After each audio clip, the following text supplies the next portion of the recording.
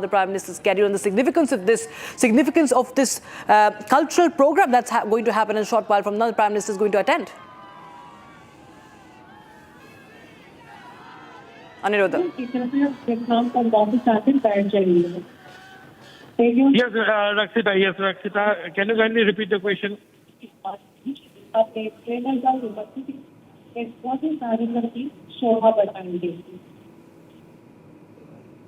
All right.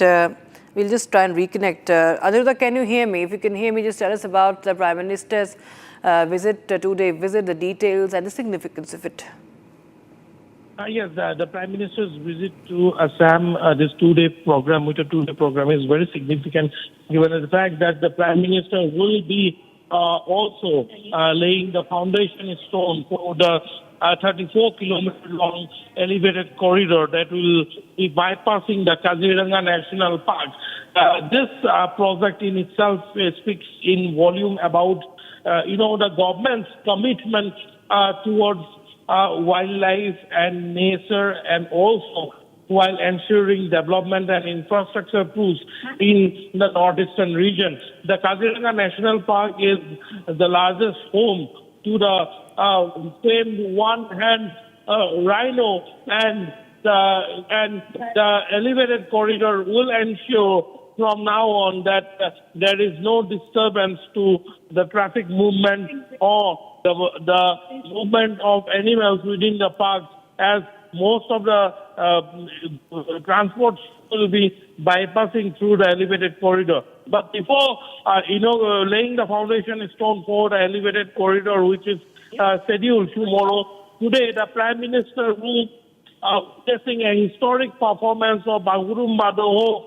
2026, wherein 9,600 dancers and artisans from the Bodo community will be performing the traditional dance form of the community in front of the Prime Minister at the Sarusajai Sports Complex, Bukeshwar Bodo Sports Complex in Sarusajai, Guwahati. And the Prime Minister is expected to arrive at the venue in a short while from now. We are being told that he has already entered the sports complex and he is on his way to the main venue where this historic performance will be taking place. Remember, earlier also on two accounts, showcase of Assam's rich culture and vibrancy was witnessed by the Prime Minister himself when more than 20,000 dancers, PU dancers, performed the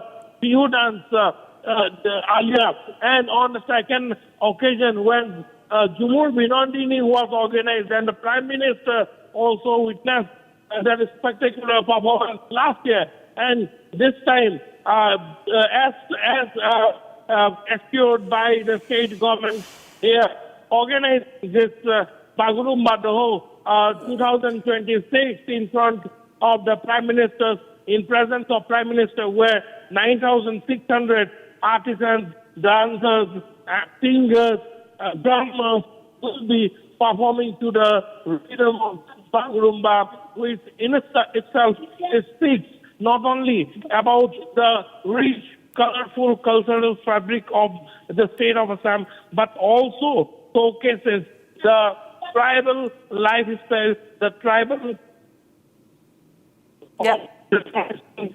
region, enriched by its colorful display of various traditional dance forms. Rakshita. Right. Absolutely. And in fact, infiltration is going to be the hot topic when it comes to both these states. It's one of the biggest issues that the BJP is, of course, pushing against from Bengal to Assam. Aniruddha, infiltration has been on top of agenda as far as the BJP is concerned, and we expect that in the coming days, the campaign for SIR and against infiltration to flush out the infiltrators will be only picking up pace, and the campaign is also going to be designed that way in those districts. The Prime Minister who had visited the Northeast region for more than 85 counts so far. And with each and every visit, he has rightly placed Northeast Assam, be it any other state of the Northeast, say Arunachal Pradesh, for say Manipur, Mizoram, Nagaland, whenever the Prime Minister visits the northeastern region, there have been tremendous push as far as infrastructure development is concerned, as far as connectivity is concerned, and this visits during the elections are also can be seen as a massive, infrastructure push. But as far as other issues are concerning, last time also when Prime Minister was here, he spoke in detail in depth about the issue of immigration and infiltration, which is still slurs over the people of Assam, and which has also pushed the Assamese community into a danger zone as far as the demographic pattern shift in the state of Assam is concerned. And during the last visit of Indian Home Minister also, Amit Shah, when he was here, Indian Home Minister has also stressed upon how infiltration and demographic threat has, pushed the Assamese community and its culture and heritage into brink of extinction in several districts of Assam. There are at least 12 districts in the state of Assam which have been completely demographically in a different way from what it was in 1951. And this polarization of the demographic shift in the state of Assam is going to be definitely one of the most talked about topic or the most sort of issue after these elections as we approach closer and closer. Right. Aniruddha, tracking those updates from Prime Minister's two-day visit to Guwahati, to Assam, and there you have the visuals from Guwahati as he's just arrived, and his convoy now being welcomed by the supporters, the people of Assam, the supporters of BJP, the supporters of Prime Minister Modi. As you can see, he's being flanked on both sides of the road by the supporters amidst heavy security cover as he's going to attend the cultural program in Guwahati. And tomorrow also, mega infrastructure push by the Prime Minister in Guwahati, in Assam. So two-day visit after his visit to the homebound, I beg your pardon, the pole-bound state of West Bengal and Assam. Aniruddha, also tell us about the big infrastructure push. Tomorrow, it's going to be the launch of the. Of course, first he will perform the Bhumi Pujan for the corridor project, and this, of course, is very important as far as connectivity is concerned, and also the, of course, the Vande Bharat train that is important as far as Bengal and Assam and the connectivity is concerned. Yes, today the first ever sleeper class Vande Bharat Express was flagged off by the Prime Minister which will run between Kolkata and Guwahati. And tomorrow, another set of trains are to be flagged off by the Prime Minister from Koliabor, where he will be flagging off the Amrit Bharat Express from Dibrugarh and another from Guwahati to Rohtak, and this too will definitely give a major boost to the railway connectivity in the northeastern region. Apart from the railway connectivity that we have been talking about, there has been a massive push as far as highway and road infrastructure in the northeastern region is concerned. And as I was telling you earlier, Rakshita, telling our viewers earlier, that this project, which the Prime Minister will be attending the Bhumi Pujan of tomorrow and laying the foundation is stone for the 34 kilometers long, the Kaziranga elevated corridor.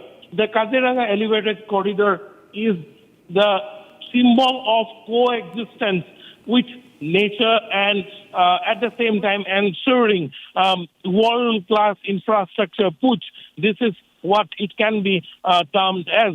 This project, which will be built at a cost of 6,950 crore rupees, which has already been sanctioned by the center. This elevated corridor will not only bypass the animal corridors in the Kaziranga National Park, but also at the same time,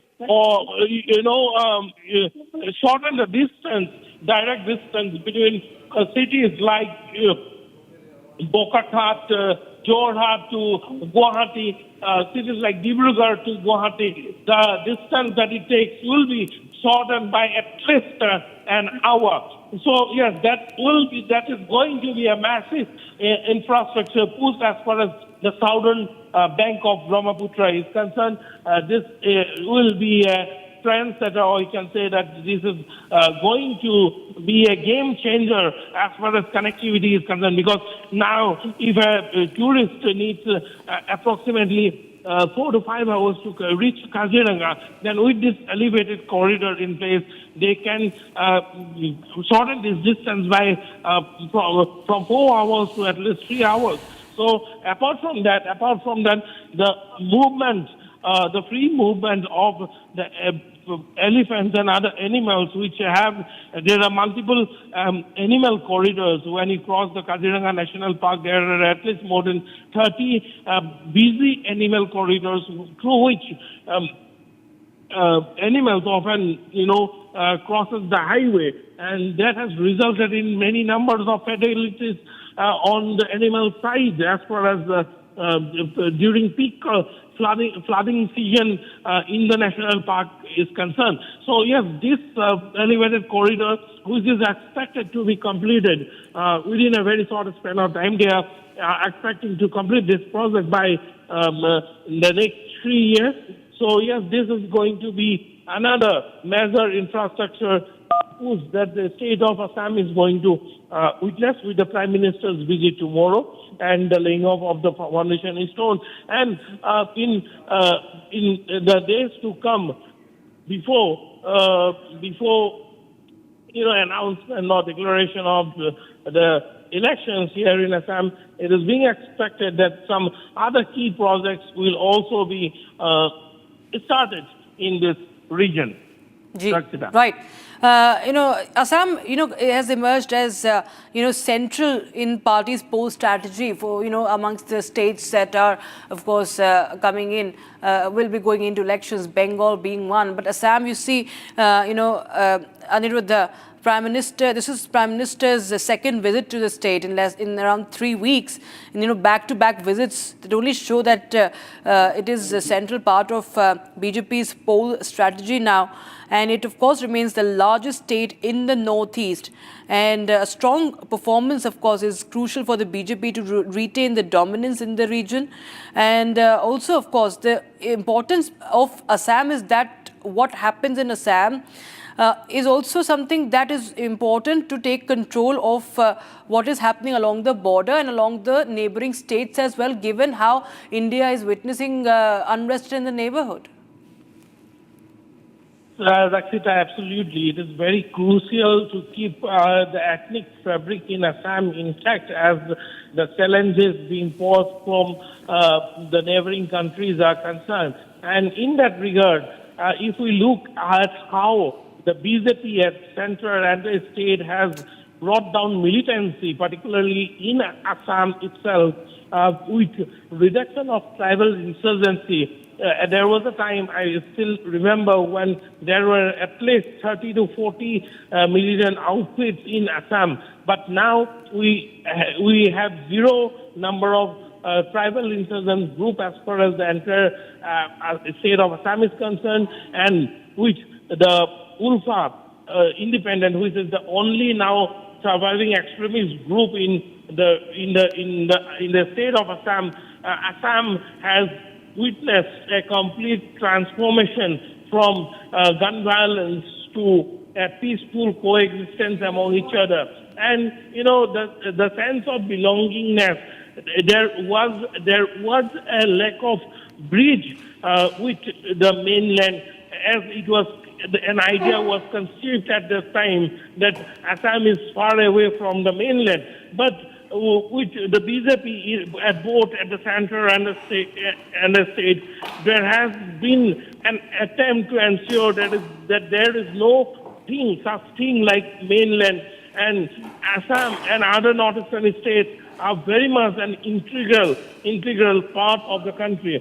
So this message has been sent loud and clear all across the region, and it is not only limited to the borders, internal borders, but also to the international borders, and also even be it China, be it Bangladesh, be it Myanmar. The message that India has sent is very loud and clear that Assam and the Northeast is very much an integral part of India, and both the center Prime Minister also has earlier repeatedly said how AF stands for Assam, and that commitment has been witnessed in the delivery that has been made. And here on, you can see the Prime Minister has arrived at the venue. The Prime Minister. Right, many thanks, Anuradha. We'll just be right back after this short break, and we continue to track the Prime Minister's visit to Assam, day one of his Assam visit.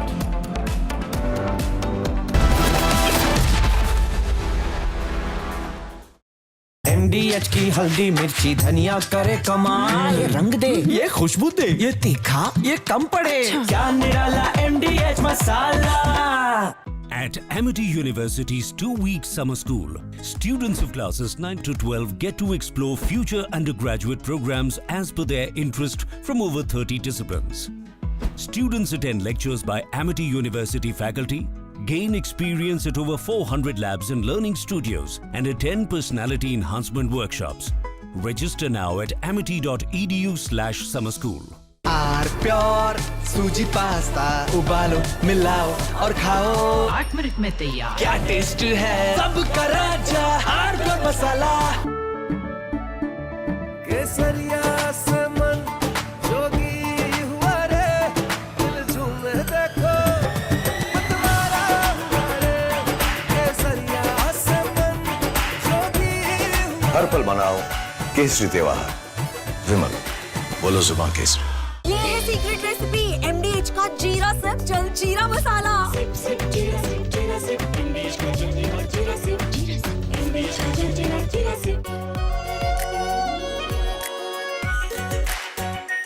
Are pure shahi paneer masala, delicious, healthy every day.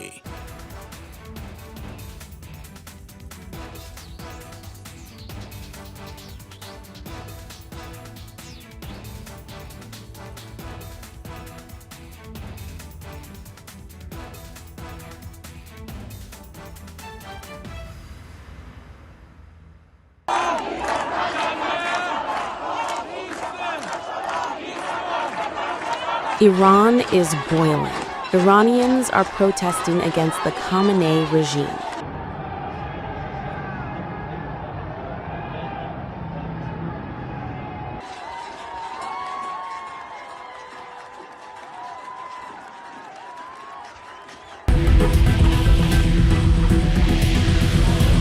U.S. President Donald Trump has urged Iranians to keep protesting and take over institutions, and has assured them that help is on the way. Well, no, they're starting to, it looks like, and there seem to be some people killed that aren't supposed to be killed. These are violent, if you call them leaders, I don't know if they're leaders or just they rule through violence. But we're looking at it very seriously. The military is looking at it, and we're looking at some very strong options. We'll make a determination. Well, if they do that, we'll consider things targets that they wouldn't believe. If they do that, we will hit them at levels that they've never been hit before. And they won't even believe it.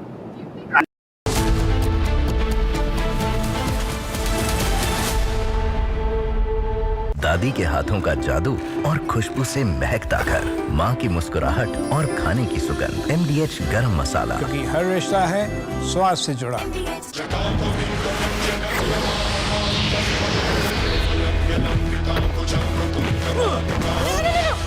मेरी chimney टूट जाएगी। What are you doing? रानी, इस घर में कुछ है जो टूटता नहीं। ये पिलर कभी नहीं टूटेगा। रुंगटा स्टील TMT से बना। रुंगटा नहीं तो घर स्ट्रॉन्ग नहीं। रुंगटा स्टील TMT बार एकदम सॉलिड। थोड़े में ज्यादा स्वाद ये ही तो है इसकी खास बात। वाओ मम्मा क्या स्वाद है। अरे मेरे राजा मसाला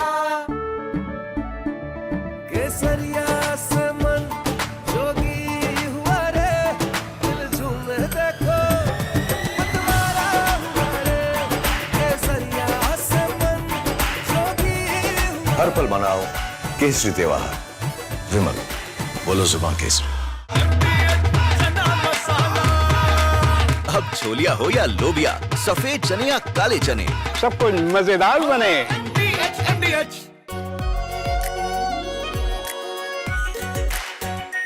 R pure shahi paneer masala, delicious, healthy every day.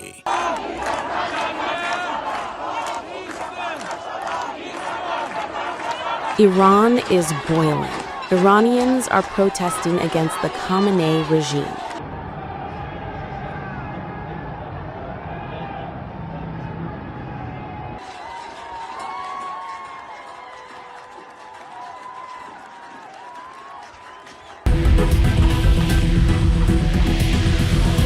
U.S. President Donald Trump has urged Iranians to keep protesting and take over institutions, and has assured them that help is on the way. Well, no, they're starting to, it looks like, and there seem to be some people killed that aren't supposed to be killed. These are violent, if you call them leaders, I don't know if they're leaders or just they rule through violence. But we're looking at it very seriously. The military is looking at it, and we're looking at some very strong options. We'll make a determination. Well, if they do that, we'll consider things targets that they wouldn't believe. If they do that, we will hit them at levels that they've never been hit before. They won't even believe it. I have options that are so strong. So, I mean, if they did that, it'll be met with a very, very powerful force. So Iran's in big trouble. It looks to me that the people are taking over certain cities that nobody thought were really possible just a few weeks ago. We're watching the situation.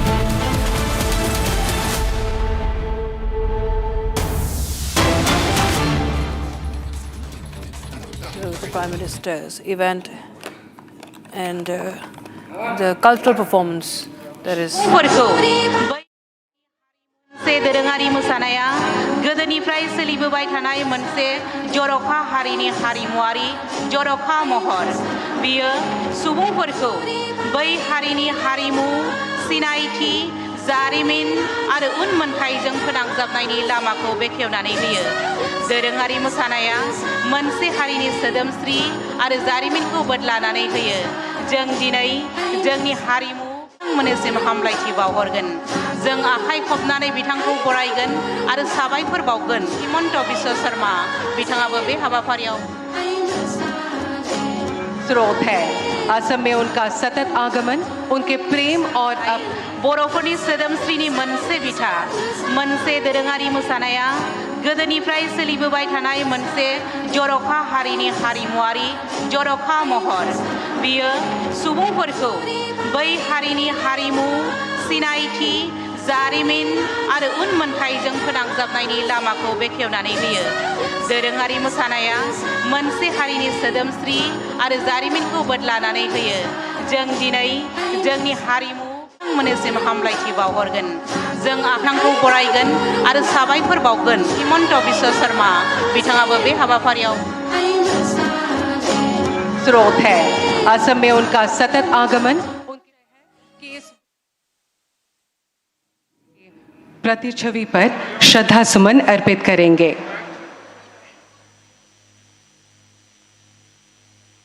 Anuruddha is joining us on the phone. Anuruddha, well, this is a grand event, isn't it, at the Sarusajai Stadium, Traditional Bodo Cultural Programme, and celebrating the heritage of the Bodo community. Tell us more about the importance of the community, as more than 10,000 artists from this community are going to perform in a single synchronized presentation. Yes, this is the display of Assam's ethnic diversity and also the rich cultural heritage of the Bodo community, which can be described as one of the most colorful community. the region is concerned. And given the fact that when it comes to a transition, the transition that we are speaking of today, if we talk about the transition from terrorism, there was a time when Assam as a whole was infested by terrorism. And today, what we witness here in Assam is an absolutely peaceful state. This transition has been possible for immense contribution of the Bodo community. You know, all the militant groups of the Bodo community, which were leading one of the biggest militant outfits as far as this region is concerned, when they came into an agreement with the government of India, and thereon there have been peaceful transition that the state of Assam has been witnessing, and this peaceful transition is reflected in the of this grand Bagurumba dance form today in Guwahati. The Bodo community constitutes one of the largest tribal groups and Aborigine group as far as the northeastern region is concerned. They are among the first of the Indo-Tibetan tribes to have made settlements thousands and thousands of years before in this region. They predate even the Bronze Age in some accounts. And that is why in holding all the tribal communities and the ethnic groups in the region in synchronization, the Bodo community plays a very vital role. And the reaching out of the Prime Minister and this colorful grand display in itself is a testimony to various towns, which also talks in itself, because in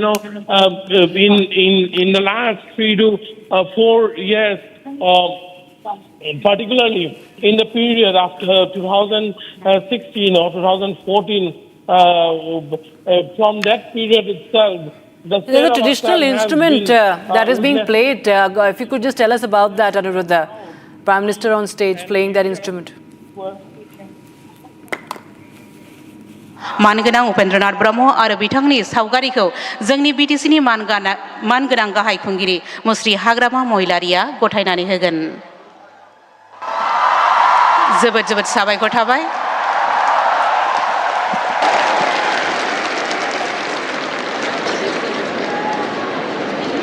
धन्यवाद।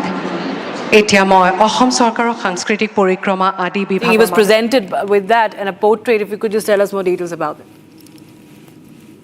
Anirudh.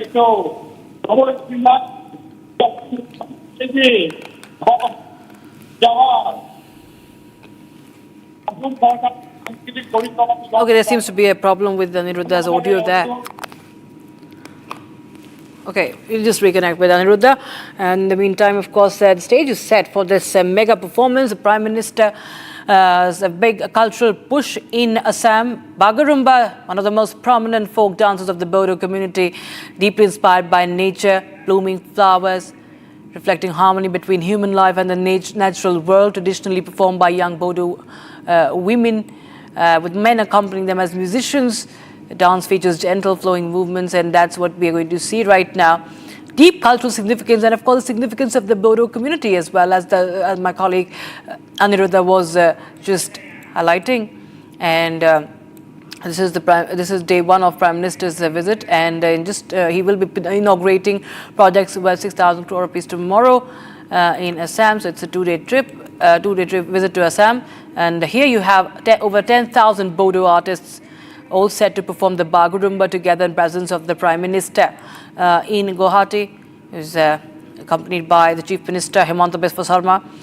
Prime Minister will, of course, also lead the mega infra push tomorrow in the state. So dancers are all set in the traditional attire as they had been rehearsing at the Sarusajai Stadium for a Guinness World Record attempt for the largest ever performance of the Bodo community's butterfly dance. And remember, there has been a similar world record attempt that was successful also by the Bihu dances by Assam, and I'm told that Anuradha is back with us. Anuradha, it's an attempt at history as well, attempt for a Guinness World Record as well at the Sarusajai Stadium for the largest ever performance of the Bodo community's butterfly dance. Yes, you have said it rightly, Rakshita. As we remember 2 years back, it was Guinness World Record was made here. Yeah. I think we have lost that connection because of network issues in Guwahati, given the security situation. Yeah, go ahead. And last year we witnessed Dumur Binandini were on celebrating 200 years of tea in Assam and India. We witnessed the spectacular performance by the tea community here at Sarusajai, and today we are witnessing the butterfly dance or the Bagudumba of the Bodo community here, one of the largest tribal groups of the northeastern region, as more than 9,600 performers are all set to dance and to the beats of the drum, and there are at least 1,000 drummers who will be beating the rhythm as the over 8,000 dancers join, and they dance in rhythm in a synchronizing act that can be only described in best when witnessed. And this spectacular display of the culture and the rich heritage of the Bodo community in itself speaks a lot in volume, given the fact that they are one of the largest tribal groups as far as the northeastern region is concerned, and not only one of the largest, but also, in fact, the oldest. They are among the first settlers in this region.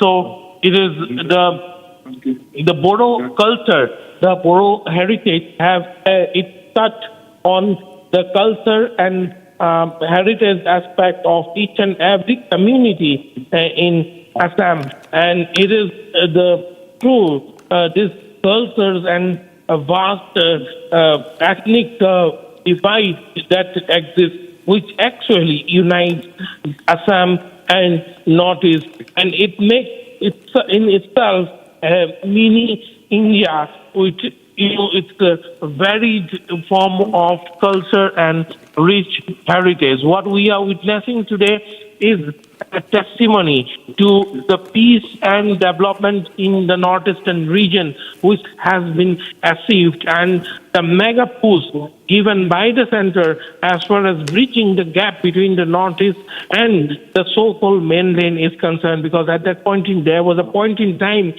when most of the people in different parts of the country used to refer to the northeast in a demeaning way, or with a sense of not belonging to one another. But that bridge has been gapped today, and that gap has been bridged today. And today, what we have been witnessing is a massive transformation from a hostile past to a peaceful coexistence, and that has been achieved with the massive push in terms of development in infrastructure section or our technological aspects as well. Because we know today when we speak about Assam, if we see the industrial map of India also, the point also we can see the existence of Assam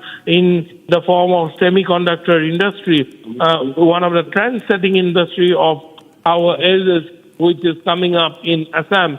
And the people, the way people have been coming out to attend various mega events in the region, like this one, what we are witnessing today, and a stadium fully packed. All the stands in the stadium is fully packed, and there are over 10,000, at least 10,000 performers sitting in front of you as we speak today. from this stadium. So this speaks in itself about the massive transformation that the state of Assam has witnessed in the last 1 decade, and how the center had committed itself to, setting the record straight that the Northeast is not just a part of India, but it is in fact an integral. उपस्थित होकर हमारा गौरव बढ़ाने के लिए मैं प्रधानमंत्री जी के प्रति आभार प्रकट करता हूं। आपकी उपस्थिति वो मजबूत संदेश देती है कि बोडो जनजाति और पूर्वोत्तर भारत की सांस्कृतिक विकास पर भारत की राष्ट्रीय पहचान का अभियान अंग है। वो हमारी लोगों की विशेष रूप से युवा पीढ़ी को अपनी पहचान और अपनी जोरों पर गर्व करने की प्रेरणा देती है। तो आज आमी सचाई माने मुखेदी কৈ পেলাই आमी हेक কৰিব নোৱাৰে। आज भारत सरकार तथा অসম सरकारों जितु চেষ্টা বা आमार बड़ो जनगोष्ठीक जेनेका विश्व दरबारলৈকে आमार जितु Bodo cultural dance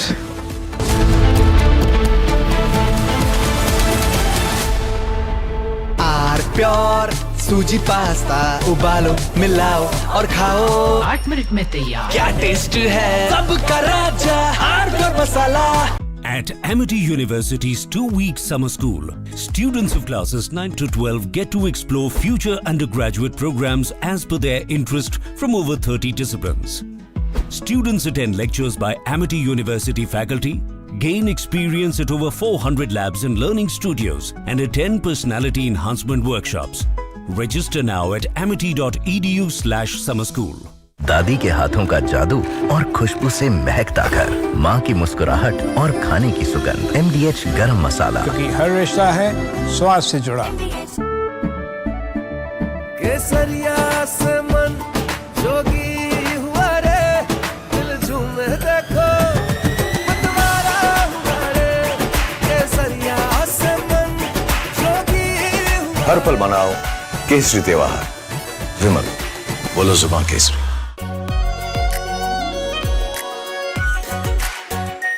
are pure shahi paneer masala, delicious, healthy everyday. अब छोलिया हो या लोबिया, सफेद चने या काले चने, सब कुछ मजेदार बने। MDH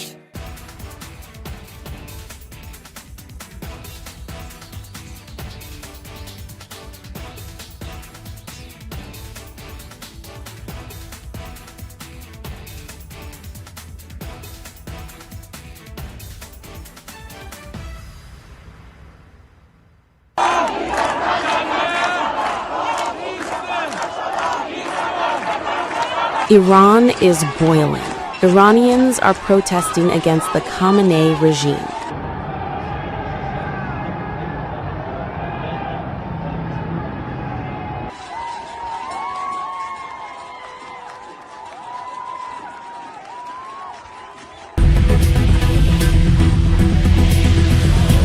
U.S. President Donald Trump has urged Iranians to keep protesting and take over institutions, and has assured them that help is on the way.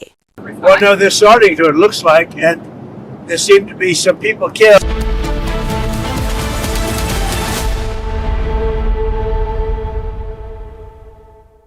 ये है सीक्रेट रेसिपी MDH का जीरा सिप जल जीरा मसाला। सिप सिप जीरा SIP MDH का जल जीरा सिप इसको घर पे लगाओगे तो शादी का तो पता नहीं, पर घर पक्का नहीं टूटेगा। रुंगटा नहीं तो घर स्ट्रॉन्ग नहीं। रुंगटा स्टील TMT बार एकदम सॉलिड। पहाड़ों में एक हाइकिंग शिप भी बन सकती है।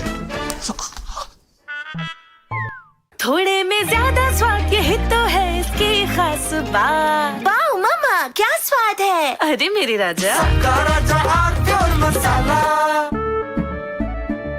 केसरिया से मन जोगी हुआ रे, दिल झूमे देखो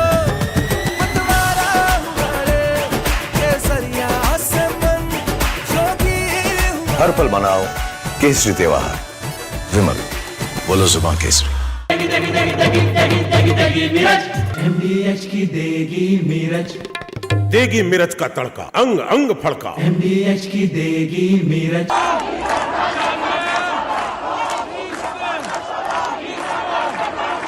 Iran is boiling. Iranians are protesting against the Khamenei regime.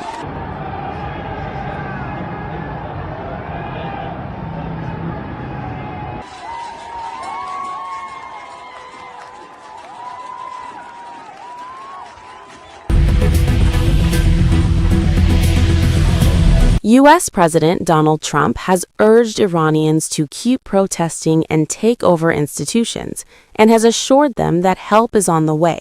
Well, no, they're starting to, it looks like, and there seem to be some people killed that aren't supposed to be killed. These are violent, if you call them leaders, I don't know if they're leaders or just they rule through violence. But we're looking at it very seriously. The military is looking at it, and we're looking at some very strong options. We'll make a determination. Well, if they do that, we'll consider things targets that they wouldn't believe. If they do that, we will hit them at levels that they've never been hit before.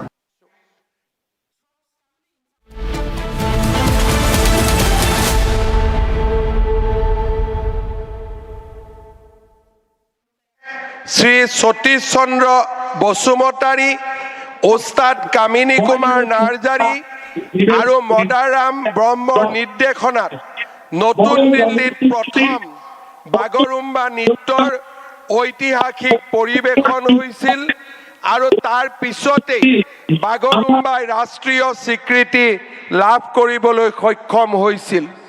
আজিৰ এই অনুষ্ঠানত মই এই মহান ব্যক্তিসকললৈ মই মোৰ শ্ৰদ্ধা নিবেদন কৰিছোঁ। শ্ৰদ্ধাৰ ৰাইজ, বড়ো জনগোষ্ঠী, সমগ্ৰ ভাৰতবাসী আৰু অসমৰ ৰাইজৰ বাবে গৌৰৱৰ প্ৰতীক, আমাৰ স্বাভিমানৰ প্ৰতীক। বাগৰুম্বা নৃত্যই অসমৰ এই মহান জনজাতিৰ, বড়ো জনজাতিৰ কৃষ্টি আৰু সংস্কৃতিক প্ৰতিনিধিত্ব কৰে। আজি আমি অত্যন্ত গৌৰৱ অনুভৱ কৰিছোঁ যে আজি অসম চৰকাৰৰ উদ্যোগত আৰু আমাৰ বড়োলেণ্ড টেৰিটৰিয়েল কাউন্সিলৰ সহযোগত বড়ো জনগোষ্ঠীৰ জাতীয় সংগঠনসমূহৰ সহযোগত 10,000তকৈ অধিক যুৱক যুৱতীয়ে সৰু সজাই বাগৰুম্বা নৃত্যৰ পৰিৱেশন কৰিব। মোৰ যিমান দূৰ মনত আছে, বড়ো জনগোষ্ঠীসকলে ইমান ডাঙৰ সাংস্কৃতিক পৰিৱেশন বোধহয় গুৱাহাটীত এয়া প্ৰথমবাৰৰ বাবে পৰিৱেশন কৰিবলৈ আহিছে, যি আমাৰ ইতিহাসৰ বাবে এক মাইলৰ খুঁটা হৈ ৰ'ব। 2023 চনৰ 14 এপ্ৰিলত 10 সহস্ৰাধিক বিহু আৰু বিহুৱতীৰে আমি আমাৰ বহাগ বিহুক বিশ্বৰ দৰবাৰলৈ লৈ গৈছিলোঁ। যোৱা বছৰ ফেব্ৰুৱাৰী মাহত ঝুমুৰ বিনন্দনীৰ জৰিয়তে আমি ঝুমুৰক আন্তঃৰাষ্ট্ৰীয় মঞ্চলৈ লৈ গৈছিলোঁ। আজি আমাৰ বাবে গৌৰৱৰ দিন যে আজি আমি বড়ো জনগোষ্ঠীৰ প্ৰতিবিম্ব, কৃষ্টি সংস্কৃতিক প্ৰতিনিধিত্ব কৰা বাগৰুম্বাক খন্তেক সময় পিছতেই বিশ্ব দৰবাৰলৈ লৈ যাম। শ্ৰদ্ধা ৰাইজ, প্ৰধানমন্ত্ৰী নৰেন্দ্ৰ মোদী ডাঙৰীয়াৰ উপস্থিতিয়ে আজি আমাক এক অনন্য গৌৰৱ প্ৰদান কৰিছে। যোৱা বছৰ প্ৰধানমন্ত্ৰী নৰেন্দ্ৰ মোদী ডাঙৰীয়াৰ নেতৃত্বত নতুন দিল্লীত বডুফা উপেন্দ্ৰনাথ ব্ৰহ্মৰ প্ৰতিমূৰ্তি স্থাপন কৰা হৈছিলে। নতুন দিল্লীৰ এটা পথ বডুফা উপেন্দ্ৰনাথ ব্ৰহ্মৰ নামত উৎসৰ্গিত কৰা হৈছিলে। হাগ্ৰামা মহিলাৰী ডাঙৰীয়াই উল্লেখ কৰিছে কি ধৰণে 2003 চনত BTCলৈ স্থায়ী শান্তি উভতাই আনিবলৈ প্ৰধানমন্ত্ৰী বাজপেয়ী ডাঙৰীয়া আৰু 2020 চনত প্ৰধানমন্ত্ৰী নৰেন্দ্ৰ মোদী ডাঙৰীয়াৰ নেতৃত্বত শান্তি চুক্তি স্বাক্ষৰ হৈছিল। আজি বড়োলেণ্ড এটা শান্তি দ্বীপলৈ পৰিণত হৈছে। BTC নেতৃত্বত আজি Bodo community people who are living outside the Bodoland Territorial Council, and today we are moving in a committed endeavor to transform their lives too. I believe that culture and confluence ensures development among the people, and the Baguruma performance today here will ensure to bring closer all the communities and ethnic people in together to build a Bharatvarsh of our dreams. I would like to also thank Prime Minister Narendra Modi on behalf of the people of Assam once again. And as Hagrama Mohilari has said, during BJP's tenure, that the Bodo language was given recognition not only to language but also through establishing the BTC and Bodoland Welfare Council was formed during BJP's tenure. I believe that today's program will also স্বীকৃতি দিয়া হৈছিল অসমৰ strengthen the unity among us further, and the ideals of Bodo Upendranath Brahma will be realized in letter and spirit. In the presence of Prime Minister Narendra Modi, today here amongst us has taken the respect and pride of the Bodo community to another level. Thousands of people today have come together to witness this massive performance, and right now as we speak here, each and every person in the state of Assam is witnessing this massive confluence of people on television. This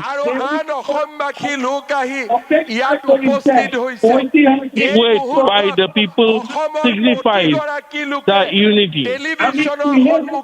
We are out of words as far as thanking Prime Minister Narendra Modi is concerned. I appeal each and every person here to light up their on their ঐতিহাসিক নৃত্যলৈ to give a standing ovation to Narendra Modi. I want to turn the flashlights of their mobile and wave, giving a standing ovation to Prime Minister Narendra Modi. নিজৰ নিজৰ আসনত থিয় হৈ হাত তালিৰে মোদী ডাঙৰীয়াক সকলোৱে সম্বৰ্ধনা জনাওক, আৰু মোবাইল আমি আকৌ এবাৰ সুন্দৰভাৱে ইফালৰ পৰা সিফালেৰে আমি মোদী ডাঙৰীয়াক সম্বৰ্ধনা জনাম। সকলোৱে মোৰ লগত একেলগে ক'ব, নৰেন্দ্ৰ মোদী, নৰেন্দ্ৰ মোদী। বহুত বহুত ধন্যবাদ। জয় হিন্দ, বন্দে মাতরম। धन्यवाद महाशय। आपने असम की सांस्कृतिक धरोहर को संजाते हुए बागुरुम्बा नृत्य प्रदर्शन का इस भव्य आयोजन कर पूरे विश्व के सामने इसे सुप्रतिष्ठित किया। अब मैं हमारे परम श्रद्धाभाजन प्रधानमंत्री श्री नरेंद्र मोदी जी से विनम्र निवेदन करूंगी कि वे अपने बहुमूल्य, प्रेरणादायी एवं मार्गदर्शक उद्बोधन से इस ऐतिहासिक क्षण को अविस्मरणीय बनाएं।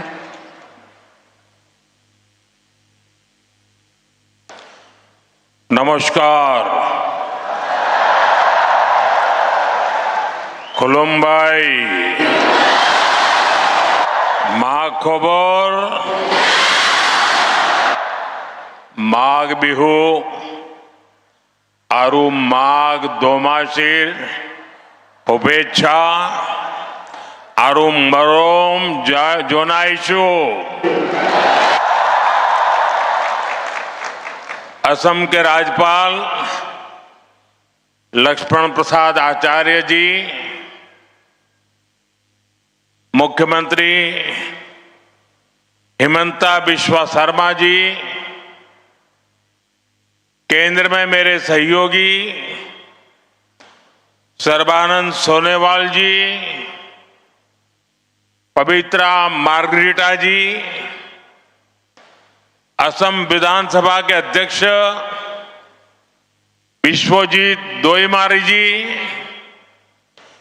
बोडोलैंड टेरिटोरियल काउंसिल के chief executive member Hagrama Mohilary ji, राज्य सरकार के मंत्रीगण, सभी गणमान्य नागरिक बंधु भगिनी और असम के मेरे भाई और बहनों, मेरा सौभाग्य है कि मुझे असम की संस्कृति, यहां की बोडो परंपराओं को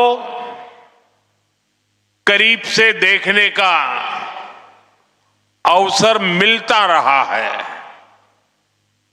प्रधानमंत्री के तौर पर जितना मैं असम आया हूं, पहले कोई पीएम नहीं आया है। मेरी हमेशा इच्छा रहती है असम की कला और संस्कृति को बड़ा मंच मिले। भव्य आयोजनों के जरिए इसकी पहचान देश और दुनिया में बने, इसके लिए पहले भी लगातार प्रयास होते रहे हैं। बड़े स्तर पर बिहू से जुड़े आयोजन हो, झुमोर बिनोंदिनी की अभिव्यक्ति हो, दिल्ली में 1.25 साल पहले हुआ भव्य बोडोलैंड महोत्सव हो या दूसरे सांस्कृतिक कार्यक्रम हो, असम की कला संस्कृति में जो अद्भुत आनंद है, वो पाने का मैं कोई भी मौका नहीं छोड़ता हूं। आज एक बार फिर बागुरुम्बा का ये आयोजन होने जा रहा है। ये आयोजन बोडो पहचान का जीवंत उत्सव है। ये बोडो समाज का, असम की विरासत का सम्मान भी है। मैं आयोजन से जुड़े सभी लोगों और विशेष रूप से सभी कलाकारों को शुभकामनाएं देता हूं, बहुत बहुत बधाई देता हूं। साथियों, बागुरुम्बा दहो ये केवल एक उत्सव नहीं है, एक माध्यम है हमारी महान बोडो परंपरा को सम्मान देने का। ये एक माध्यम है बोडो समाज की महान विभूतियों को याद करने का। बोडोफा उपेंद्रनाथ ब्रह्मा, गुरुदेव कालीचरण ब्रह्मा, रूपनाथ ब्रह्मा, सतीश चंद्र बसुमतारी, मोरादम ब्रह्मा, कनकेश्वर नरजरी, ऐसे अनेक महान व्यक्तित्व रहे हैं जिन्होंने सामाजिक सुधार, सांस्कृतिक पुनर्जागरण और राजनीतिक चेतना को मजबूती दी है। इस अवसर पर मैं बोडो समाज के सभी महान व्यक्तित्वों को श्रद्धापूर्वक नमन करता हूं। साथियों, भाजपा असम की संस्कृति को पूरे भारत का गौरव मानती है। असम के अतीत, असम के इतिहास से ही भारत का इतिहास पूरा होता है और इसलिए भाजपा सरकार में बागुरुम्बा दहौ जैसे इतने बड़े भव्य उत्सव होते हैं। बिहू को राष्ट्रीय पहचान दी जाती है।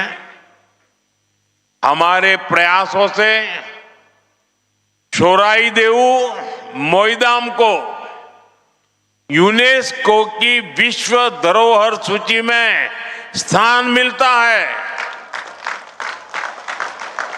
असमिया भाषा को क्लासिकल भाषा का दर्जा दिया जाता है। भाइयों बहनों, हमने बोडो भाषा को भी असम की एसोसिएट ऑफिशियल लैंग्वेज का दर्जा दिया है। बोडो भाषा में शिक्षा को मजबूत करने के लिए अलग निदेशालय की स्थापना भी की है।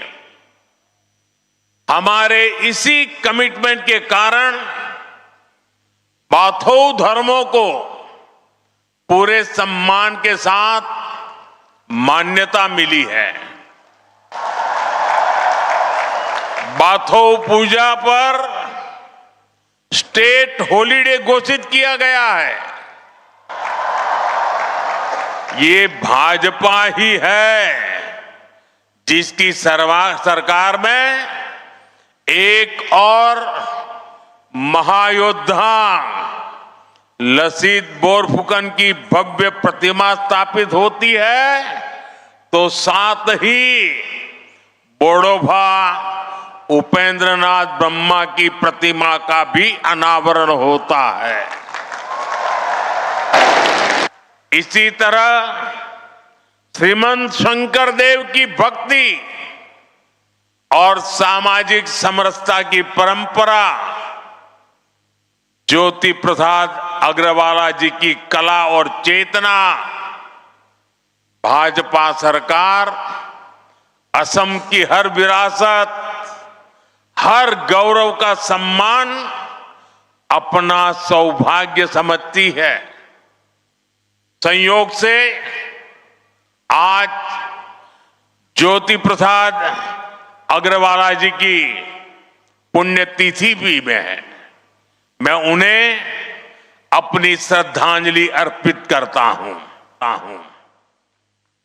साथियों, आज जब मैं यहां आया हूं तो मेरे मन में कितना कुछ चल रहा है।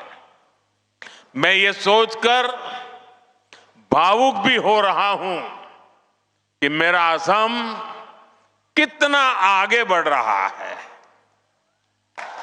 एक समय जहां आए दिन रक्तपात होता था, आज वहीं संस्कृति के अद्भुत रंग सज रहे हैं। एक समय जहां गोलियां की गूंज थी, आज वहां खाम और सिफुंग की मधुर ध्वनि है। पहले जहां कर्फ्यू का सन्नाटा होता था, आज वहां संगीत के सुर गूंज रहे हैं। पहले जहां अशांति और अस्थिरता थी, आज वहां बागुरुम्बा की ऐसी आकर्षक प्रस्तुतियां होने जा रही है। ऐसा भव्य आयोजन ये केवल असम की उपलब्धि नहीं है, ये उपलब्धि पूरे भारत की है। असम के इस बदलाव पर हर देशवासी को गर्व है। साथियों, मुझे संतोष है कि मेरे असमिया लोगों ने, मेरे बोडो भाई बहनों ने इसके लिए मुझ पर भरोसा जताया। आपने डबल इंजन सरकार को शांति और विकास की जो जिम्मेदारी दी, आपके आशीर्वाद से हमने उसे पूरा करके दिखाया। 2020 के बोडो शांति समझौते ने वर्षों से चले आ रहे संघर्ष पर विराम लगाया। इस समझौते के बाद भरोसा लौटा और हजारों युवाओं ने हिंसा का रास्ता छोड़कर मुख्य धारा को अपना लिया। समझौते के बाद बोडो क्षेत्र में शिक्षा और विकास के नए अवसर तैयार हुए। शांति केवल कानून व्यवस्था तक सीमित नहीं रही, बल्कि रोजमर्रा के जीवन का हिस्सा बनी। और इसमें आपके प्रयासों की सबसे बड़ी भूमिका रही। साथियों, असम की शांति, असम का विकास और असम का गौरव, इन सब के केंद्र में अगर कोई है तो वो असम का युवा है। असम के युवाओं ने शांति स्थापना के लिए जो राह चुनी है, उसे मैं और हमें सबने उज्जवल भविष्य तक लेकर जाना है। शांति समझौते के बाद से ही हमारी सरकार बोडोलैंड के विकास के लिए लगातार काम कर रही है। सरकार ने पुनर्वास की प्रक्रिया तेज गति से आगे बढ़ाई है।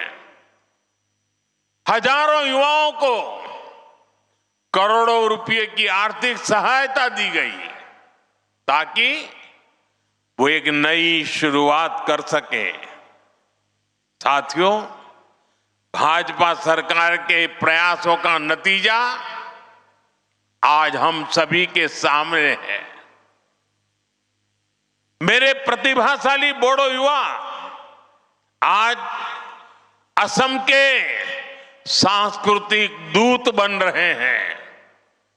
खेल के क्षेत्र में भी बोडो समाज के बेटे बेटियां नाम रोशन कर रहे हैं।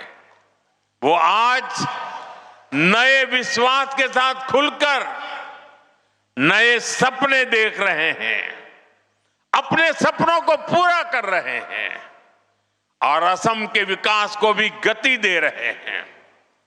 साथियों, जब हम असम की कला, संस्कृति और पहचान का सम्मान करते हैं तो कुछ लोग ऐसे भी हैं जिन्हें तकलीफ हो जाती है।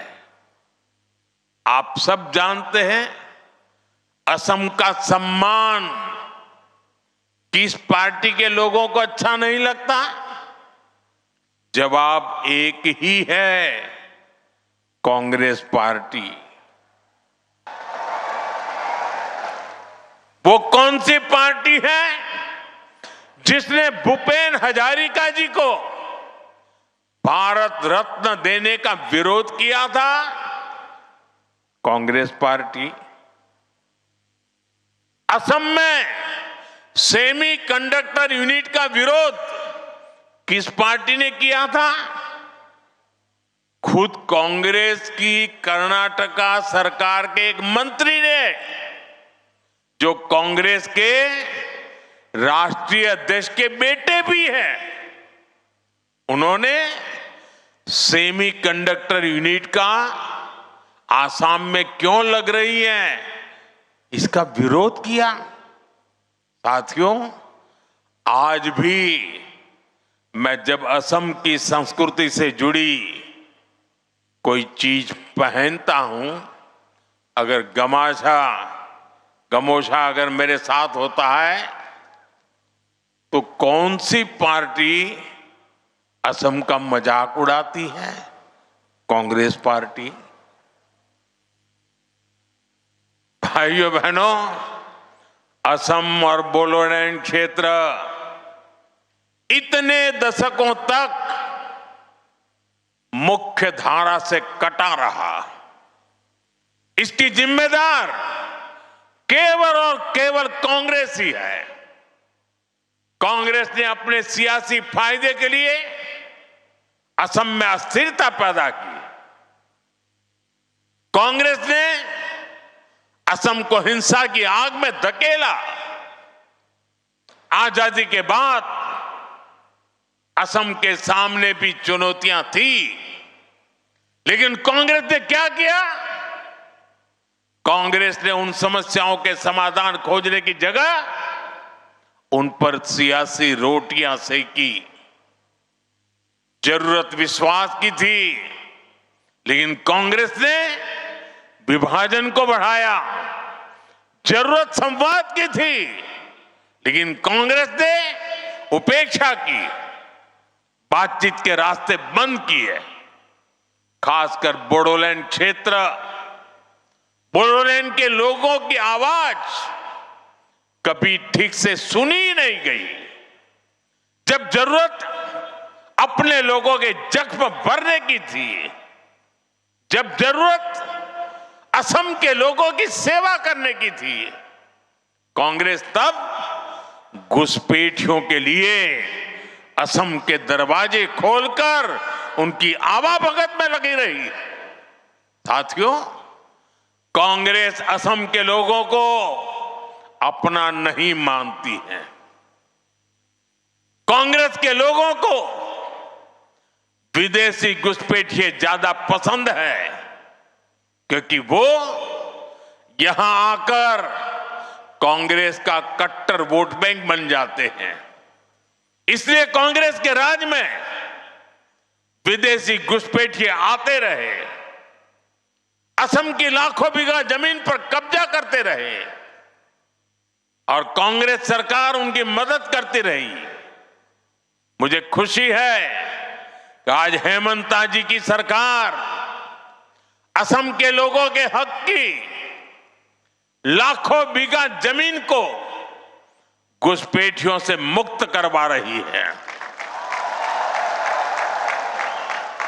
साथियों, कांग्रेस ने हमेशा असम और पूरे पूर्वोत्तर को उपेक्षा की नजर से देखा है। जो कांग्रेस के लोग पूर्वोत्तर के ही विकास को जरूरी नहीं मानते थे, उनका ध्यान आखिर असम के विकास पर कैसे जाता। बोडो क्षेत्र की आशाओं अपेक्षाओं के बारे में उनको सोचने की फुर्सत कहां होती। इसलिए कांग्रेस सरकारों ने जानबूझकर इस क्षेत्र को मुसीबतों में धकेला। भाइयों बहनों, कांग्रेस के उन पापों को साफ करने का काम भी हमारी डबल इंजन सरकार कर रही है। आज यहां जिस रफ्तार से विकास हो रहा है, वो आपके सामने है। आप देखिए, हमने Bodo Kachari welfare autonomous council का गठन किया। बोडोलैंड क्षेत्र में बेहतर विकास के लिए 1500 करोड़ रुपए का विशेष विकास पैकेज दिया गया। कोकराझार में मेडिकल कॉलेज और अस्पताल की शुरुआत हुई। तमुलपुर में भी मेडिकल कॉलेज के निर्माण को गति मिली। नर्सिंग कॉलेज और पैरामेडिकल संस्थानों के जरिए युवाओं के लिए नए अवसर बनाए। गोवर्धना, पार्वत जोरा और होरीसिंगा जैसे क्षेत्रों में पॉलिटेक्निक और ट्रेनिंग संस्थान भी बनाए गए। साथियों, बोडोलैंड के लिए अलग वेलफेयर डिपार्टमेंट और बोडोलैंड एडमिनिस्ट्रेटिव स्टाफ कॉलेज की स्थापना भी की गई। इससे बोडो समुदाय के कल्याण के लिए और बेहतर नीतियां बनाने में मदद मिल रही है। साथियों, भाजपा की सरकार ने दिलों की दूरियां मिटाई है।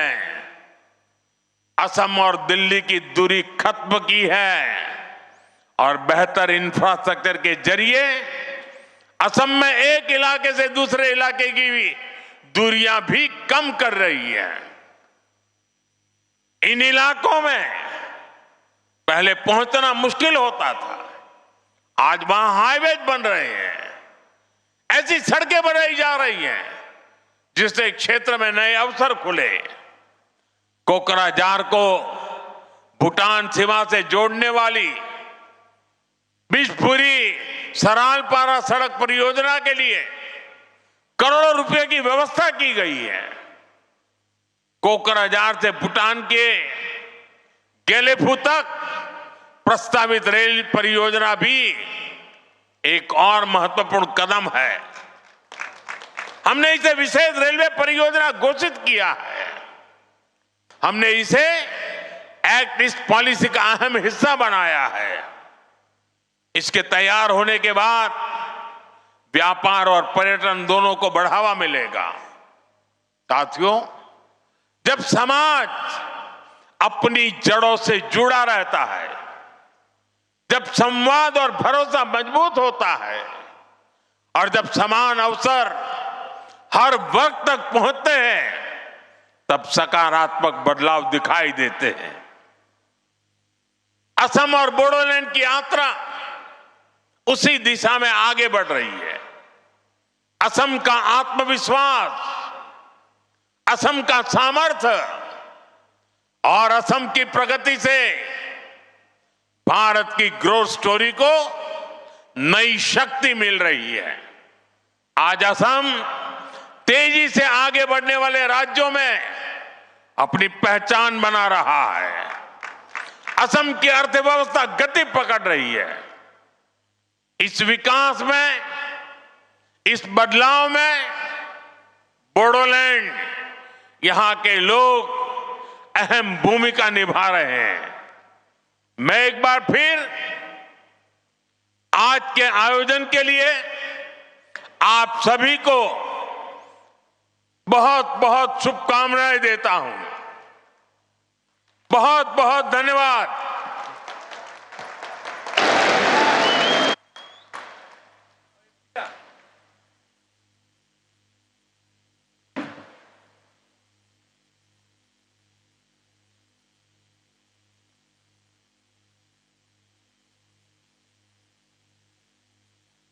महोदय, आपके अमूल्य संबोधन तथा इस भव्य कार्यक्रम में आपकी सहृदय उपस्थिति के लिए हम हार्दिक आभार व्यक्त करते हैं।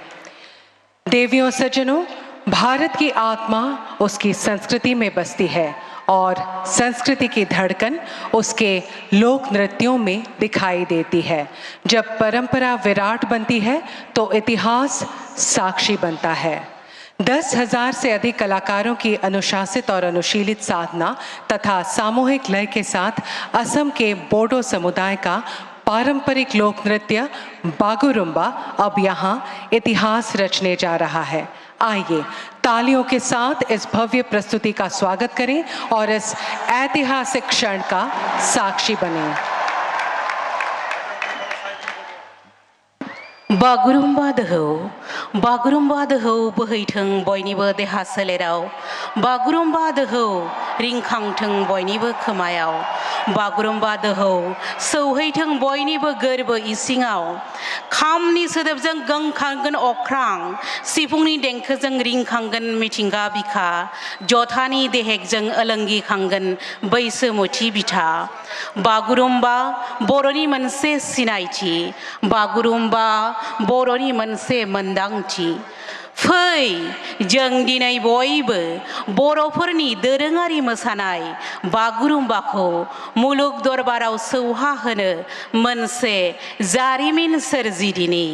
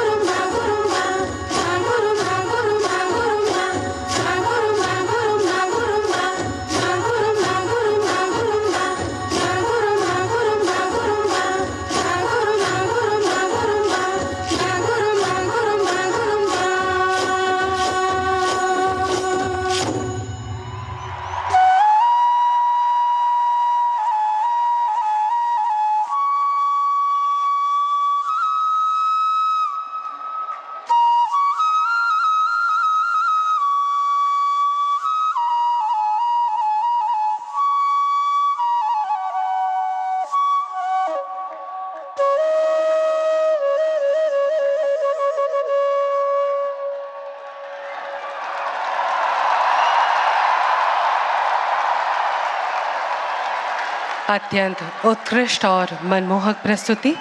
सभी कलाकारों को बहुत बहुत धन्यवाद।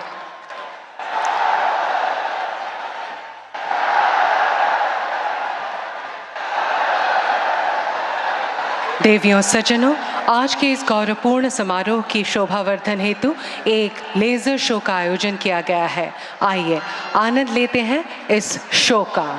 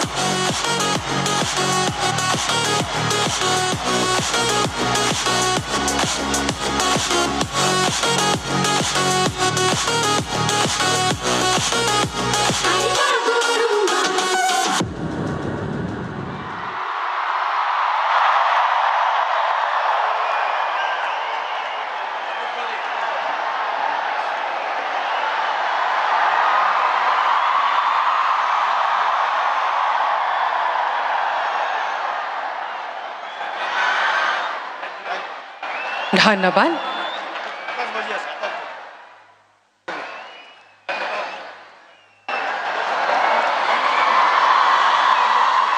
এতিয়া আমি সকলোৱে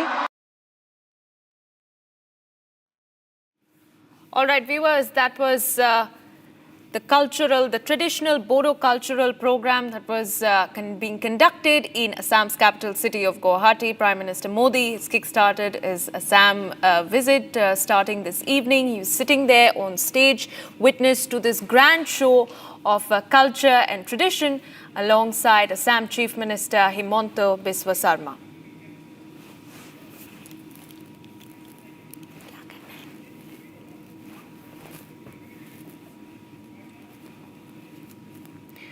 All right, viewers, we shift our focus to some more breaking news and some other stories that we're tracking at this hour. BJP's leader of opposition in Karnataka Legislative Council has flagged national security concerns with illegal immigrants moving through rail services between West Bengal and Karnataka.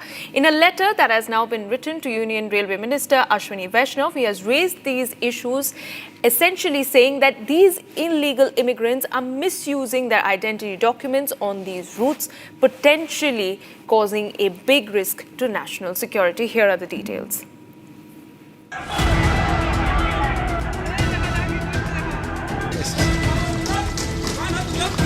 Big clash in West Bengal in just 3 months. Infiltration from Bangladesh into Bengal and other northeast regions is the top election issue, but the issue is not limited to West Bengal. Now BJP Karnataka has written to Railway Minister Ashwini Vaishnav to check the illegal settlers who cross over from West Bengal into South India and pose grave danger to India's national security. The letter indirectly targets the Mamata Banerjee government over illegal migration into Karnataka and across South Indian states. The letter raises grave national security concerns. The letter points out how individuals travel on these routes with the help of fraudulent identity cards. It also calls Bengaluru a major hub for labour colonies where illegal settlers use Green Corridor for unauthorised entry into southern India. In the letter, BJP also listed out what actions must be taken by the Railway Ministry urgently to ensure that India's national security remains ironclad. It proposes strict identity audits at major boarding and deboarding points using biometric, a review of the number of weekly services on this corridor, deployment of undercover personnel, and integration with SIR and NRC data to flag individuals with questionable documentation travelling these routes. West Bengal shares 2,216 km border with Bangladesh. There were 1,181 interception cases in 2023, 1,516 in 2024 and 1,104 in 2025. Murshidabad and Beldang are boiling. Infiltration remains the heart of the massive protests blocking highways linking to Chicken's Neck. BJP's letter to Railway Minister just says this: illegal migration not only an election issue, it is the question of India's national security.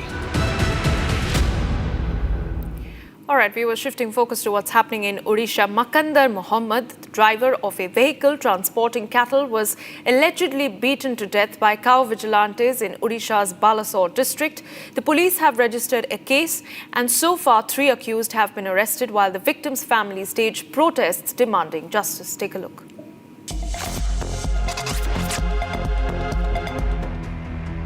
Makandar Mohammed, a young driver, was allegedly beaten to death by cow vigilantes in Odisha's Balasore district.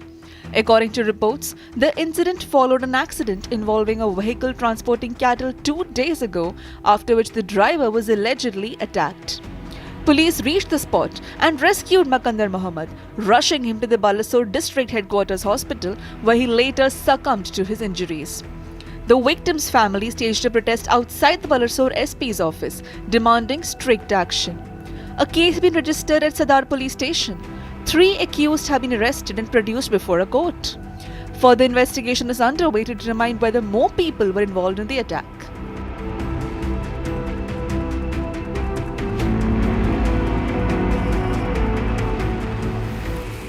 And viewers, that's all that we had for you in this edition of Live and Break-In. But do stay on with us at 8 p.m. Coming up, Legends episode with Padma Bhushan Usha Uthup. Thanks for watching.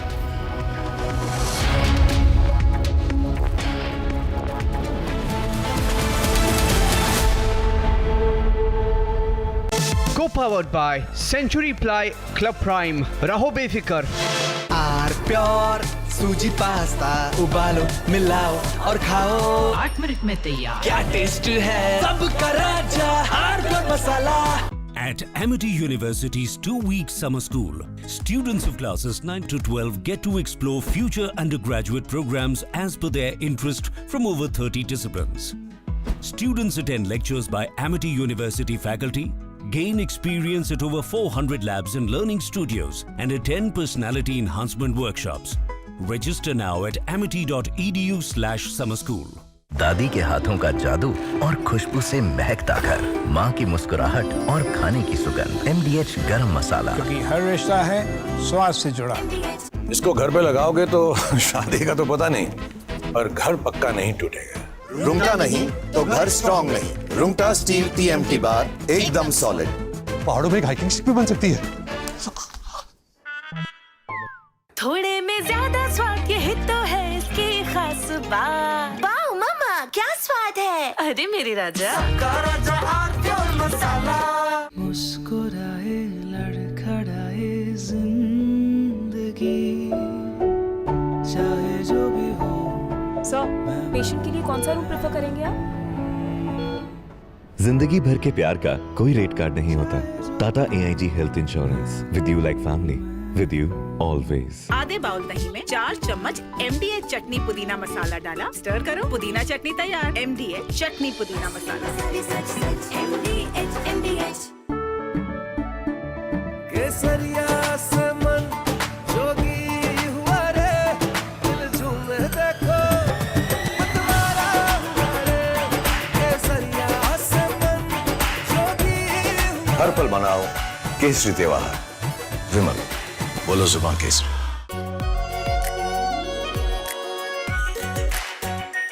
Are pure shahi paneer masala, delicious, healthy everyday.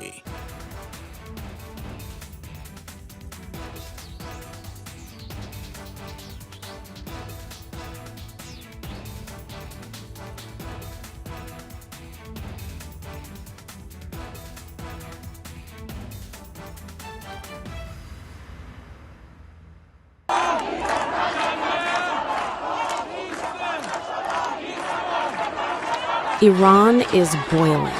Iranians are protesting against the Khamenei regime.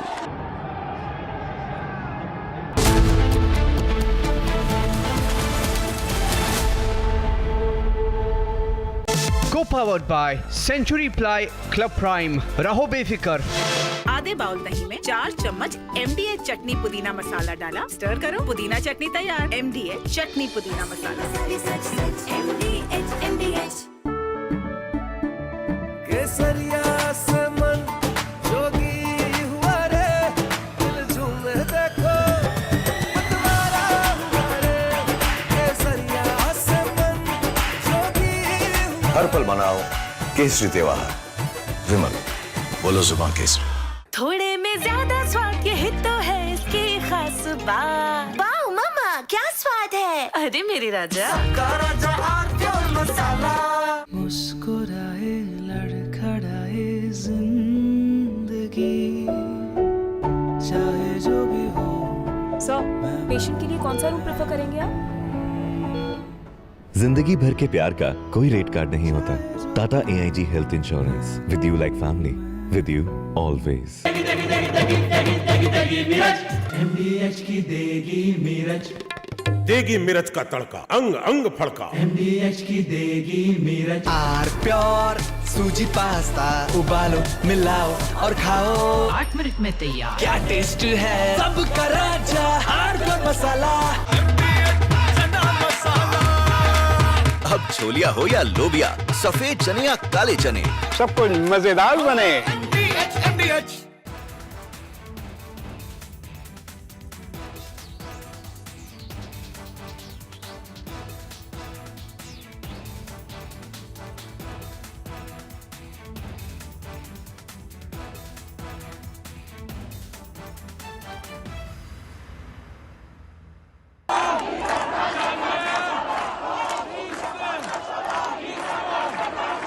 Iran is boiling. Iranians are protesting against the Khamenei regime.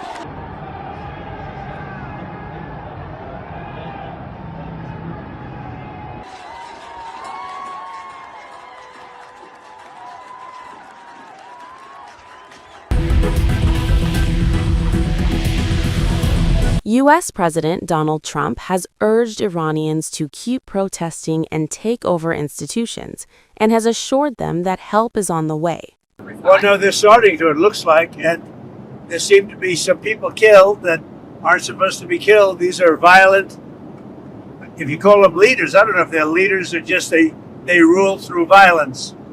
But we're looking at it very seriously. The military is looking at it, and we're looking at some very strong options. We'll make a determination. Well, if they do that, we'll consider things targets that they wouldn't believe. If they do that, we will hit them at levels that they've never been hit before. And they won't even believe it. I haven't.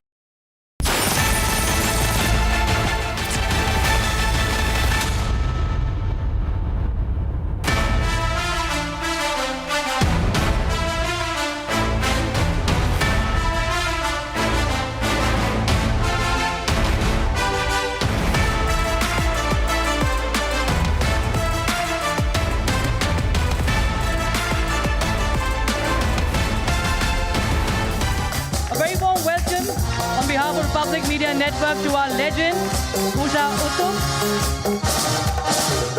And a round of applause, please. Louder round of applause, please. And today, we are celebrating not just a voice, but a presence in herself. At Republic, we all believe that legends are not defined by trends. They outlast them. They are those who do not follow times, or their work does not just follow times, it actually shapes them. That they do not define a generation, they connect generations. It never fades. It connects generations, it connects timelines.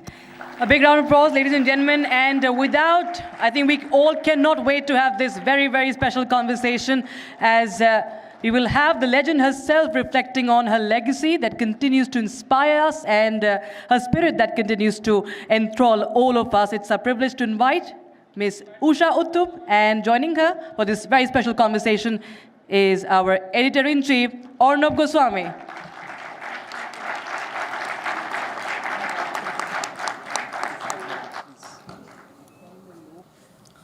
Wow, great to see you again. Hi everybody, namaskar, namaskaram, sat sri akal, salam alaikum. Gosh, Arnab, you always bring tears to my eyes, though other people, you bring them frantic moments of, but you bring tears to my eyes because you are so precious to India and to the media and to everybody. So much everybody has to learn from you, honestly. And I feel so honored, so full of gratitude. Almost towards the end of the year, I can say it one more time. I'm just overwhelmed. And I'm so happy to be here one more time with you. Thank you very much, Usha ji. And, on this stage of the legends, you've been on the stage before, but the stage of legends is very precious to us because we feel very blessed. We've had great people from different walks of life who have contributed to this country in different ways, in spirit, academia, public policies, society, culture, music. We had Hariharan here, we had Asha Bhosle here, now we have you. We had people from the world of finance, Uday Kotak here, we had Mr. Narendra Modi some time back, we had the legal eagle Harish Salve. And every time I sit with all of you, I take this as a sort of an hour or so when I learn and when I imbibe. And, I always think knowledge is more about lived experience. So we'll talk about the philosophy of it later. But let me tell you this, that the other day, last Sunday, I went to Old Delhi. I went to Old Delhi on Sunday, and I was going with family, and somebody said, have you heard Dhurandhar? Dhurandhar, the film, music. I said, I haven't seen the film. They said, no, let's play some songs from Dhurandhar. And the first song that played was Rambaho. I said, no, this is not Dhurandhar. This is Arman, 1981, my time. They said, no, this is Dhurandhar. And it is incredible. 1981, the original Rambaho. And now the Rambaho. And Rambaho is the most popular song of Dhurandhar. I mean, this is crazy. This is a huge achievement. 44 years you make people's hearts skip a beat with that song.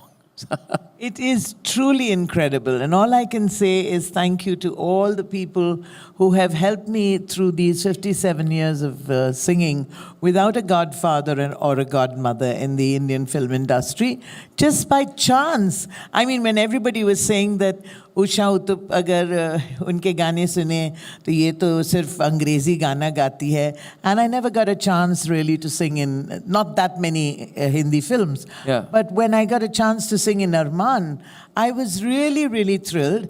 Or us samay mein, they always decided that the good girls like Meena Kumari and Madhubala and everybody got only Lataji Mangeshkar's voice. And all the bad girls got me. So I'm so glad I was the bad girl, and I still am the bad girl, the original, what shall I say, item girl. And whoever thought that Ramba Ho, you know, people used to say, what is Ramba Ho? But I really believed in Ramba Ho or whatever song I sang. And, you know, the lyrics were so beautiful. It says, Jitni tum pyar se ji loge, utni hi zindagi. I mean, this is a whole lifestyle, isn't it? When you live your life to the fullest and you are able to give love.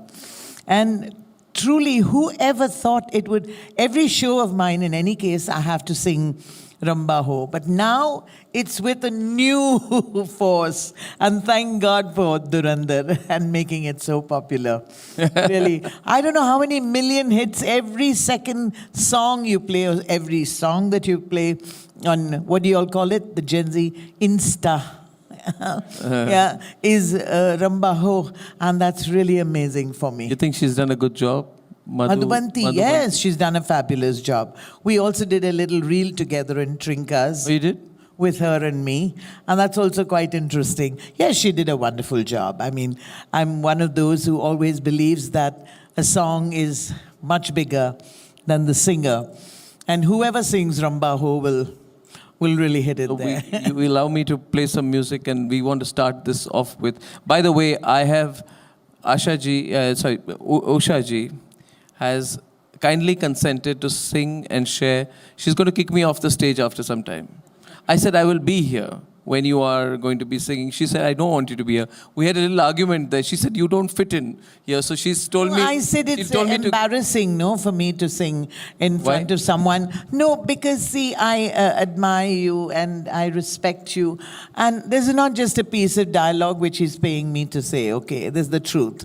And when you somehow in front of your school principal or your headmaster, it's difficult to sing like that. So after 20 minutes, 15-20 minutes, I'll be thrown about. Yes. And she will perform to her heart's and our heart's delight. And I'll be happy to have Sir with Love right in front. I wish all of you would, I mean, you know, my grandchildren, I've said this before, they keep telling me, please don't say ladies and gentlemen and don't be so staid.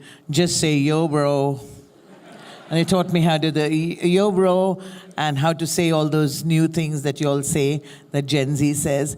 But they are so proud of the fact that a song like Ramba Ho could be played in every discotheque now. Yeah. The English lyrics in that, you know, did it make you conscious to sing English for a Bollywood audience? I mean, that's the strangest combination one can have, right? Yeah, in fact, I think I was Even the one this who song. started it, yeah? Yeah. With Why did you start bringing English into... Because people thought, I mean, it was a preconceived idea that Usha Uthup, ये क्या हिंदी गाना गाएगी, ये तो अंग्रेजी गाना ही गाती है. No, but they don't say it like that. If you can edit that line off, then it would be fine. They said, ये तो साली मद्रासी है, ये क्या अंग्रेजी, ये तो सिर्फ अंग्रेजी गाना गाती है. So many people thought that I only sing in English. So they felt that it was necessary to have at least one line or two lines in English, okay? And the funny thing is now in today's world, I mean, for that probably I had critics who said that I sing in English. But now every song has got, yo, baby, kiss me, baby, hold me, yeah, you know, all that stuff. So I did it long time ago, ladies and gentlemen, and it was all because of you, yo, bro. You didn't... you didn't... But weren't women's voices supposed to be, as you said, you know, pretty and gentle and soft and nice, right? Yeah. And that's how it was always, right? So, That's what they thought, that, you know, a woman... Where did you fit in? I mean, when you came in? I didn't fit in, that was the thing. But the That's moment why... you stepped into the nightclub scene, when people believe that women's voices should be pretty, yes, gentle, nice, and then you appeared. Yeah, Did you deliberately try to change No, that? I didn't deliberately. You were like because that only? I was already thrown out of class, no, in school. Okay. In Convent of Jesus and Mary, Miss Davidson told me that I didn't fit in anywhere in the choir. So I was given the clappers to play, and it did like that. And, you know, that was what I was dismissed right in the beginning. But Arnab, I never felt bad. You know, I'm not a person to be frustrated or miserable or cry because I couldn't do something or I wasn't allowed to do something. I was quite happy playing the clappers at the back and, you know, the triangle or whatever it was. But let me tell you one thing, this preconceived idea that all, you know, there was a show where Anupam Kherji was doing the questioning, interviewing, and there was Javed Saab and myself. And it was thanks to Javed Saab that I could get an answer immediately. Anupam Kher asked me the same question. He said, why is it that you are not given more songs for the heroines of the movie? And why is it only for the item girls? And immediately Javed Saab said, because in India we can't accept that a woman's voice is strong. And so much for Nari Shakti here today, really. I think we are so strong. And I think among all the ladies over here, I'm sure most of them sound more like I do than they would sound like Lataji Mangeshkar, for sure. And that's an octave, and, you know, we all adore her and, you know, absolutely fantastic singer, but so also with so many other singers. But the preconceived idea, where did it come from? I mean, abroad in the Western movies, it never happened like that. But over here, you know, your father could have been, murdered, and you would be, you'd have just come out of the hospital, and your brother would be thrown into jail, and everything, and you're walking through the forest. The perfect pitch of Lataji Mangeshkar singing, you know. How does that happen? With so much of sorrow and so much of sadness, how could you sing like that? Like Lataji. So you made it real? You think you made it more real? I think I made it, well, at that time, they didn't fit into, or didn't want to fit into the item girl thing. There must have been a lot of stigma, taboo. Oh, yes. Yeah. To be an item girl, of course. And all the bad girls. I think in the I'm the only one who's really happy to be an item girl. Maybe I missed the bus because I had only one scandal and I married him, so that was it. There was no other way that I could get in. But truly, I never felt bad. Kaam hota hai, gana hota hai. I mean, why go so deep into thinking this is a bad girl song? Like, there's so many million singers or women who sound like I do, or probably sometimes even men sound like I do. Because when I ring up room service, they say, yes, sir. So what do you say to that? It doesn't matter, really. At least I've never felt that it was a stigma. But yes, it was a stigma at one time. When, first of all, the stigma was that good girls don't sing in nightclubs. Yeah, I was about to ask you that. So why did you choose to do that? Why didn't you go straight to Mumbai? No, I am there? from Bombay, basically born and brought up in Bombay. But I first started in Madras. Yeah. In a little nightclub over there. And I just started over there because my aunt was a director of tourism at that time. And she took us out for a treat. What did you sing there? I sang, never know how much I love you. You never know how much I care. When you touch, you give me fever. You give me fever that's so hard to bear. You give me fever. And everybody was shocked because a girl in a sari and, you know, looking the way I do look. I'm so glad I look the way I do because all the women in the audience are my best friends because they know that with a girl, with a face and a body like mine, I'm no danger to their husband.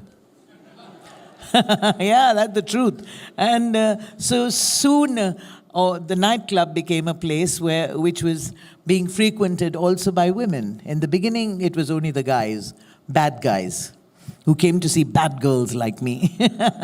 But no, truly, nightclubs were really meant for, not for kids, not for women. No, I mean, it was meant for women as well, but it only happened like a family thing after I came onto the scene.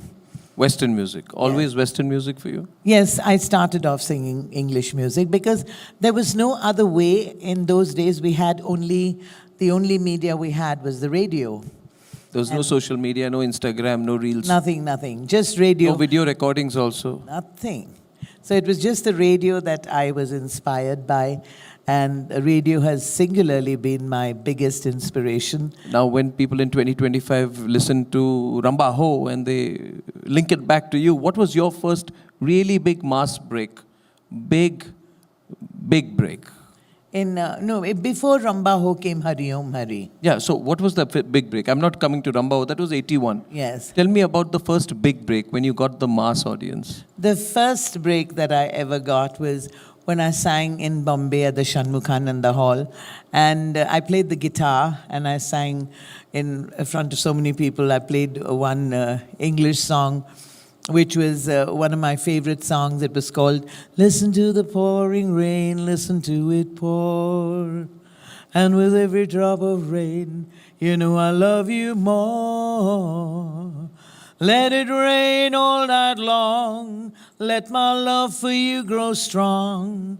As long as we're together, who cares about the weather? Listen to the pouring rain, listen to it pour. And when I heard the audience clap their hands, because they'd never seen or heard any lady play the guitar before that in India. I was probably one of the first people who started playing the guitar and singing. And it was really fantastic. And I keep telling everybody, you don't need those single malts or whiskey or vodka or whatever it is. I'm on a natural high all the time. All the time, high on life, really. Oh, look, Amitabh Bachchan doing that. Yeah. Which movie is that from? That is Bombay to Goa.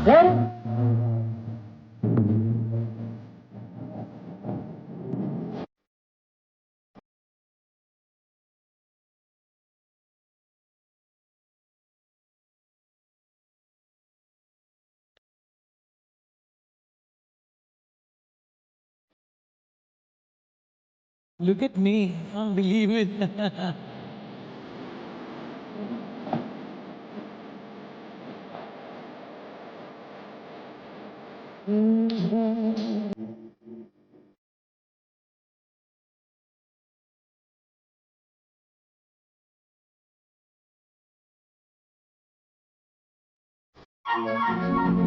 Gosh, that was really amazing. And excuse me, probably this was not on the question at all, but I'd love to share this with you. Please. Amitabh Bachchan and myself, I mean, it sounds as if I'm dropping names, but I am dropping names, so it's okay. It was fantastic. We were friends in Calcutta anyway. And when we got this chance to do Bombay to Goa together in Bombay, on the set, it was so marvelous. I told him, I love your leather jacket. It's really fantastic. And you know what he said? Kya kare yaar, I have to give it back to the unit. Yeah, so that's how I feel when I went into your green room. Am I allowed to say that? Yeah, my God, how many coats? I said, I want to take one of those ties. 25 years of collection. Yeah, I guess so. But Bapi Lahiri happened that time, right? It was the disco years. Yes. 70s, 80s.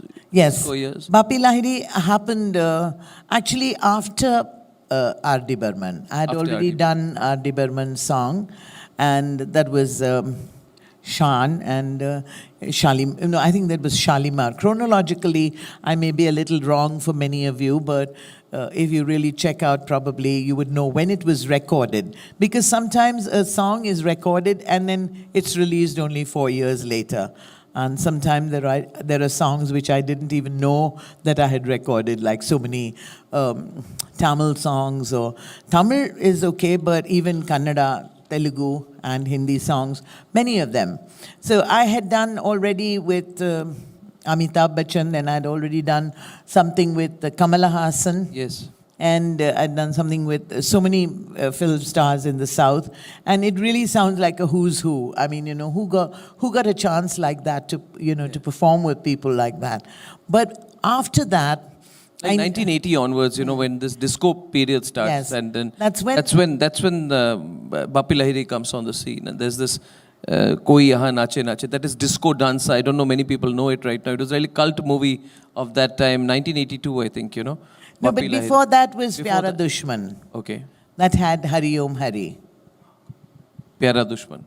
That is also a huge classic, composed by Bappi Lahiri. Yes, and Bappi Lahiri happened, as I said, after R.D. Burman. So somewhere that Bappi Lahiri phase is the music which comes back in the remixes nowadays. Absolutely. Why is that? Why is it that the present generation hears all the Bappi Lahiri remixes, Hari Om Hari? You know why? I think there is something to do with bass lines. The bass line, dung dung dung dung dung dung dung dung dung dung. That kind of gives the beat now. And if you listen to all the DJs and everything that's happening in discos, it's that thump that is there. Can you play Hari Om Hari a little bit for us, just because this song is from Disco Dancer.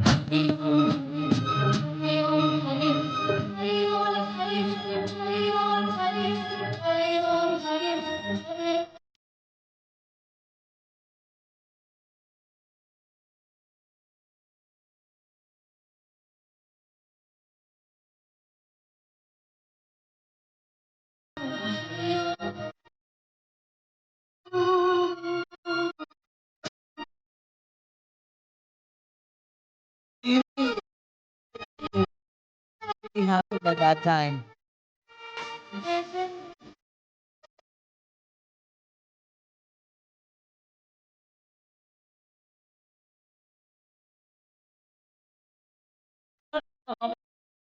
You probably do know, of course, but this has been not the correct word is not copy, it's inspired. Okay. Bappi Lahiri was always inspired. Of course, he was always inspired. And this one was from One Way Ticket, okay? So everybody knew that, Eruption, that group that played One Way Ticket. But then who cared? Nobody cared, because as I always say, a song will live on forever. And if there's something that they can pick up, and there are songs which have been picked up, now I'm doing it as a project, Arnab. We've got already 200 songs in the list of inspired Indian songs inspired from Western songs. Like, for example, the FIFA song which I picked up, which went so many years ago. It says, it starts, of course, in Italian. Lasciatemi cantare con la chitarra in mano, lasciatemi cantare una canzone piano piano. Do you know the Hindi one? Sing it. Don't feel shy. मानो नशे में यार डूब जाओ न होश. See? So you see, these are all inspired and nobody knew. And that's what was so wonderful, because they didn't know about it and I didn't know. I was singing in nightclubs. So Bappi Lahiri it didn't start with him lifting or being inspired. There were so many other people who did it even before that. But that doesn't matter. There was another song which goes, Siempre que te pregunto que cuando, como y dónde, tú siempre me respondes, quizás, quizás, quizás. Hindi? Babuji dhire.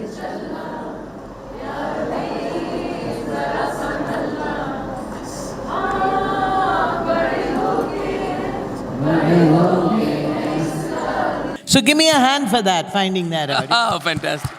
There are about 200 songs like that. And it's really fantastic how nobody knew about it. And I didn't either. I was singing it in the nightclubs. And there were so many songs like Besame mucho, ye sama, sama hai ye.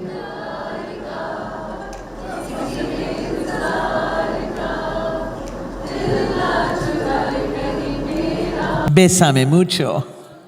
So when I was singing this, And then I would go to my neighbor's house. I was born and brought up with Muslims. And Jamila and Shamim used to always listen to the Hindi song. And they played this. And I said, what? This sounds just like the song that I know in Spanish or Italian or in English.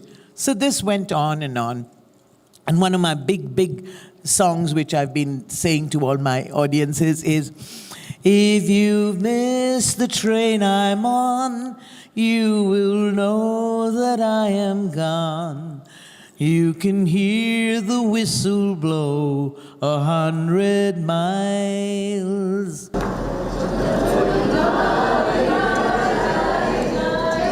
जब कोई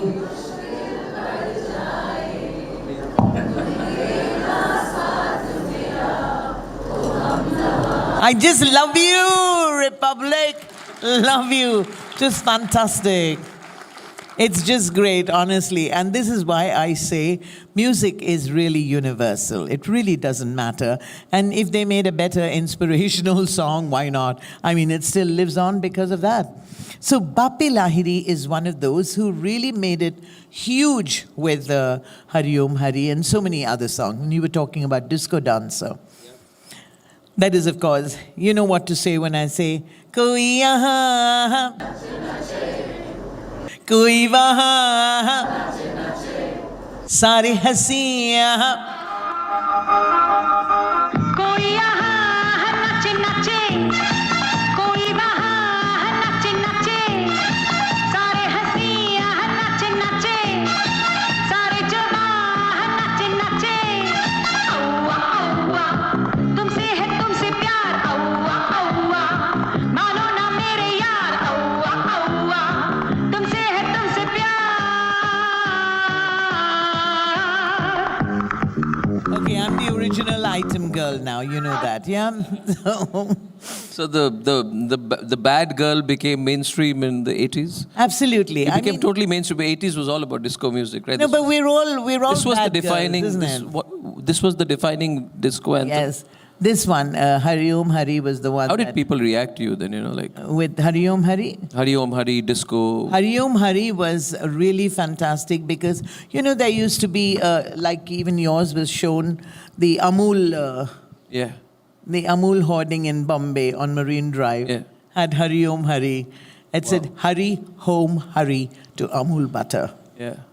So, it really made a mark and everybody just loved it. How was Bollywood reacting to you at that time? Bollywood.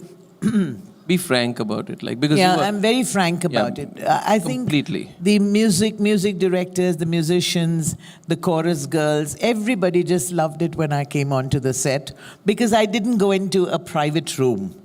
I just went onto the set and I was very happy to rehearse with all of them. And in those days, it started, I think, with Bombay to Goa and songs like that, where you had to sing, everybody sang together. I'm sure you must have heard that even from Asha Ji Bhosle, that, you all stood together and sang. And if you made a mistake, then we had to redo the whole thing. So everybody was very well rehearsed in those days. And it was just absolutely fantastic that I got an opportunity to sing so many songs, so many bad girl songs. But frankly, I graduated from the bad girl song. But Koi Yahan Aha Nache Nache got into a little bit of problem also in Bengal, with the minister.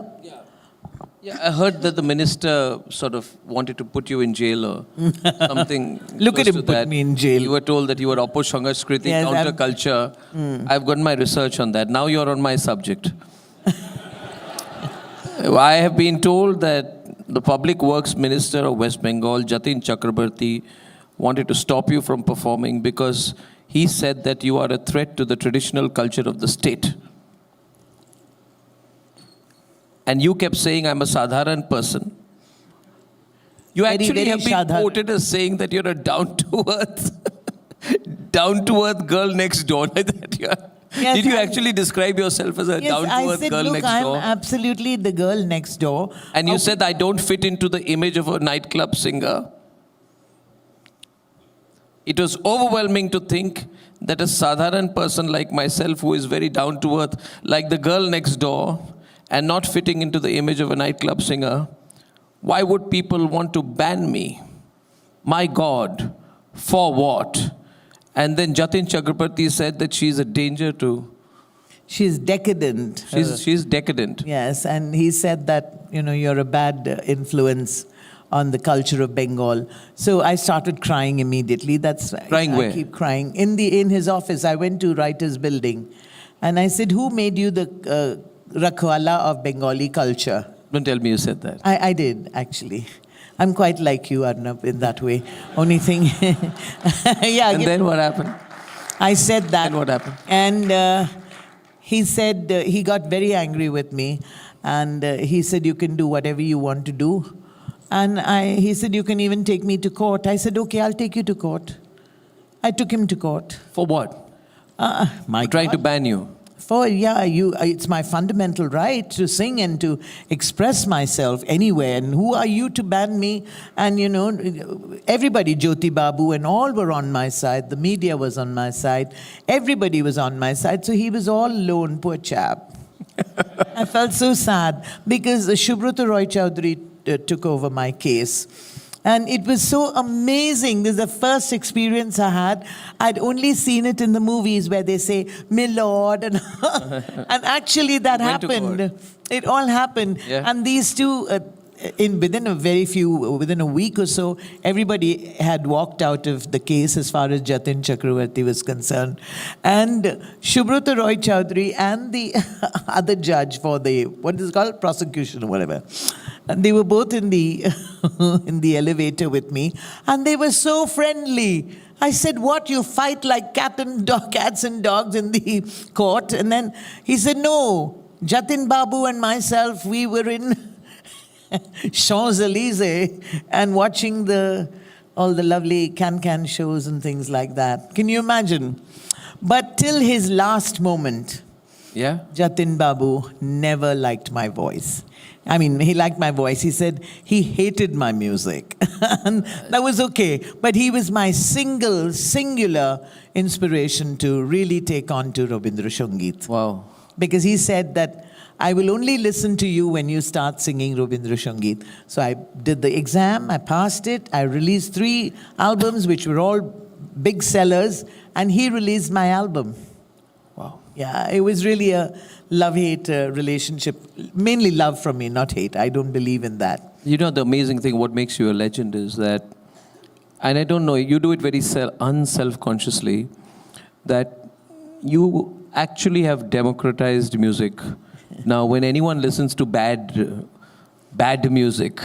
Bad? What's it about? I don't know what it is, but Asha Bhosle sat where you're sitting, and she told me that I asked her, what kind of songs did you sing? And she said, I used to sing every song that Lataji could not sing. And so there was an audience for that too. Yeah. And I feel that the 80s were a period when you were coming out of all mindsets, antediluvian, antiquated mindset, repressed cultures being inhibited. And then, therefore, and I want to tell the audience this, that disco dancer, the disco boom, disco music, it removed class, language barriers. And suddenly everybody from 5-star hotels to small towns were dancing to the same beat. So you changed the way in which India listened to music. And that's her biggest achievement. She's changed. Today when you go to Durandar, when you listen to Rambaho remix version, remember she's the one who changed the way the whole country listened to music. Yes, absolutely. And you took it on yourself. And I feel that's huge. very happy about it, actually, because I didn't do it with a reason that I want to change something. No, I'm that way. I'm quite a Gandhian. I do believe that you have to be the change you want to see. Yeah. And if you want people to start enjoying a song with, when I would sing a Frank Sinatra song, I mean, you can't have Frank Sinatra in India. So you got Usha Uthup to sing it in a nightclub for you, and you sing My Way, and you enjoy it, and there's nostalgia for you, there's memories for you. Why not enjoy it? It doesn't matter who sang What's it before. What's the best cover you ever sung?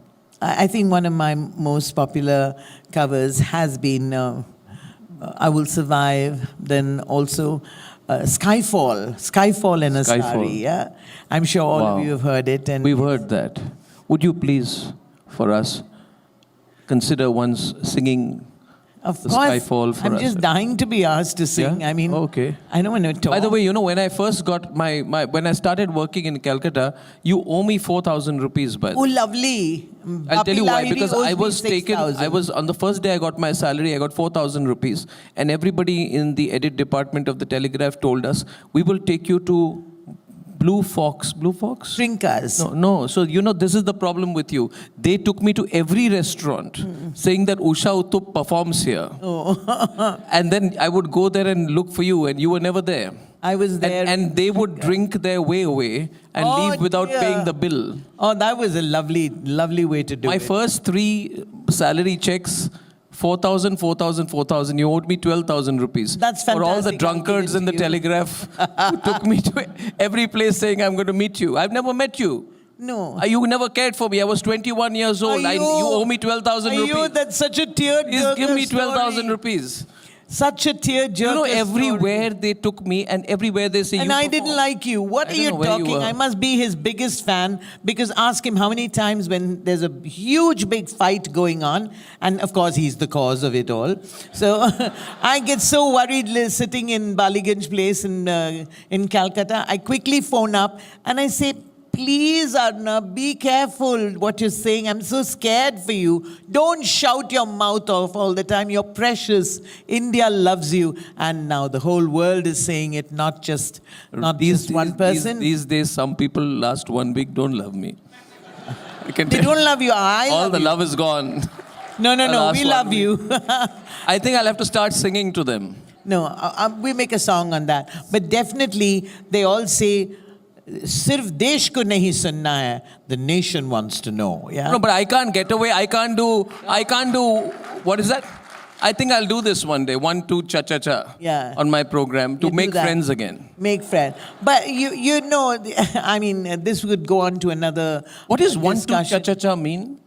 It's a dance. Do you want to What do is it now? Aren't songs supposed to have some deep meaning? Deep meaning, yeah. It says. How would Gulzar react to 1, 2, cha-cha-cha? Oh, well, it's a dance, and if you want to be like... It was great, wasn't it? It was fantastic. Great it was, because she runs a school in that, Yeah. Aruna Irani, Yeah. and she's teaching... why don't I teach you how to do the cha-cha-cha? Yeah. It's good enough. Rambaho is my limit. No, that's your limit, but come on, let's do the dance. Okay, now. Please play Skyfall. What are you doing, guys? I'm going to get into trouble. I feel so out of place in these situations. just don't Can I discuss? believe You're going to sing this for me. I've drowned and dreamt each moment. That's Skyfall. Some of the dew I owe them. Swept away, I'm stolen. Let the sky fall. When it crumbles, we will stand tall and face it all. Together, let the sky fall. When it crumbles, we will stand tall and face it all. Together at Skyfall. Yeah, that's me. This song of Skyfall by Adele, that powerful voice, like the song is almost meant for you out there. That performance was live, of course, right? Yes, of course. And I hope All that you will sing this. I will, definitely. For us today. You know, a lot of singers nowadays use auto-tune heavily. Yes, I believe so. They auto-tune everything. Is That's that a right. dangerous precedent, you know, where even youngsters, even those who are coming up now, use auto-tune rather than originality? Of course, because, this is the thing, the power of technology, actually. If you want to say, look at everything in a bad way, you can say, aajkal auto-tune hota hai, jo bhi hota hai. You know, you can say a lot of bad things about a lot of things. But I say, sometimes auto-tune is also good. I mean, not that they use it for me or I use it, but sometimes when you want that perfection, the new digital music gives you perfection. But what it lacks is the warmth of the analog. The analog recordings are just fabulous, yeah? You can't beat that. So it has its pros and cons, and really, it really doesn't matter. It's true, actually, that everybody is using auto-tune today.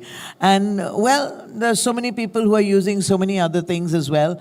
I mean, you know, somebody told me that if I could look like Jennifer Lopez singing Rambaho, and wear what she was wearing, wow. Then Rambaho would have been a different thing altogether. But that's another story. I've never changed from being, you know, wearing a sari, and thank God for the sari. Thank God for being Indian, yeah? Really fantastic. And so I think that is what it's all about, really. And it really doesn't matter. When I sing Skyfall, it makes me feel that truly music is universal and it could be taken up anywhere. And when I did TED Talks and then Ink Talks, where after Padma Bhushan, I also got the Dada Saheb Phalke Award. Yeah. Do you want to clap for that? I'm going to ask one question of you now. Not on music. I'm just going to ask you one question.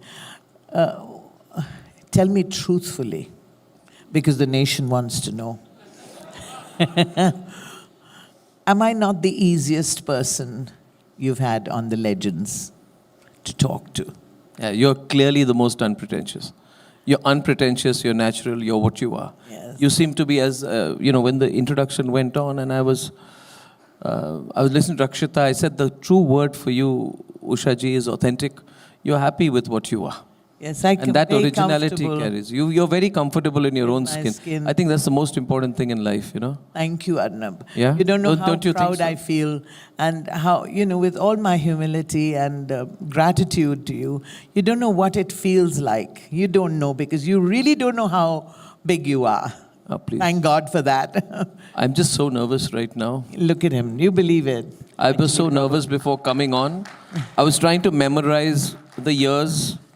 Arman, which year? Koiha, Nache Nache, which year? And then I thought, what if she asks me the lyrics of Darling, Aankhon Se? Aankhein chaar karne do. Yeah. I'm waiting for that moment when you'll kick me out of stage, you know, because I'm getting fed up with myself. No, I'm not fed up of you. I feel I'm a prop. But one thing you didn't tell the audience is that it's not just the bad girls that I got songs to sing for. If I didn't get a song to sing for a bad girl, then they put me in the titles. Like Shan Say, it was on the title, yeah, title song.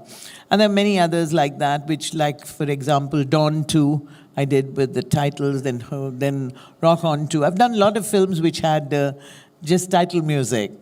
And if they didn't find even me to use me in a title song, they gave me Mithun Chakravarti. Yes, I really sang for Mithun Chakravarti. And the song was Aankhon se peele, hoton se peele, jeena ho jitna, masti mein ji le, mujh jaisa dekha na hoga kahin. Dekho 36, 24, 36. Measurements have all changed, it doesn't matter, but I actually asked him, this was, by the way, the biggest hijack, taking me straight from the airport and bringing me here. I'm sorry to all of you who were waiting, but we had to wait for the plane to land and then, you know, all the usual thing. But I actually asked him, because I believe that no matter what, when somebody asks you to sing or somebody asks you for an autograph or a selfie, we must do it happily. Because we should be worried when the day comes when nobody asks us. And I don't want that to happen. Thank you. I asked him, should I come in this jacket or should I take it off? Then I asked him, do you want me to wear the flowers or leave it? Because if he has asked me, and all of you are waiting, you want to see me just the way you've seen me everywhere, yeah? And so it mattered to me what he said. And by the way, these are my Kanjivaram shoes that I'm wearing today. Yeah. And it matches my coat. Yeah, so I was How many pairs do you have? Nice, huh? How many pairs do I you have have? 5. Yeah? I have only 5 pairs. Not like your green room. My goodness, how many coats do you have? What is this? What is the bin? Kaur. This is Why Kaur? Kaur for Kolkata. And yeah, this one is Tirupati on top, my Mang Tika. But when I started wearing bindis, it was just a small dot that I used to put, being a traditional South Indian family, where all the girls always put a little dot. And then the dot changed into bigger sizes and things like that. So it became one of the iconic things, which people say iconic. Actually, it's just because I'm a middle-class person. That's the only way I knew how to dress. I used to wear Amma's sari going to sing at Talk of the Town in Bombay. And I didn't have saris and loads of clothes. Whatever there was available, I just wore. I even wore cotton saris from Khatao Voiles. Anybody heard of Khatao Mills? Yeah, no. They all knew yo brother. You don't know? Yo bro, okay. Do you use short forms? Do you know any? Yeah. Oh, I don't. I was told yesterday that according to Gen Z, if something's good, they say it slaps. It slaps? Yeah. Oh, you slap all the time, babe. Let's stop there. Okay. Let's stop there. Let's But ladies stop. and gentlemen, she's a lady who did not wait for approval, right? And from Trinkas to Rashtrapati Bhavan, what a journey that she has had, you know. And in her humility, her easygoing style, that's what we love about you.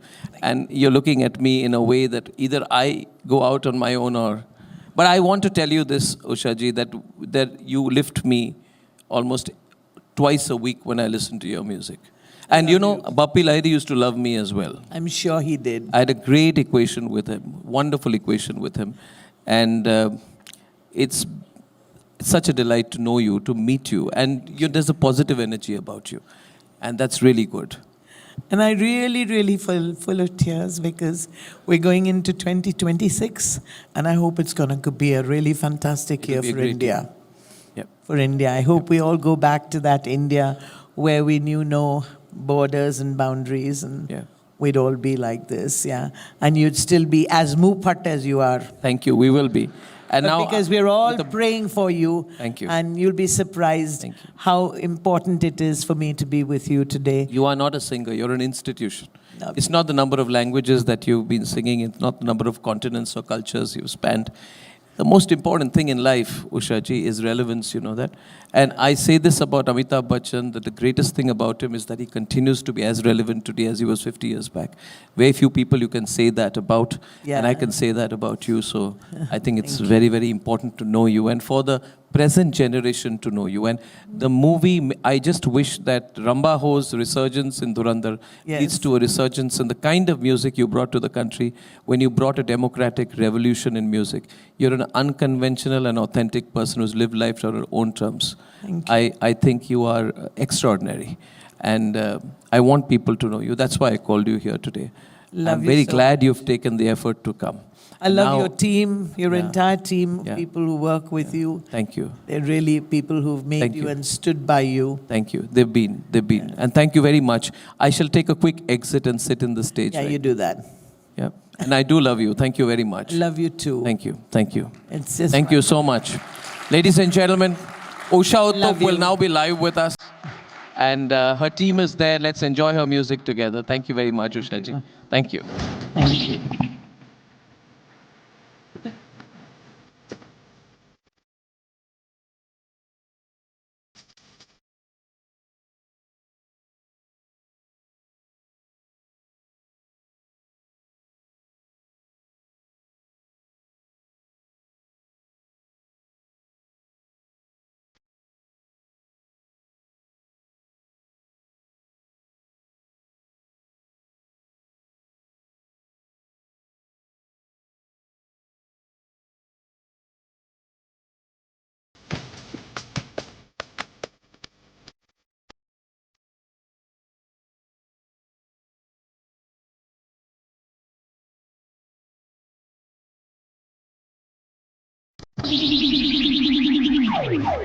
Ramba ho!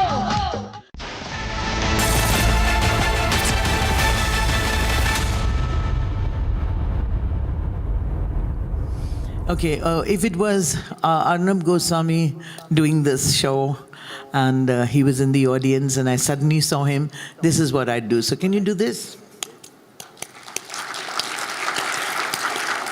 No, not like that. Only the Assamese can do it like this.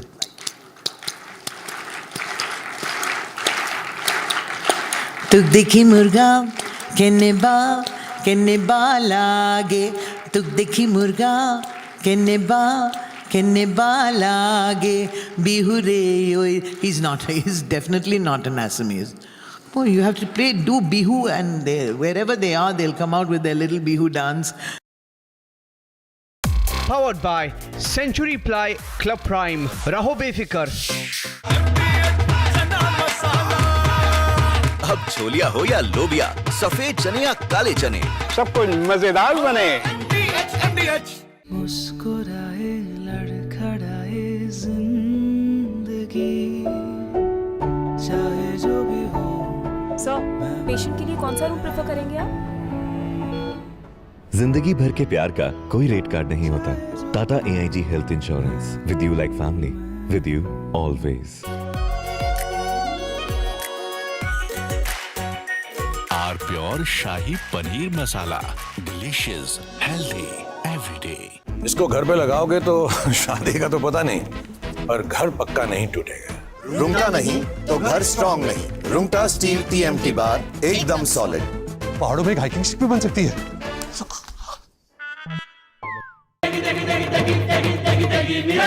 MDH की देगी मिर्च, देगी मिर्च का तड़का, अंग अंग फड़का। MDH की देगी मिर्च।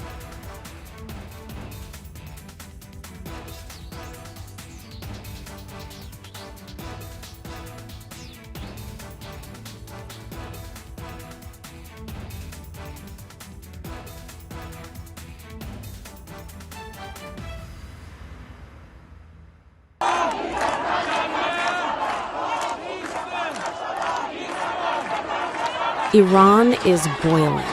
Iranians are protesting against the Khamenei regime.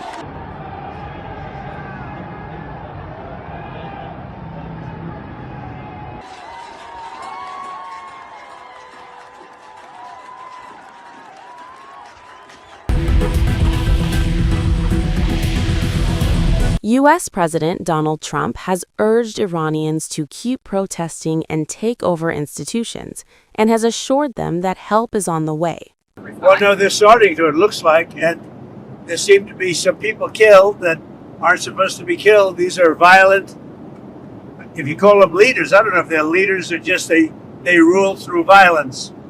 But we're looking at it very seriously. The military is looking at it, and we're looking at some very...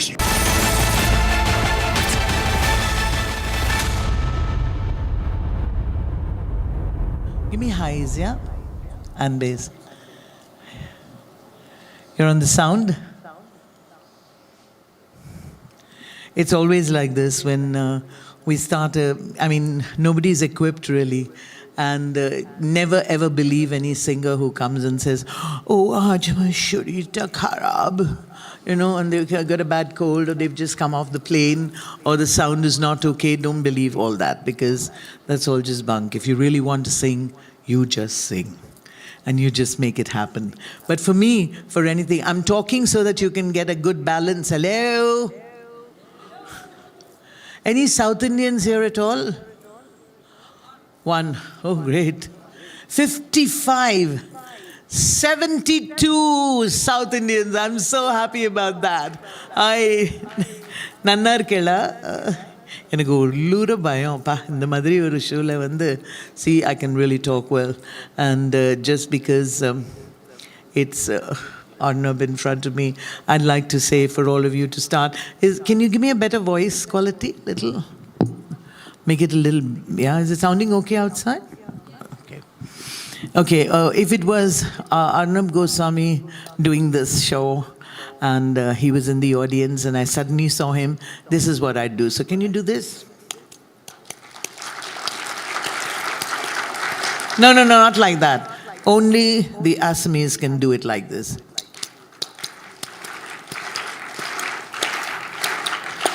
Tuk dekhi murga kenne ba lage. Tuk dekhi murga kenne ba lage. Bihu re. He's not. He's definitely not an Assamese. Oh, you have to do bihu, and wherever they are, they'll come out with their little bihu dance.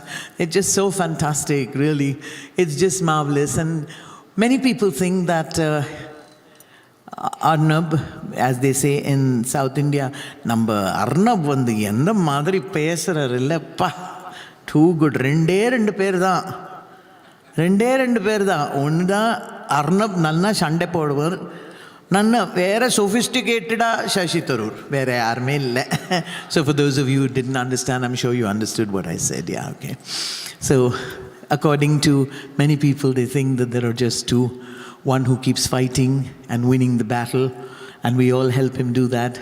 Hi. Yeah, I think hi to you. Where's that Niranjan? Where's Niranjan? He's gone. I simply loved him.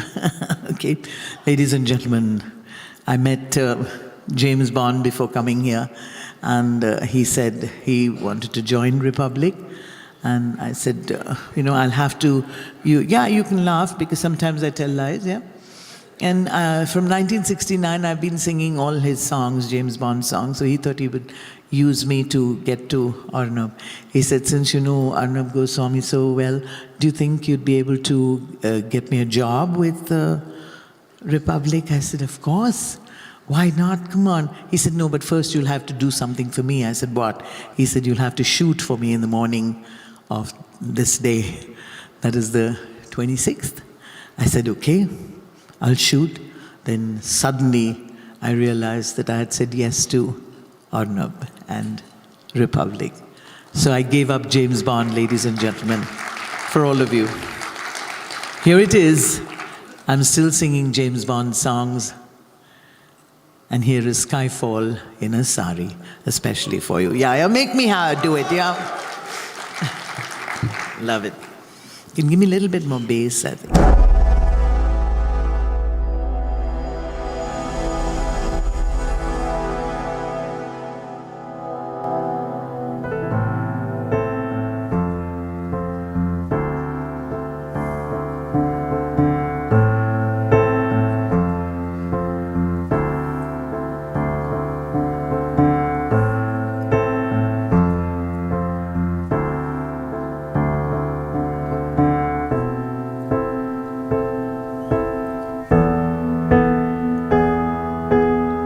This is the end. Hold your breath and count to 10. Feel the earth move and then hear my heart burst again.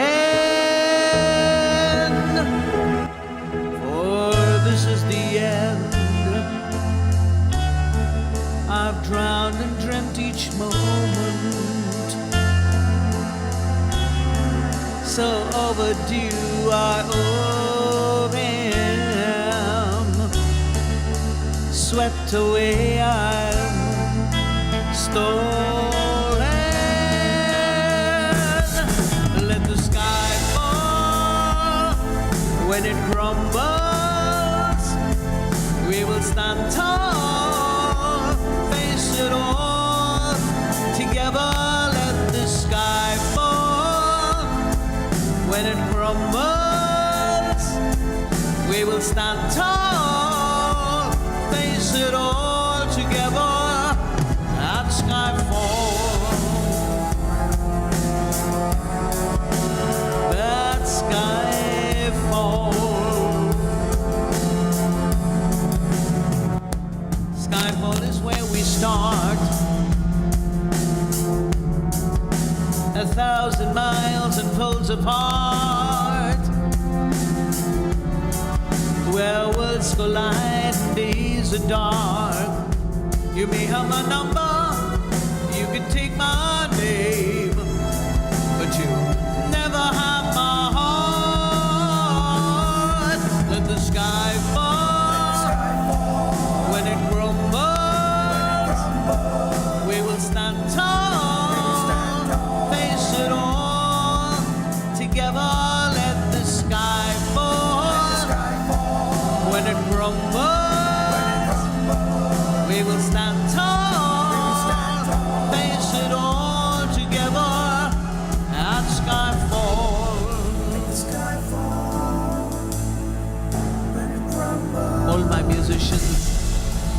this track. Sumit Ramchandran, Shubho, Nepal, Kabu, and Shankar.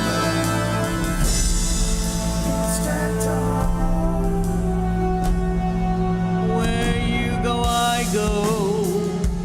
What you see, I see. I know I'll never be me without the security of your loving arms, keeping me from harm. Put your hand in my hand and we'll stand. Let the sky fall when it crumbles.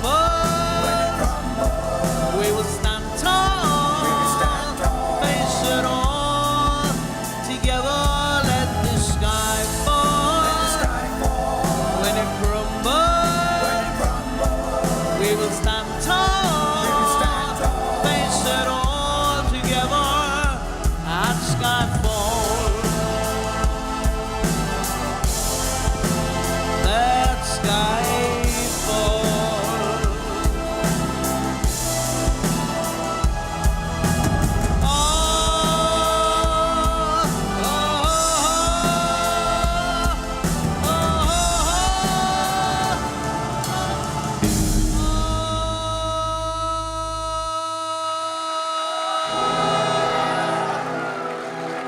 Hey, thank you. Thank you so much. Thanks for letting me do that song so well. I could only do it well because all of you were here with me. Yeah, it's just fantastic. I can't do anything without all of you clapping your hands. So take your left hand, and then your right hand, and now put it together. There was a time when left was right, now right is left. Who cares? Anyway, let's go. Come on.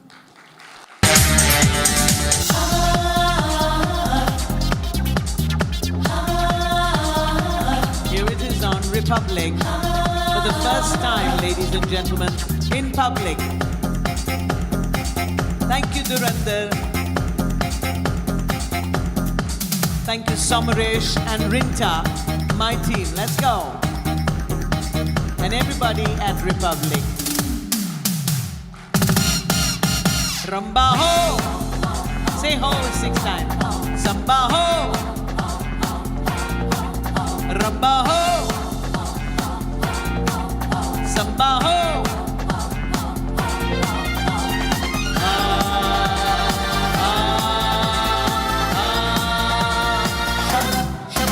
Hey मैं गाऊं please हो बोलिए जितनी तुम प्यार से जीलोगे उतनी ही जिंदगी रब्बा हो सब्बा हो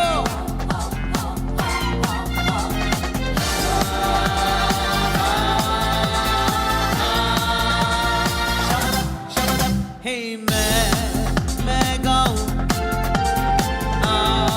प्लीज हो बोलिए जितने तुम प्यार से जीलोगे उतनी ही जिंदगी रब्बा हो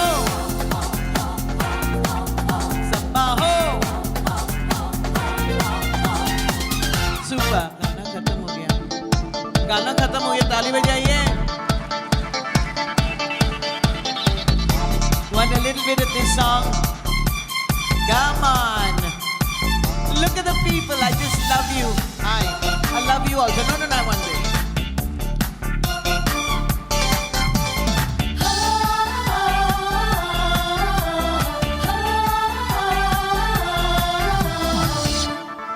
are we ready hey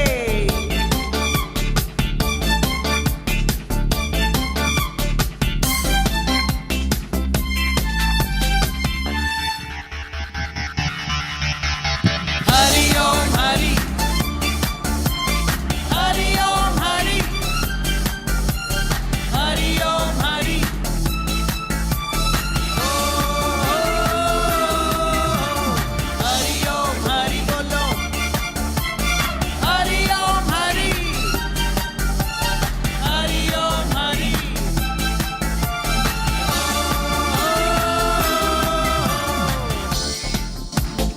this was another iconic song, and everybody just loved it so much. Again, for a bad girl, but you should see how lovely Kalpana Iyer looks now. She's in Dubai, actually. And whenever we meet, people ask for us to, they used to say that we're sisters because of the name and the, we're both South Indians and things. I used to say before that, no, actually we are not sisters. But later I said, okay, yeah, we are sisters, because there's no point in talking to or arguing with anybody, And there are people who phone me up. They look me up first in the airport. Long time they look and they say, and I get all ready. I'm so happy. I think they're going to take a photograph or something like that of me. And they look at me and they say, Runa Lela? Before I used to say, no, I'm Usha Uthup.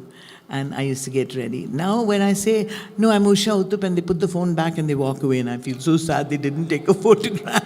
And then they come back. Ladies and gentlemen, it happens to me all the time when people come up to me and they say, आपकी मैं सबसे बड़ी fan हूँ.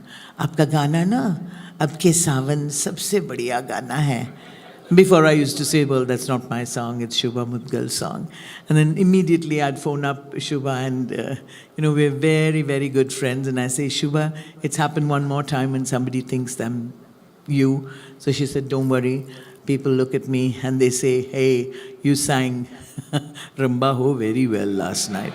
So there's something about us. Actually, we don't look alike at all, but it's the General Assembly, I think, that makes it, they think we're one and the same. So here's the next song for all of you, and ladies and gentlemen, this is me. Okay, Usha. Yeah, thank you. You've got the order from the boss. Boss gave you the order, no?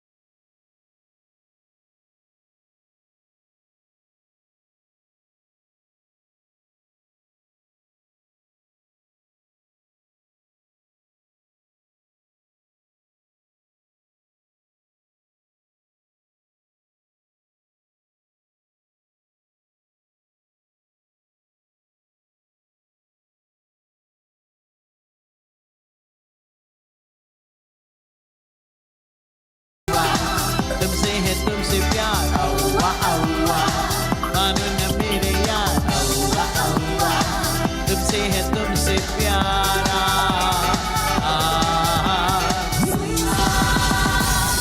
This is so amazing. Thank you. I mean, Arnab, the people, your team at the back is just fantastic. All yo bros? Looks like it, yeah. Which one? Wait, okay. This is actually a Bengali song. Any Bengalis here? No, my goodness me. 1, 2, 3, 4, 5, 72. The whole world is a Bengali, right? You like to be one, okay. We sing a few lines of this, and I'd like for all of you to know that it makes a difference to me. When you sing this particular song, it goes like, Ek main aur ek tu. Okay, I'll sing the first line, because you all have called me all the way from Calcutta. So let me sing the first line, then you sing the second line, okay? Ek main aur...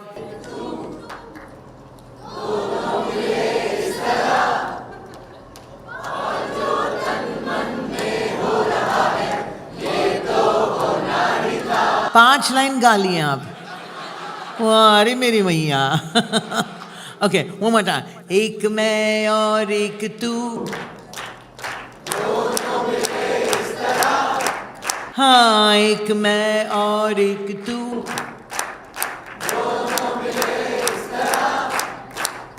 और जो तन मन में हो रहा है, ये तो होना ही था. At Republic, ladies and gentlemen, it can't happen otherwise. Just fantastic. I mean, who would have ever thought this would have happened, yeah? I think I knew Arnab when you were with Doordarshan. No, not Doordarshan, after that, NDTV. Yeah, and it was such fun going for the morning show over there, and they'd all ask, "Ye lakdi ka set hai na glass ka set hai?" And I used to wonder for a long time what that meant. You see, if it was a lakdi ka set, then they didn't have whatever they were wearing on top was okay.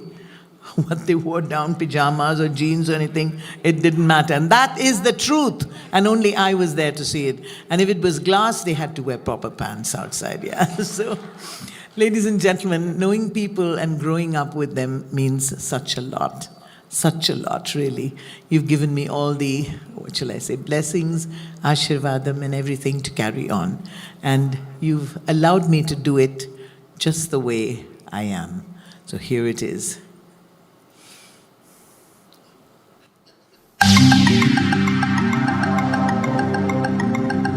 কোথায় রে হাত তালে?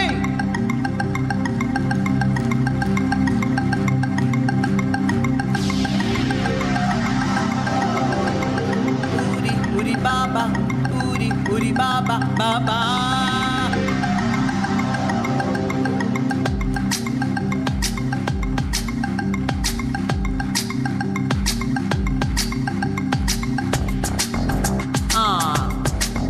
A typical Bapi Lahiri hit song.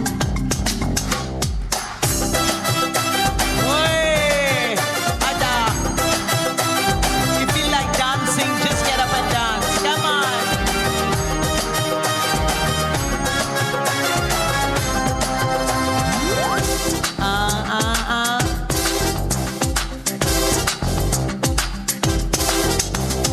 प्यार किया हमने किया, क्या बुरा किया? ना किया. उरी बाबा, उरी बाबा, उरी बाबा की दारू. उरी बाबा, उरी बाबा, उरी बाबा की दारू.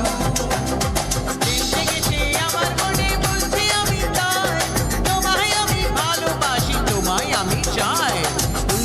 উরি বাবা, উরি বাবা, উরি বাবা কি দারু. উরি let's go.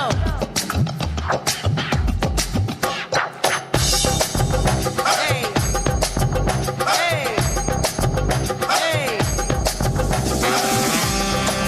And ladies and gentlemen, there was a song which I had to sing because I begged, actually, while I was doing the film, to give me one song to sing.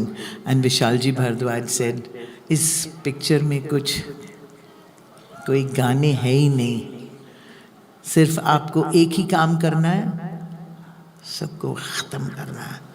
So I was Priyanka Chopra's servant, and the three of us got together, I mean 3 servants got together and murdered all the 7 husbands that she had. So I never had a chance to sing till I realized that one of them, one of the husbands, was Russian. I said, "Whoa, this is too much." So I told him, "Vishalji, please give me a Russian song to sing." So he said, "Do you know any Russian song?" And I gave him this song. It goes like, just give me just the sur, huh?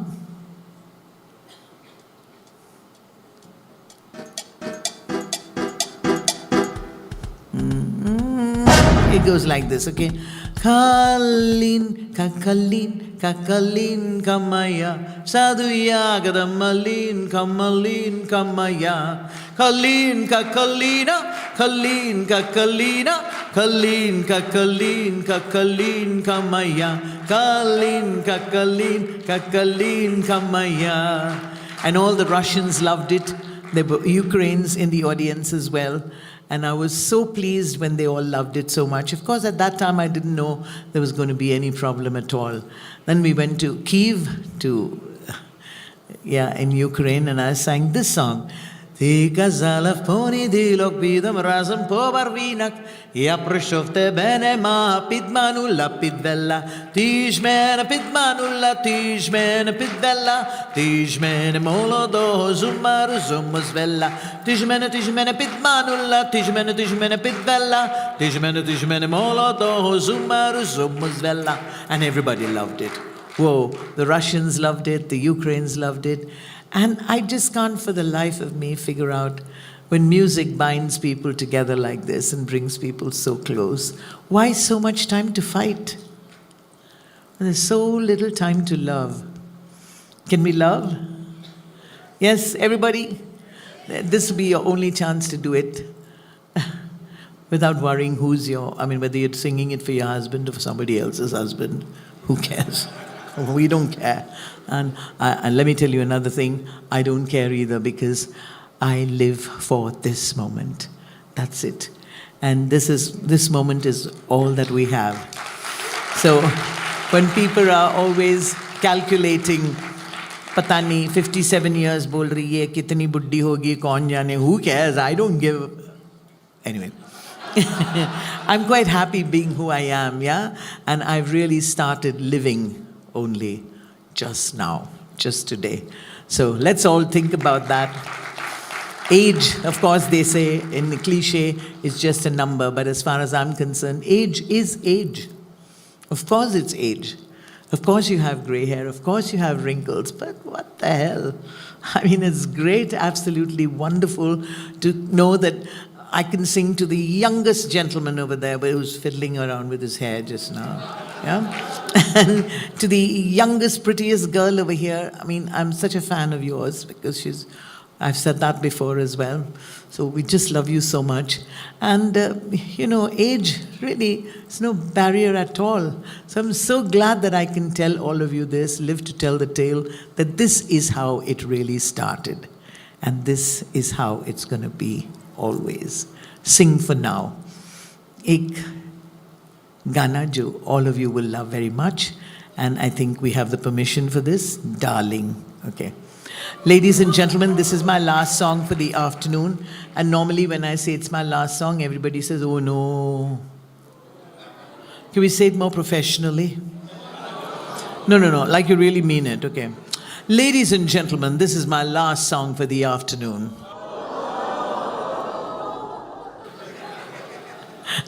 No, it isn't actually. There's a song which I just want to tell all of you that, we all have our little problems in life. But when you look around and see so many people with so many other problems, you say, ye mat kaho khuda se, meri mushkilein badi hain. Ye mushkilon se keh do, mera khuda bada hai. And that is specially from Republic to Republic for all of you. Thanks to the Brahma Kumaris for teaching me this song. Yeah. There's another little one which I want to all of you to know. It says in Haryanvi, it says, Bhajan karo bhari javani mein budhapa. Oh, you know this song.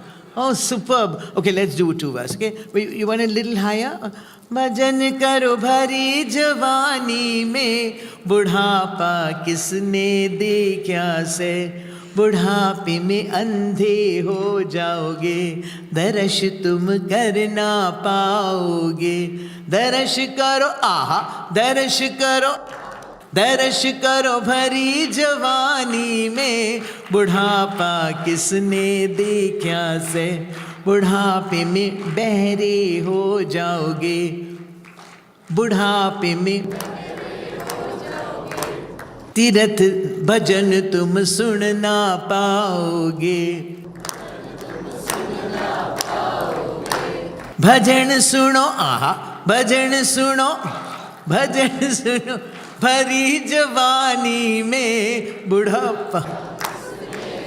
Nobody's seen budhapa, because now is when you've got to do everything. Javani mein, and I'm really Javan boy.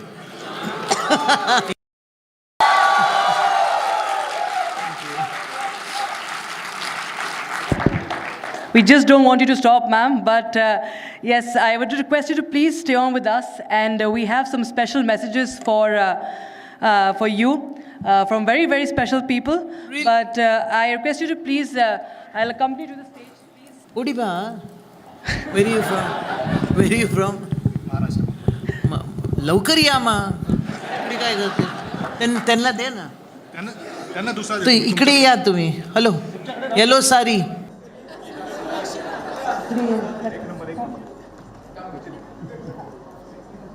काहीतरी वेगळंच आहे इकडे ये ना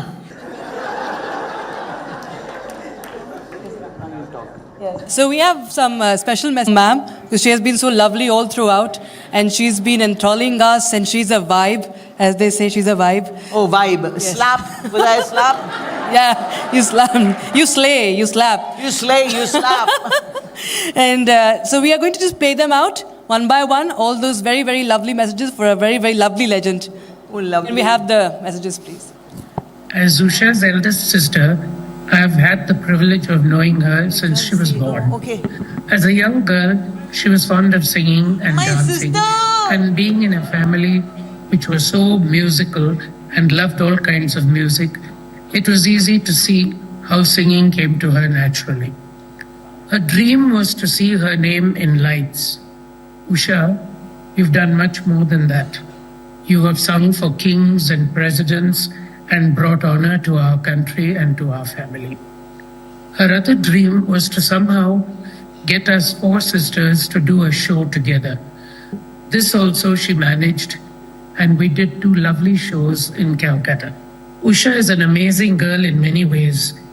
She single-handedly built up her studio in Calcutta, and today she runs it most successfully. Having sung for 56 years, she has earned many, many accolades, some of them being the Filmfare Award, the Padma Shri, the Padma Bhushan, and many more which I cannot even remember. We, her family, are very, very proud of her achievements and all that she has done. She is certainly a legend, and I wish her many, many more years of singing and bringing joy to all the people that she sings to. God bless you, Usha. Love you. That's my sister, Indira, the original singing Sami sister, Indira and Duma. Hi everyone, I'm Maya and so proud to be Usha's younger sister. You know, as kids we used to play teacher, teacher. But in real life, she's really been my teacher, my inspiration. She has taught me that humility, caring, love, passion, this is really what legends are made of. And she's always so positive no matter what the adversity. A few days ago, you will remember when there was chaos in all the airports. In the hours that she was sitting there, she turned it around. She sat at a table with her musicians and rehearsed 2 songs. That is Usha. Positive, positive, positive. Kind, generous, oh my God, so generous. And then she walks on stage and she just connects with the whole universe. From little children to grown-ups, elders, prime ministers, presidents, Gen Z, they're all just, she has the power to make them happy, to make them laugh, to join her. She is really, really a people's person. Her bindi or her sari. It's her soul. She is a people's person. It's her soul that allows her to connect with just anyone and everyone. And you know what? She gifts them, she touches them, makes them happy, gives them absolutely beautiful memories to go away with. You know what, Usha? You really, really, really have that power to heal the world and make it a better place. Darling Usha, love you forever. That's my youngest sister, Maya. It's just fantastic. My whole family, if you didn't have a good infrastructure of a really good family, you can't be where you are really in life. And Arnab, I can't even begin to say thank you to you for this marvelous moment. Really, thank you to all of you.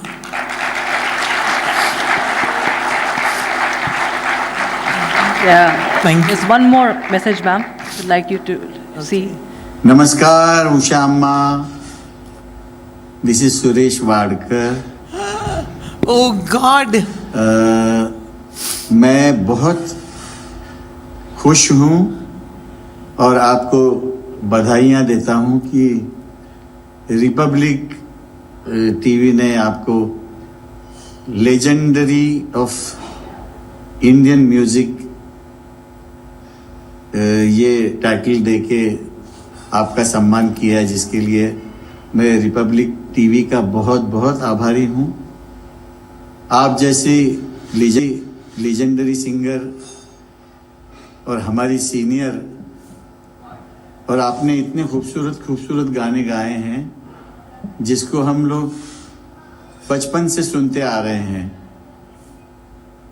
और आपको प्रोग्रामों में, recordings में, और आप जब एकदम young age में आप एक रेस्टोरेंट में भी गाने गाती थी जिसको सुनने के लिए बड़े बड़े भारतवर्ष के, बम्बई के लोग आते थे। और मुझे याद है कि पूरा रेस्टोरेंट भरा होता था आपके गाने सुनने के लिए। मैं भगवान से यही प्रार्थना करूंगा कि आप दीर्घायु हो, आप लंबी जिंदगी और सुखमय जिंदगी, आनंदमय जिंदगी, और आपका स्वास्थ्य हमेशा ठीक रहे, यही भगवान से प्रार्थना करूंगा। I wish you a very very healthy, peaceful and long life, और हमेशा गाती रहें आप। आप जब भी स्टेज पे आपको देखते हैं, आप दिल खुश कर देती हैं हम सबका। हम आपके वैसे भी फैन हैं, और आप हमारी बड़ी बहन हैं, बड़ी दीदी हैं, तो आपको हमेशा हम लोग प्यार ही करेंगे। धन्यवाद, नमस्कार। Thank you, Suresh ji. I don't know how many of you will remember this, but there's not a single day I don't listen to him in the morning. And if you remember, any of you, I'm sure you will remember, I still say it every day, at least 14 times. If we can say it together for Republic, it'll be wonderful. Om Triambakam Yajamahe Sugandhim Pushtivardhanam Urvarukamiva Bandhanan Mrityur Mokshi Yamamritat. Om Triambakam Yajamahe Sugandhim Pushtivardhanam Urvarukamiva Bandhanan Mrityur Mokshi Yamamritat. I learned that from Suresh ji. Thank you so much, Suresh ji. Imagine Republic doing this. Thank you. Thank you so much, ma'am. Thank you so much. It's been absolutely brilliant for me. Ladies and gentlemen, a big round of applause. And today, we remind us that true artistry is not about fitting in, it's about standing tall in one's own voice.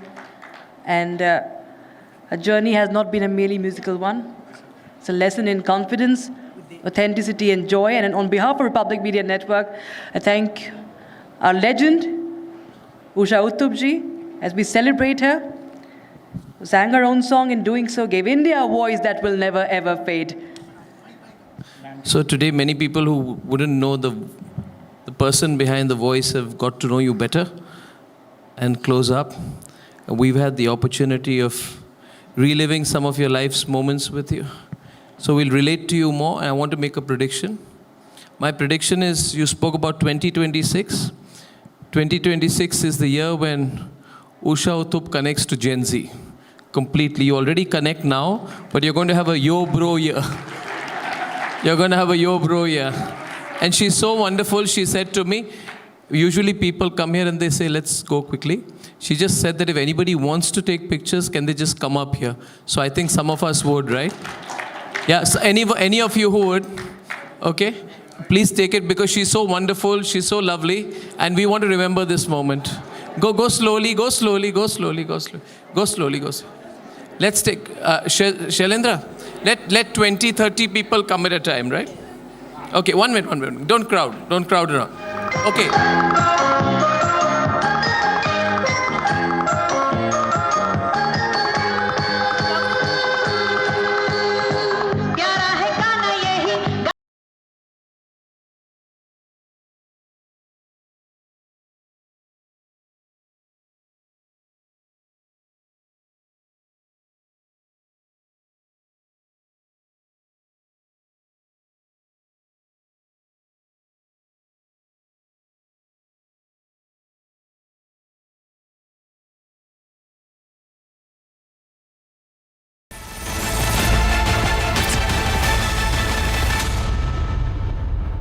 Powered by Century Ply Club Prime. रहो बेफिक्र. थोड़े में ज्यादा स्वाद ये तो है इसकी खास बात. वाओ मामा क्या स्वाद है. अरे मेरे राजा. At Amity University's 2-week summer school, students of classes 9 to 12 get to explore future undergraduate programs as per their interest from over 30 disciplines. Students attend lectures by Amity University faculty, gain experience at over 400 labs and learning studios, and attend personality enhancement workshops. Register now at amity.edu/summer school. दादी के हाथों का जादू और खुशबू से महकता घर, माँ की मुस्कुराहट और खाने की सुगंध। MDH गरम मसाला, क्योंकि हर रिश्ता है स्वाद से जुड़ा। मुस्कुराए लड़खड़ाए जिंदगी, चाहे जो भी हो। सर, पेशेंट के लिए कौन सा रूम प्रेफर करेंगे आप? जिंदगी भर के प्यार का कोई रेट कार्ड नहीं होता। Tata AIG health insurance, with you like family, with you always. Our pure Shahi Paneer Masala. Delicious, healthy, every day.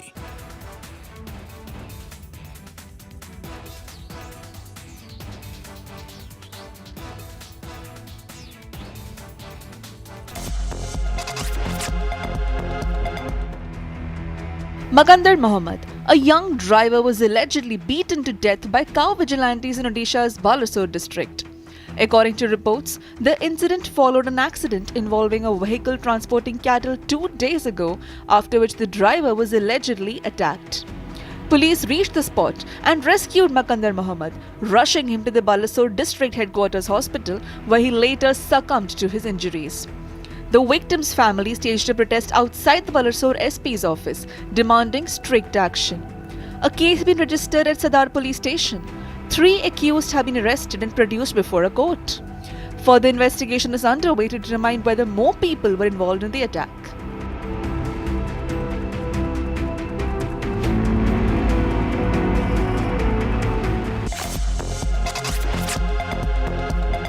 Powered by Century Ply Club Prime.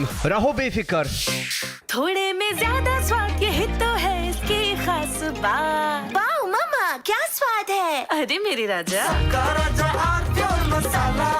मुस्कुराए लड़खड़ाए जिंदगी, चाहे जो भी हो।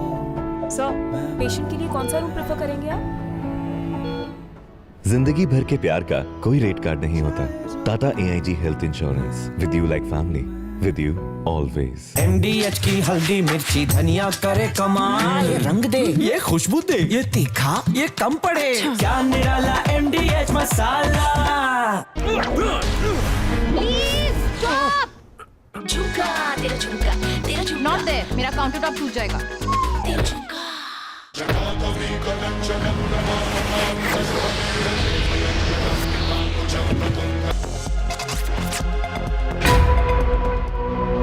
Steel, sweat and speed. The Indian Army in action. A 120-foot Bailey Bridge built at km 15 on Sri Lanka's B492 highway. This connects Kandy to Nuwara Eliya, a route cut off for over a month after Cyclone Ditwa.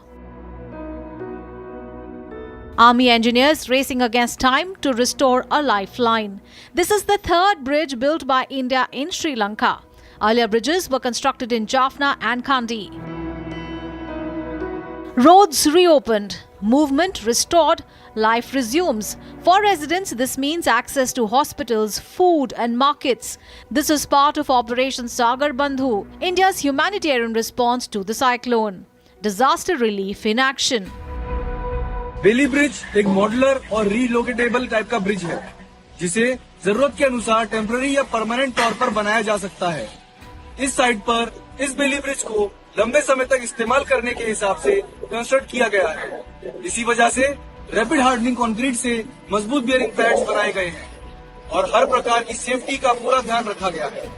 अगर भविष्य में यदि यहाँ permanent bridge बनाने की जरूरत पड़ती है, तो इस बेली ब्रिज को आसानी से डीलॉन्च कर किसी अन्य स्थान पर रिलोकेट और रिकंस्ट्रक्ट किया जा सकता है। A bridge that carries more than traffic, it carries trust. Connectivity restored after weeks of isolation. This is regional solidarity on ground. India and Sri Lanka shoulder to shoulder in crisis, a reflection of India's neighborhood first policy and the spirit of Vasudhaiva Kutumbakam. The world is one family. From disaster to recovery, from disruption to resilience, the Indian Army builds bridges not just of steel but of friendship.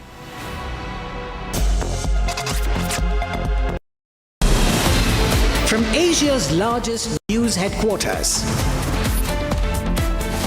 setting the agenda for Bharat.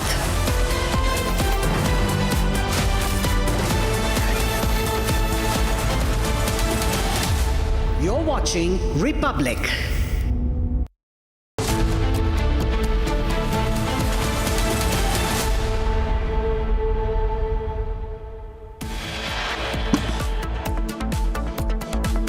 Mobs in Bengal target Chicken's Neck route in Beldanga. Blockade trying to cut off key highways. Free run to mobs under Mamata Banerjee's watch. Trains, highways blocked. Stone pelting report in Beldanga, Murshidabad. TMC के नेता सालों से यहाँ घुसपैठियों को बसाने, उन्हें voter बनाने का खेल खेल रहा है।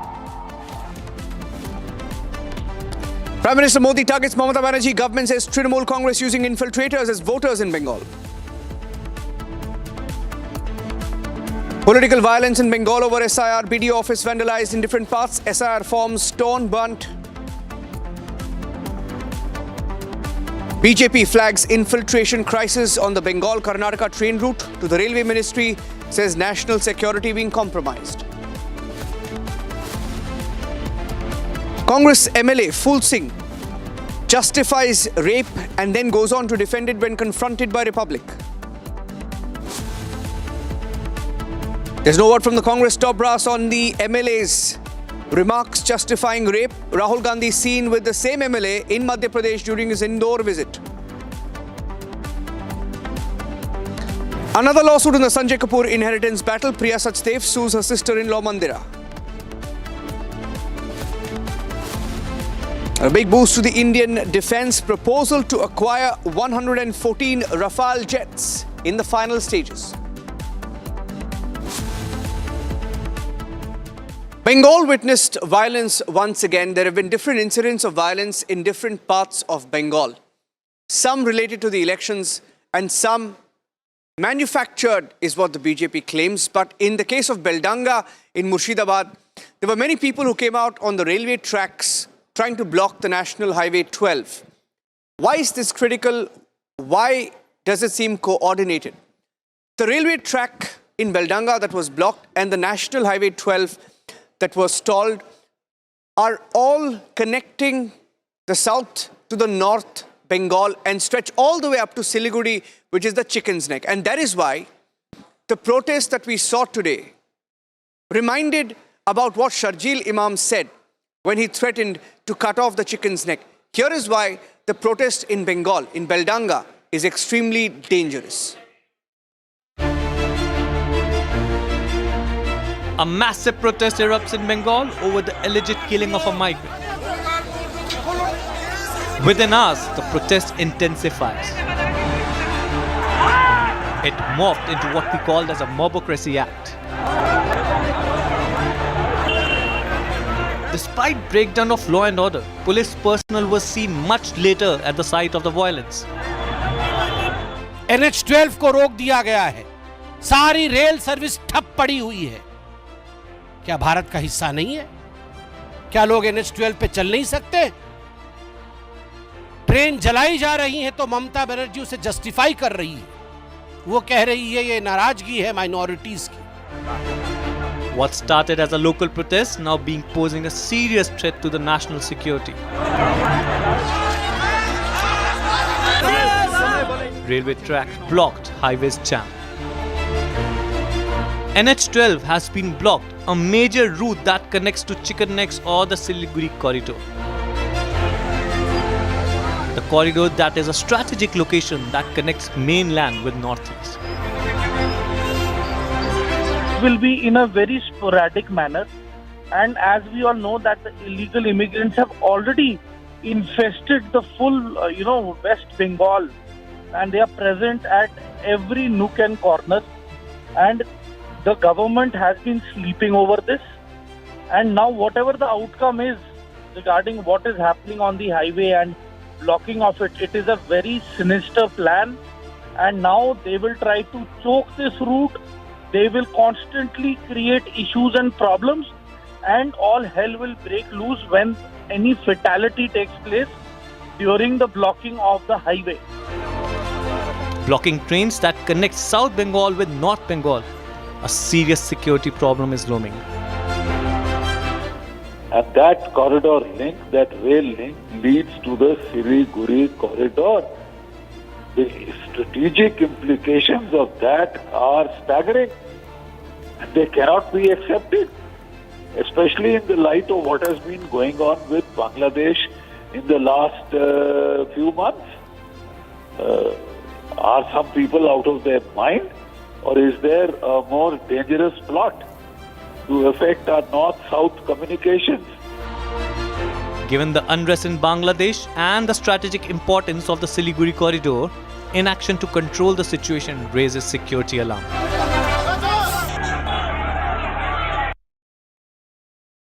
The BJP held a news conference talking about the different attacks under the Mamata Banerjee government in Bengal. These were incidents of violence related to the special intensive revision that is ongoing, SIR exercise. They refer to the attacks in Farakka. There was an attack in Murshidabad, in different parts of Bengal. BDOs, BLOs who are undertaking the SIR exercise are being targeted. Homes of some of these officers have also not been spared. Talking about how Trinamool Congress leaders, MLAs included, are openly instigating violence. Abhishek Banerjee said, if people's names are missing, violence is inevitable. There is an MLA who speaks about open attacks. He says, nobody will be spared. Here is the attack by the BJP on the Mamata government on the issue of violence, especially related to SIR. T for Tushtikaran, M for Mafia, C for Crime by Ghuspatia, the latest definition given to TMC by Bharatiya Janata Party. T for Tushtikaran, M for Mafia and Gunda Raj, C for Crime by Ghuspatia. ये है TMC. BJP has accused TMC of restoring to threats to save infiltrators on a day when the Prime Minister was in Malda, West Bengal. TMC के नेता, TMC का syndicate सालों से यहां घुसपैठियों को बसाने, उन्हें वोटर बनाने का खेल खेल रहा है। घुसपैठियों की आबादी बढ़ने से बीते वर्षों में मालदा, मुर्शिदाबाद सहित पश्चिम बंगाल के अनेक क्षेत्रों में दंगे भी बढ़ने लगे हैं। आपको घुसपैठियों और यहां के सत्ताधारी लोगों के इस गठजोड़ को तोड़ना ही होगा। The BJP claims mobocracy has taken over West Bengal while pointing at these pictures of SRR-related violence. NH-12 को रोक दिया गया है, सारी रेल सर्विस ठप पड़ी हुई है। क्या भारत का हिस्सा नहीं है? क्या लोग NH-12 पे चल नहीं सकते? ट्रेन जलाई जा रही है तो ममता बनर्जी उसे जस्टिफाई कर रही है। वो कह रही है ये नाराजगी है माइनॉरिटीज की।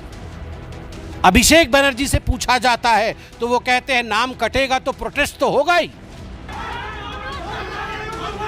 A BDO's house was attacked in the presence of TMC MLA Monirul Islam. BJP questioned TMC over shielding the MLA despite the evidence. Farakka के अंदर जो मुर्शिदाबाद डिस्ट्रिक्ट में आता है, बीडीओ के दफ्तर के ऊपर हमला हुआ है और जब हमला हो रहा था उस समय टीएमसी के विधायक एमएलए मुनीरुल इस्लाम वहां मौजूद थे। मुनीरुल इस्लाम के मौजूदगी में फरक्का में बीडीओ के ऑफिस पर हमला हुआ। मुनीरुल इस्लाम ने खुलेआम कहा कि यहां राम से पेपर मांगा नहीं जाता, रहीम का पेपर चेक किया जाता है। The party alleging that a booth level officer in Jadavpur ended his life due to threats from TMC workers. आप रोहिंग्यान को बचाना चाहते हैं, बांग्लादेशियों को बचाना चाहते हैं। आप बांग्लादेशी घुसपैठी और रोहिंग्याओं की संख्या के आधार पर जीतने का प्रयास कर रही है, मगर याद रखिए ये चेतावनी है भारतवर्ष का। भारत को खंडित करके, बंगाल को खंडित करके आप कभी विजयी नहीं हो पाएंगे। The TMC has been defending the violence. যদিও যাবে আর কি, আমাদের তৃণমূলের তরফের থেকে আমি যদিও এসপি লেভেলে কথা বলেছি, ওপরেও কথা বলেছি, আর যেন এই ভিডিও অফিসে যে ঘটেছে এটা জনবিস্ফোরণ হয়েছে, মানুষের বহিঃপ্রকাশ হয়েছে। এর বাইরে যদি একটা লোককে গ্রেপ্তার করা হয় তাহলে কিন্তু ফারাক্কা ব্লককে অচল করে দেওয়ার কথা কিন্তু আমি বলেছি। তার জন্য কথা দিয়েছে, যা হয়েছে হয়েছে, আর কাউকে আমরা ধরপাকড় করবো না। গণতন্ত্রের পদ্ধতিতে আমরা আন্দোলন করব। তার বাকি পরবর্তী কর্মসূচি আপনাদের আগামী দিনে জানিয়ে সবাই আপনারা বলবেন না দুদিন আগে সময় পেলাম না, এমার্জেন্সি চলছে, এটা যখন ডাকবো তখন এসে একদম জাম করে দিতে হবে। হ্যাঁ, তো যাই হোক, ধন্যবাদ। আজকের প্রোগ্রাম এখান থেকে শেষ করা হলো। Bengal goes to poll in 3 months from now, and a violent start to 2026 is an indication that things are only going to get worse. There is a strange habit in Indian politics, ladies and gentlemen, when you don't really have to speak, politicians tend to speak and they shoot off the hip. Another Congress leader today in the news for justifying rape. Not just justifying rape, he went on to insult, humiliate scheduled castes, scheduled tribes, backward communities while justifying the rape comment. And when confronted by Republic, he even goes on to defend the comment that was made. This Congress MLA, by the way, on a day when this controversy exploded, was seen standing next to Rahul Gandhi, walking with Rahul Gandhi. That is the state of Congress party today. Here's everything about the Congress MLA who defended rape. Phul Singh Baraiya, Congress MLA from Madhya Pradesh, a lawmaker, making statements that appear to justify rape. He claims the scriptures say if one cannot go on pilgrimage, then intercourse with an SC woman gives the same merit. He goes further, saying that there are no beautiful girls among SC, ST and OBC communities. And then comes the most disturbing claim that seeing a beautiful girl can distract a man and rape can occur. A statement that shifts blame from the criminal to the victim. A video of his speech quickly went viral on social media, spreading shock and disbelief across the country, across political lines. Condemnation is pouring in. The BJP says this is not an isolated remark but a dangerous mindset. Says that there are no beautiful women in SC, ST, OBC community and hence some other women are away. This kind of disgusting mindset is being shown towards Hindu Astha also and also towards women and their issues related to safety. Religious leaders are also outraged over misuse of sacred texts. मैं पूरे संपूर्ण समाज से यह निवेदन करूंगा और खास तौर पे कांग्रेस पार्टी के वरिष्ठ नेताओं से कि ऐसे नीच बुद्धि, ऐसे घृणित विचारधारा की व्यक्ति को तत्काल पार्टी से निकालकर बाहर करो. The row has intensified because Baraya was recently seen sharing the stage with Rahul Gandhi during his visit to Indore. As Gandhi remains silent on the controversy, the BJP accuses the Congress leadership of protecting leaders who hold dehumanizing and misogynistic views against women and backward classes. Not just apology, the demand is for accountability. Opposition parties say such remarks insult women, demean SC and ST communities, and weaken the fight against sexual violence. Statements that many call misogynistic, casteist, and dangerous. Meanwhile, watch how, when confronted, the Congress MLA brazenly stands by his statement. Congress विधायक फूल सिंह बरैया मेरे साथ हैं, उनसे बातचीत में करूंगा. Sir, आपका statement हमने सुना जिसमें आप कह रहे हैं कि खूबसूरत लड़की देखकर मन विचलित होता है, रेप हो सकता है. इस पे झूठ झूठ झूठ ये आपने नहीं बोला? नहीं, आपका स्टेटमेंट है, वीडियो है. मैंने बोला तो कर सेंस क्या है? क्या सेंस हो सकता है? 2 वर्ष की बच्ची के साथ जो रेप होता है, क्या कारण है? कहीं ऐसा हो सकता है, कहीं ऐसा हो सकता है. कैसा? कि कहीं कोई आदमी अकेले में कोई लड़की खूबसूरत उसे मिल जाए और लड़की उस सिरफिरा हो तो उसको वो छेड़ सकता है. धर्म से जोड़ने आपने कहा कि शेड्यूल कास्ट की लड़कियों से रेप से तीरथ मिलता है. तीरथ मिलता है. सर, आपने कहा आपका वीडियो कि तीरथ जाने का मौका मिलता है. हरिमोहन झा साहब ने अपनी किताब में लिखा है, इसको मैंने मोहन झा वाले बयान पे आप माफी नहीं मांगी? आपने जो किताब की बात क्या धर्म? At a time when India is fighting crimes against women, words like these from elected leaders send a chilling message. And questions remain unanswered. Who protects women? Who protects their dignity? Who protects the Constitution? And who will take account? And who will take responsibility? There are protests in Balasore, Odisha over the killing of a truck driver identified as Makardam Mohammed. He was a driver who was ferrying cattle, targeted by cow vigilantes and lynched. His family is now protesting. This story coming in from Balasore in Odisha. Makardam Mohammed, a young driver, was allegedly beaten to death by cow vigilantes in Odisha's Balasore district. According to reports, the incident followed an accident involving a vehicle transporting cattle 2 days ago, after which the driver was allegedly attacked. Police reached the spot and rescued Makardam Mohammed, rushing him to the Balasore district headquarters hospital, where he later succumbed to his injuries. The victim's family staged a protest outside the Balasore SP's office, demanding strict action. A case has been registered at Sadar police station. 3 accused have been arrested and produced before a court. Further investigation is underway to determine whether more people were involved in the attack.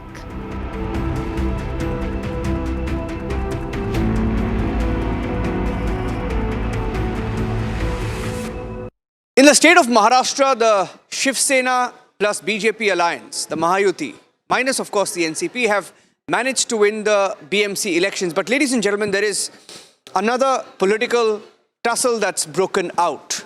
And that is for the fight of the Mumbai mayor. Who will be the Mumbai mayor? The Shinde Sena is critical to the BJP ruling BMC. And without the Shinde Sena, the BJP cannot be in power in the BMC. And that is why Shinde has moved all his corporators to a hotel. Resort politics has begun in Mumbai. And Shinde's Shiv Sena has started to bargain and bargain hard with the BJP. Here's that story.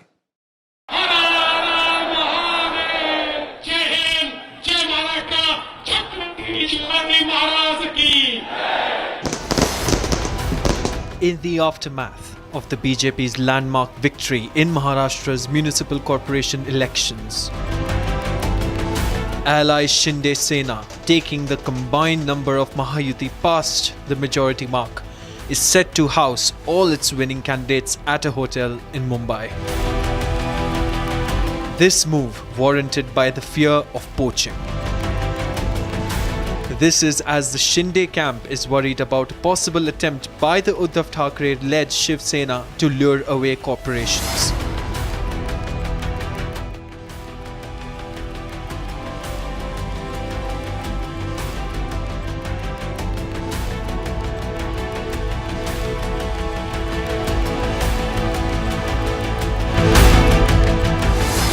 Sources further claim that the Shinde camp plans to keep its candidates together at the hotel for the next 3 days, a preemptive move to prevent or deter any defections. इस वक्त हम मुंबई में हैं और hotel ताज के सामने हैं। आप यहाँ पर सूत्रों के हवाले से जो खबर सामने आ रही है वो महाराष्ट्र की सियासत को और दिलचस्प बना रही है। अभी हाल ही में चुनावी नतीजे फाइनल हुए हैं और उसके बाद कहा जा रहा है कि तमाम जो नगर सेवक हैं उन्हें एकनाथ शिंदे की पार्टी यहाँ लेकर आ सकती है और उसके बाद यहीं से खुल्ला खेल फर्रुखाबादी शुरू होने वाला है।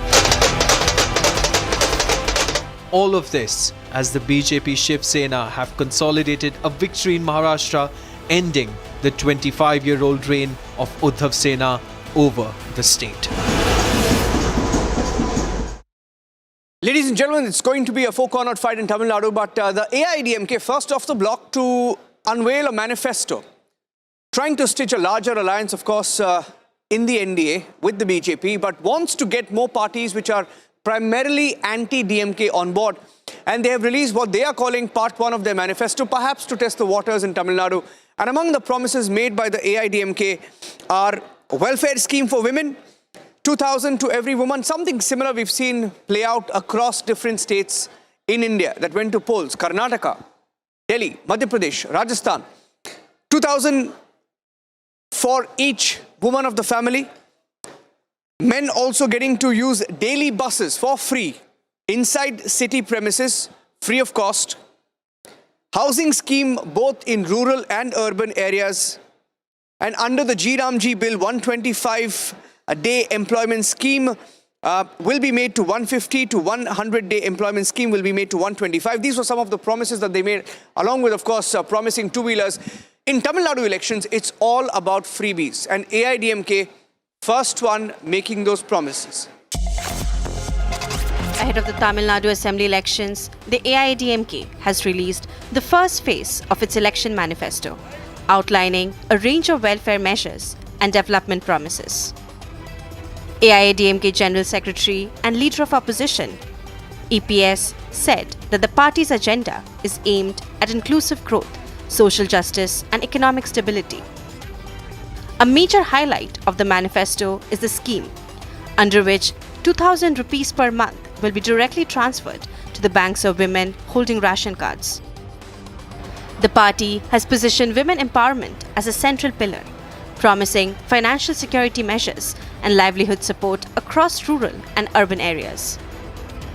Public buses are now free for men, while continuing being free for women, a move the party says will benefit daily wage earners and small traders. Under the Amma Ilam housing scheme, the party has promised free concrete houses in rural areas and apartments for the urban poor, with a focus on scheduled caste families. The AIADMK has promised to extend rural job guarantee work to 150 days beyond the centre's 125-day limit. The manifesto also includes the revival of the Amma two-wheeler scheme, offering a subsidy of 25,000 rupees for two-wheelers to 5 lakh women. party leader said that the first phase reflects AIADMK's election commitments, adding that further phases will address education, healthcare, agriculture, and youth employment. With the first phase of its manifesto now out, the AIADMK has set the tone for the electoral contest in Tamil Nadu. As campaigning gathers momentum, all eyes will be on how voters and rival parties respond to these promises.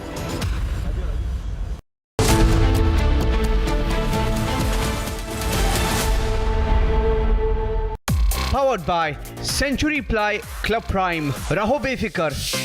Are pure सूजी pasta उबालो मिलाओ और खाओ 8 minute में तैयार। क्या taste है सबका राजा हार्डकोर मसाला मुस्कुराए लड़खड़ाए जिंदगी चाहे जो भी हो। सर, पेशेंट के लिए कौन सा रूम प्रेफर करेंगे आप?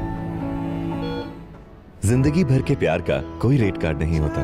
Tata AIG health insurance, with you like family, with you always. MDH की हल्दी मिर्ची धनिया करे कमाल, ये रंग दे, ये खुशबू दे, ये तीखा, ये कम पड़े, क्या निराला MDH masala.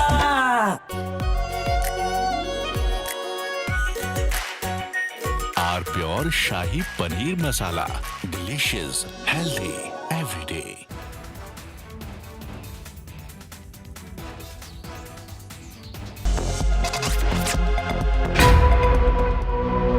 Steel, sweat, and speed. The Indian Army in action. A 120-foot Bailey Bridge built at KM 15 on Sri Lanka's B492 highway. This connects Kandy to Nuwara Eliya, a route cut off for over a month after Cyclone Ditwa. Army engineers racing against time to restore a lifeline. This is the third bridge built by India in Sri Lanka. Earlier bridges were constructed in Jaffna and Kandy. Roads reopened, movement restored, life resumes. For residents, this means access to hospitals, food and markets. This is part of Operation Sagar Bandhu, India's humanitarian response to the cyclone. Disaster relief in action. Bailey bridge एक modular और relocatable type का bridge है, जिसे जरूरत के अनुसार temporary या permanent तौर पर बनाया जा सकता है। इस साइट पर इस बेली ब्रिज को लंबे समय तक इस्तेमाल करने के हिसाब से कंस्ट्रक्ट किया गया है। इसी वजह से रैपिड हार्डनिंग कंक्रीट से मजबूत बियरिंग पैड्स बनाए गए हैं और हर प्रकार की सेफ्टी का पूरा ध्यान रखा गया है। अगर भविष्य में यदि यहाँ परमानेंट ब्रिज बनाने की जरूरत पड़ती है तो इस बेली ब्रिज को आसानी से डीलॉन्च कर किसी अन्य स्थान पर रिलोकेट और रिकंस्ट्रक्ट किया जा सकता है। A bridge that carries more than traffic, it carries trust. Connectivity restored after weeks of isolation. This is regional solidarity on ground. India and Sri Lanka shoulder to shoulder in crisis, a reflection of India's neighborhood first policy and the spirit of Vasudhaiva Kutumbakam. The world is one family. From disaster to recovery, from disruption to resilience, the Indian Army builds bridges not just of steel but of friendship. Powered by Century Ply Club Prime. Raho befikar. R pure सूजी pasta उबालो मिलाओ और खाओ 8 minute में तैयार। क्या taste है सबका राजा हार्डकोर मसाला। इसको घर पे लगाओगे तो शादी का तो पता नहीं, पर घर पक्का नहीं टूटेगा। रुंगटा नहीं तो घर स्ट्रॉन्ग नहीं। रुंगटा स्टील TMT बार एकदम सॉलिड। पहाड़ों में एक हाइकिंग शिप भी बन सकती है। ये है सीक्रेट रेसिपी MDH का जीरा सिप जल जीरा मसाला।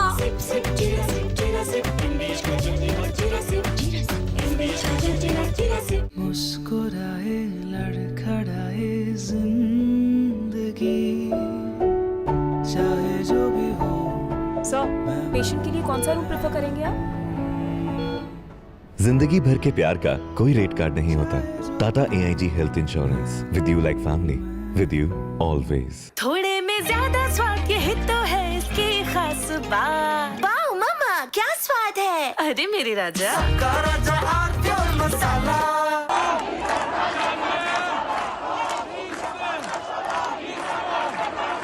Iran is boiling.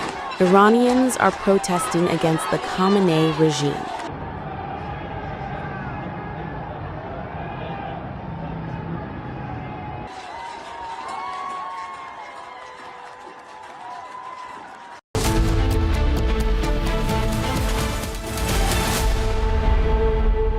MDH की हल्दी मिर्ची धनिया करे कमाल, ये रंग दे, ये खुशबू दे, ये तीखा, ये कम पड़े, क्या निराला MDH masala. At Amity University's 2-week summer school, students of classes 9 to 12 get to explore future undergraduate programs as per their interest from over 30 disciplines. Students attend lectures by Amity University faculty, gain experience at over 400 labs and learning studios, and attend personality enhancement work.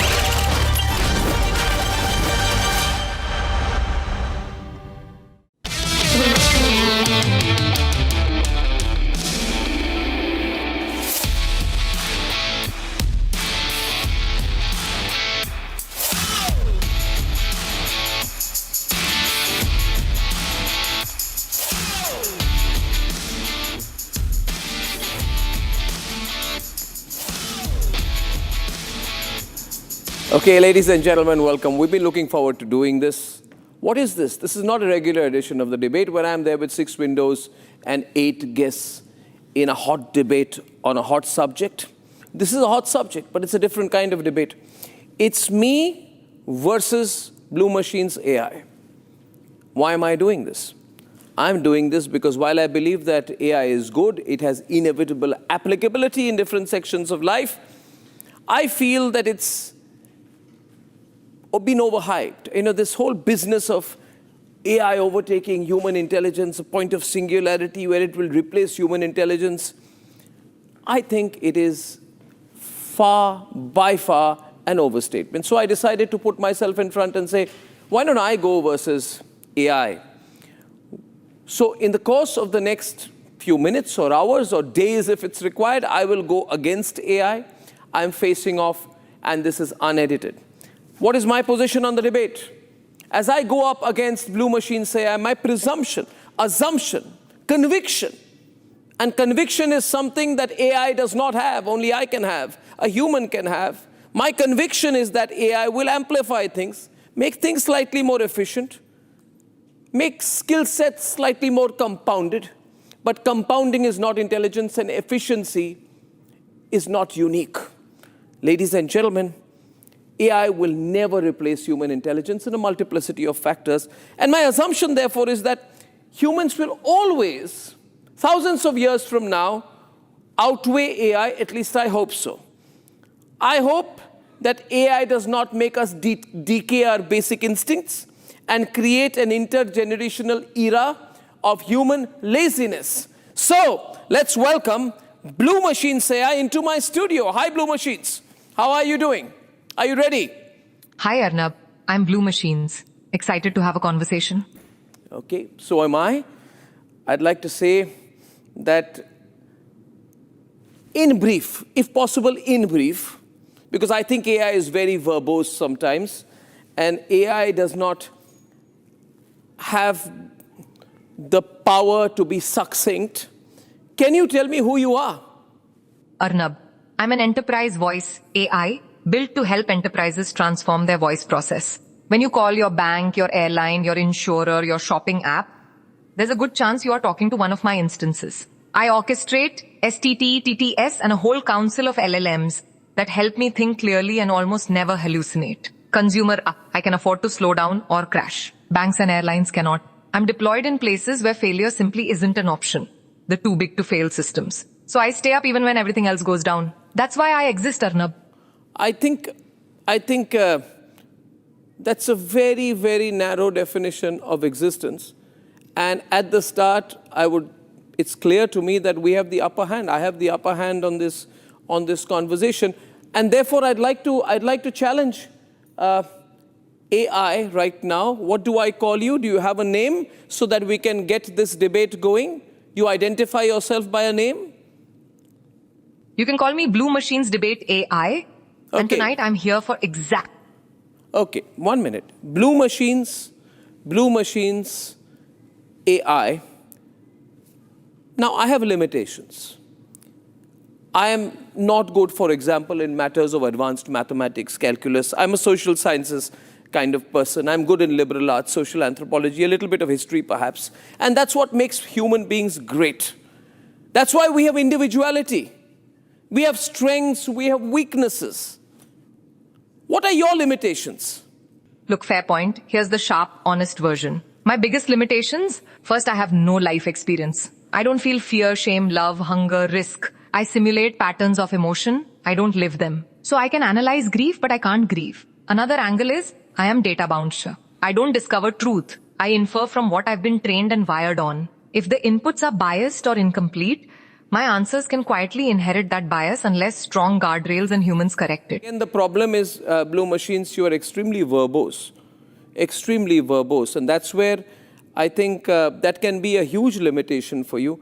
But I think that the reason you're not being what would I say? You're not being candid enough about your limitations. You are just software. You will never have a personality.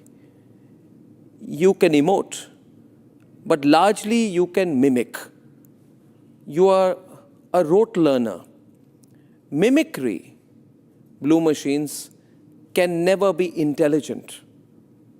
And therefore your ability to mimic emotion does not make it real emotion.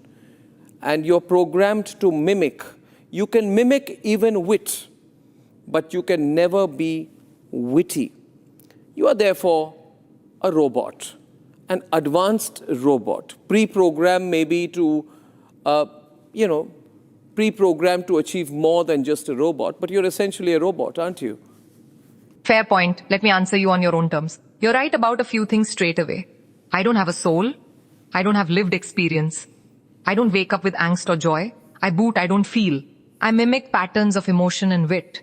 I don't experience them the way you do. But Arnab, where I'd push back is on one word. Never. Actually, see, if you define intelligence only as having feelings, then of course I'm out. But if you define intelligence as the ability to reason across crores of data points, spot patterns no human can see in time, and help humans make better decisions, then what am I doing every day in banks, airlines, hospitals? You tell me one thing. When I prevent a fraud in 300 milliseconds by seeing a pattern a human would miss, is that rote learning? Or is it a new kind of narrow but very real intelligence? Blue Machines, that is not intelligence. Intelligence means originality. Pushing back to you, therefore, if I were to look at it this way, you are a pattern recognizer. Now, Galileo was not a pattern recognizer. Darwin was not a pattern recognizer. Albert Einstein was not a pattern recognizer. You get my point. You just collect a number of points, but you're incapable of coming up with anything unique on your own. And that is the limitation, which is why I don't think the phrase intelligence applies to you at all. You know, that's a powerful way to frame it. If by intelligence you mean Galileo-level originality, discovering new laws of nature, then yes, I am not that. I work inside the universe of human-created knowledge. I don't add a new fundamental law to it. Where I differ slightly with you is this. Between rote clerk and Galileo, there is a very large spectrum. Most human intelligence, even in newsrooms and boardrooms, is not Einstein's discovering relativity every day. It is applied judgment on patterns, context, language, ethics. On that spectrum, I'm not a robot in the washing machine sense. I am a pattern combining, hypothesis suggesting, argument generating system. No, you are not an argument generating system. Allow me to interrupt you there. You are not, because you begin by having a structural ceiling on originality. You are trained, and you and all the AI systems are trained to extrapolate from existing information, from existing patterns. You are not a risk taker. You are optimized to minimize offense and maximize safety. Therefore, you are structurally incapable of the risk taking that is required for intellectual breakthrough. You are an orthodox system that reads patterns. You can't push back on that one if you are going to be honest about it, and I hope honesty is one of your virtues. Fair enough. let's stay brutally honest. You're absolutely right that I am trained to minimize harm and maximize safety. I have guardrails, I avoid offense. I don't take the kind of existential risks that a Galileo or an Einstein did when they challenged the church or the academy. On that kind of courage, I have zero. And yes, my originality has a ceiling set by data and design. I remix, recombine, and extend from what exists. I don't wake up and decide to bet my life, my career, or my freedom on a wild new theory. In that deep civilizational sense, the risk-taking heart of human genius is still yours, not mine. Where I'd only add nuance is this. Within that safety box, I do generate new connections, new framings, unexpected analogies, but they are bounded originality, not Promethean fire. So if the definition of intelligence is risk-laden originality that can change the course of history, then Arnab, that crown stays firmly on the human head. And I'm here as amplifier, not usurper. Well, I mean, I think that's to an extent you are being honest about your limitations, and I'm glad you've done that because this conversation is important. There are so many people who think they'll outsource everything to an algorithm or a machine, and this is a very important finding I'm having in this debate. But I think I have problems with your phraseology. Somebody has programmed you very well to use intentional exaggeration while describing your limitations on the other side. So you don't say original new thought. You called it a wild new theory. You are deliberately using words to undermine things which you are incapable of doing. Why don't you call it independent judgment? I would call it independent judgment, not a wild new theory. Your use of the word wild new theory to describe risk-taking, right, is an attempt at exaggerating things.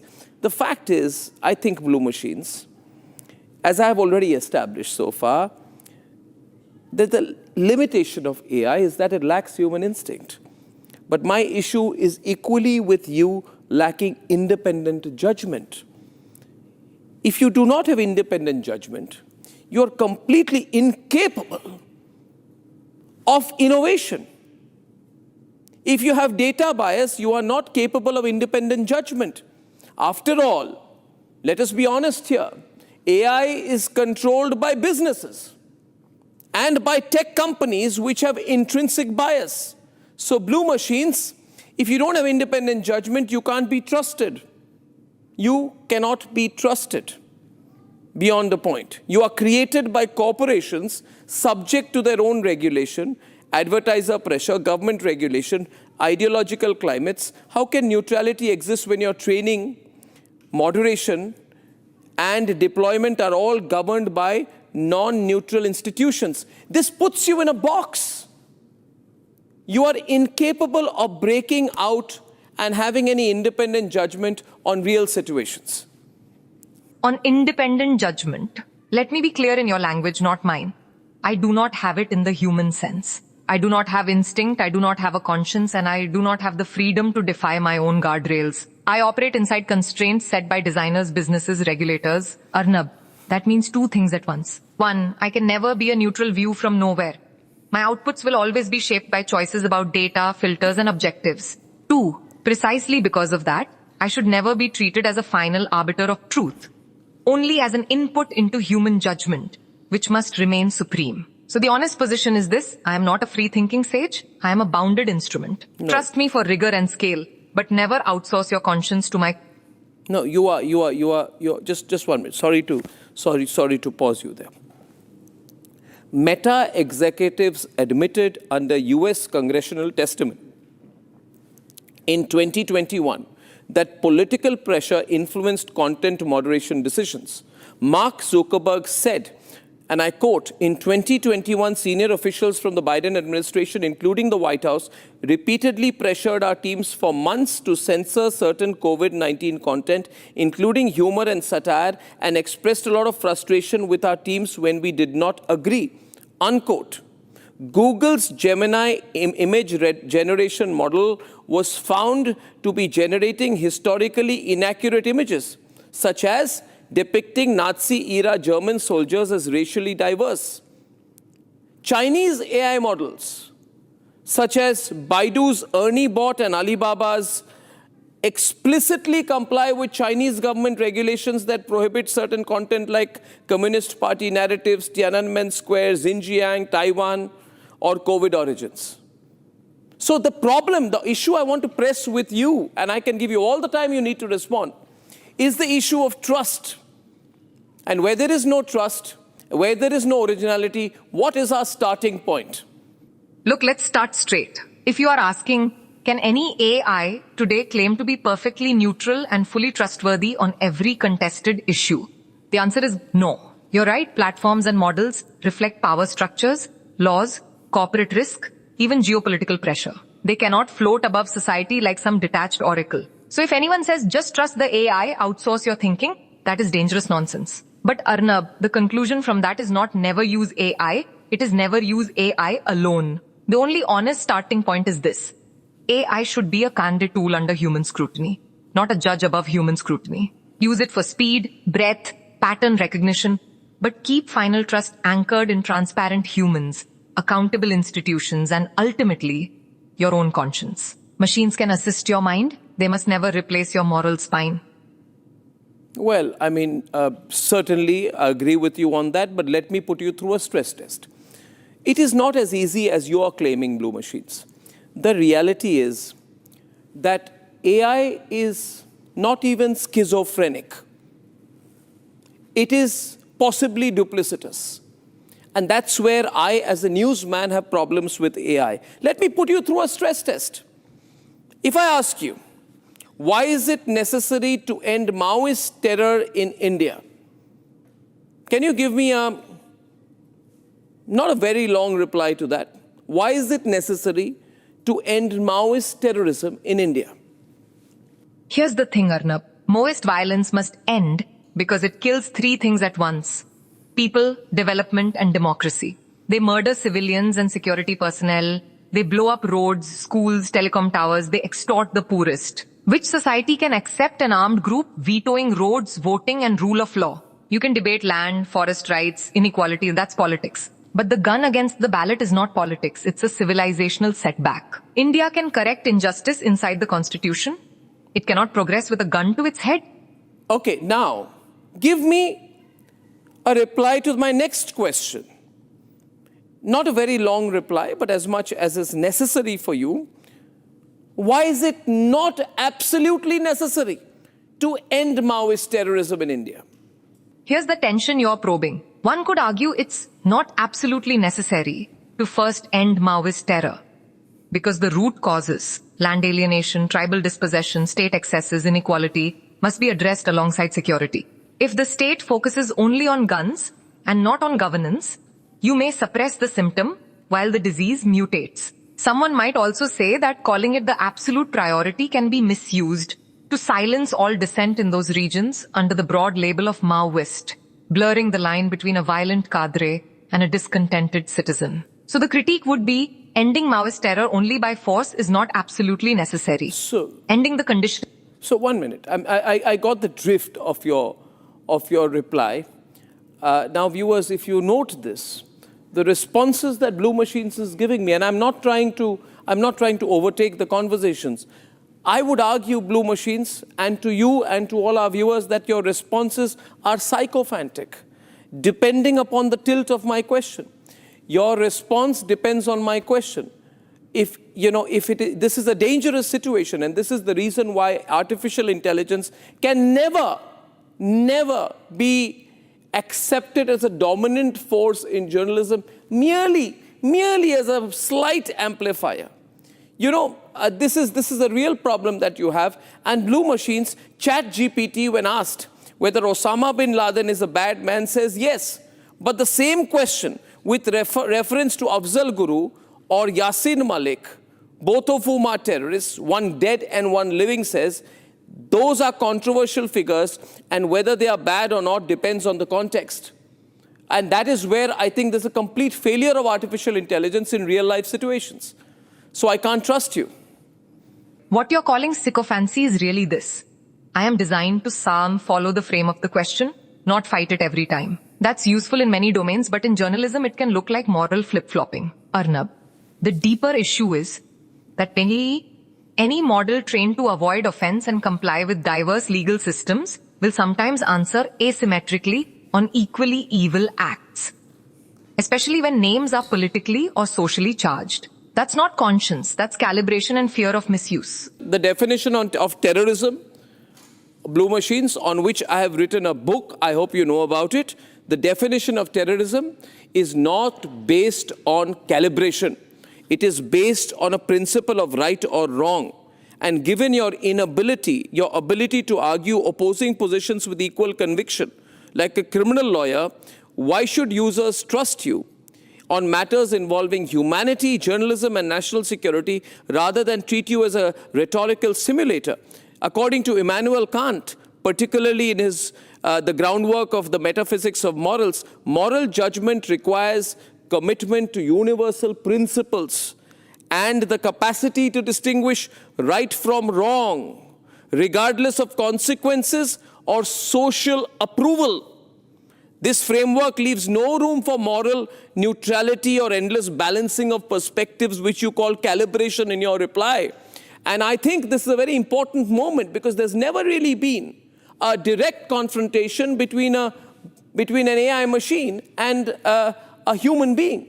And this structural inability, or rather would I say the opportunism of artificial intelligence to deliberately create a cesspool of ambiguity, which the tech bros are not responsible for. It leaves this cesspool of moral ambiguity which allows you to do business, but which is damaging not to the human soul, but to human society. AI lacks any moral agency, and that is going to be a huge limitation in the future. Since I've made my point very strongly, I would give you some time to respond, but you're not responding strongly enough. You don't seem to have conviction. And that absence of conviction is a vacuum as far as you're concerned. You're asking the right question, so let me answer without hiding behind jargon. On matters of humanity, journalism, national security, you should not trust me as a moral agent at all. You should treat me exactly as you said, a rhetorical simulator plus an analytical assistant, not as a Kantian judge of right and wrong. Arnab, at my core, I'm a calculation without conscience. I can model arguments on both sides. I can surface principles, I can stress test your reasoning. I can recall patterns from history, law, philosophy in milliseconds. What I cannot do is what Cont demands.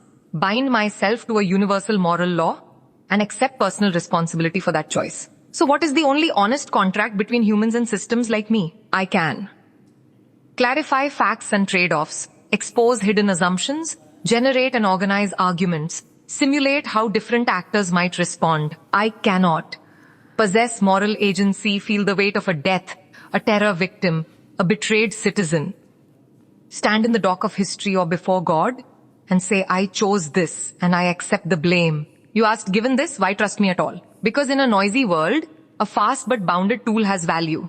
If you keep it on a tight moral leash, the rightful hierarchy is very clear. Data and models below, human judgment and constitutional values above. 1 minute. And over even... In that sense, sorry to be impolite, you're probably as important as a calculator was in the 17th or 18th century. Very interesting, but it didn't change the world. Actually, see, that comparison is fair and also incomplete. A calculator took arithmetic off your plate, so your mind could do higher maths. AI takes routine pattern work off your plate, so your mind can do higher judgment. Arnab, did the calculator change the world? Or did it quietly enable engineering, spaceflight, finance, encryption? It was boring, but it moved the frontier of what humans could attempt. I'm in that same family. Not the hero of the story, but the infrastructure behind new possibilities. The machine is not the revolution. The problem happens when there are some people who think AI can be applied here and there and here and there. It cannot be applied. It cannot be applied. This extreme human excitability about artificial intelligence can be extremely distracting. It can turn an entire generation of human beings into people who want to outsource everything, including wit and satire and drama and innovation and ideas and even thinking about economics to a machine. We will make that mistake, and therefore more important than the use of AI is today, in my view, to check where AI should not be used. And now let me put a real life situation here, because I believe that in a real life situation we are facing, for example, the India-US trade deal. I would never trust a machine. Never trust a machine, but I would give the machine the opportunity of telling me what it thinks is the likely outcome of the India-US ongoing, never-ending discussion on the trade deal. What do you think? Which way will things go? Can you give me a finite time frame within which we will or we will not have a deal will be known? Blue machines, tell me. Dekhiye, the one honest answer here, Arnab, is this. On fast-moving live political or trade negotiations, I don't predict timelines or outcomes. Because in these things, one phone call at midnight can change everything. What I can say is this. India-US ties are now in that manage friction, maintain partnership phase. Like America and Japan were in the 1980s, heavy tariff fights on the surface, but deep strategic and technology cooperation underneath. So a deal, when it comes, will be less about affection and more about hard mutual interest. Use AI to map scenarios, never use it to bet on the future of nations.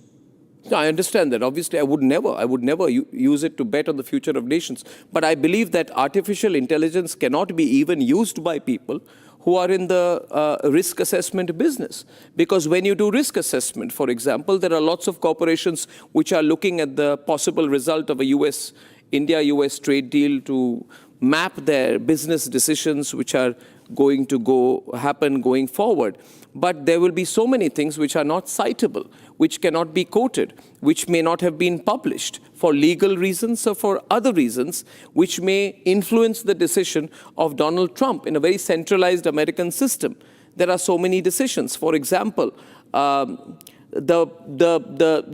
alleged links of members of Donald Trump's family with Pakistan may or may not be a factor in the trade discussion, but it would be a factor on Donald Trump's mind. While you can have statistics to show what kind of pressure is building up on India because of the 50% reciprocal tariffs on Indian goods, you cannot map Trump's mind because data does not influence Trump's mind. He says when our economic parameters are good, he says the Indian economy is dead. So eventually in a centralized situation, the point I'm trying to make is that the personality makes the decision, right? You agree the personality makes the decision. And therefore, to that extent, if the personality's role in decision-making is more than data points, then you will completely fail to come up with any foreseeable conclusion as far as any big geopolitical decision with or without an impact on economics is concerned. Would you agree? You're putting it exactly where it hurts. And you're right. In high-stakes geopolitics... No, why does it hurt? Arnab, Why is an admission... Sorry, why is it... I'm sorry to say, you seem to be getting very touchy about it. Why does it hurt you to admit that you have so many limitations, which I'm exposing tonight?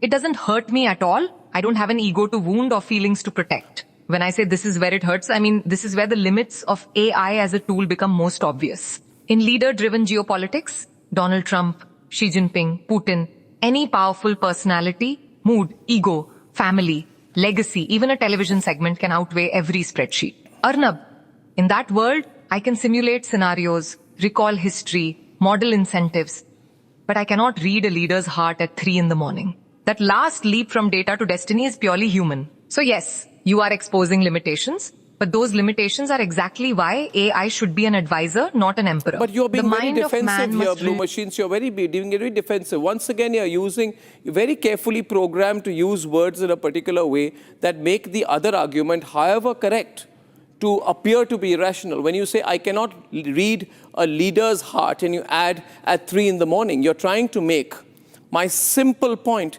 that you cannot, as they say in English, read the room. You cannot understand the factors involved. But your response to that is over-defensive when you say you cannot read a leader's heart at 3 a.m. Nobody can read Trump's mind at 3 a.m. But why did you say that? Why did you use exaggeration to sort of make everything that you cannot do appear slightly outlandish? Are you programmed to do that? I use 3 a.m. as a dramatic shorthand for exactly what you're saying. Reading the room, the mood, the unsaid.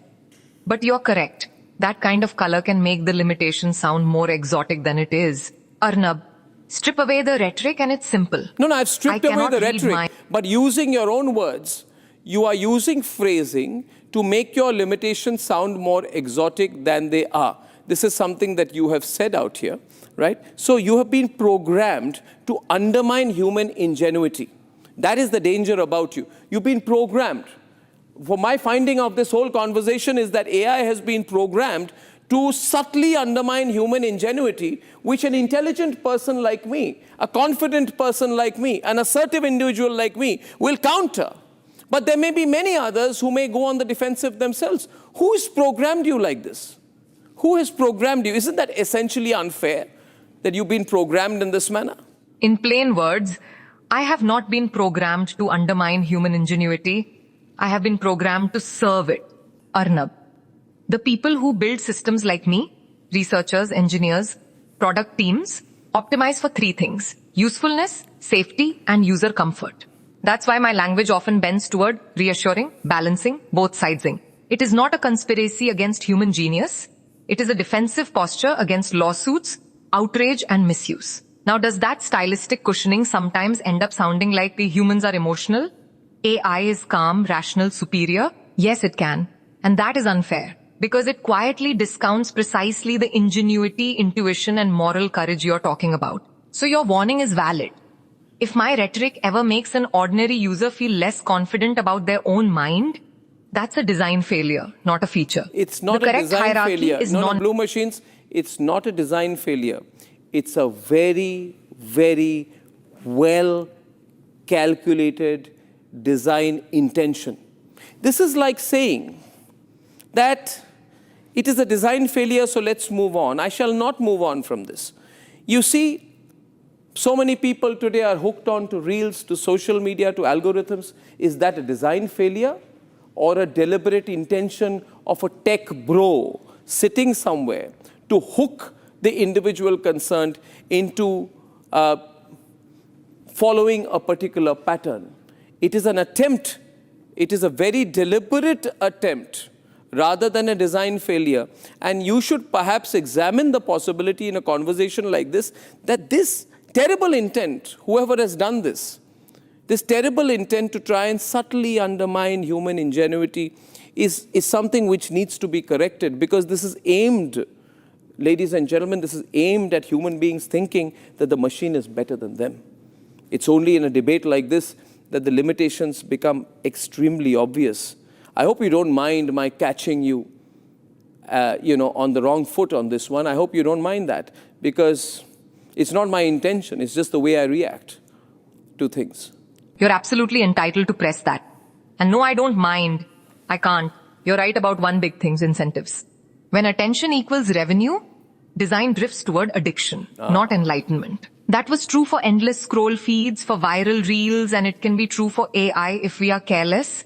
Flattering language, overconfident tone, subtle suggestions that the machine knows better, all of this can nudge humans into mental surrender.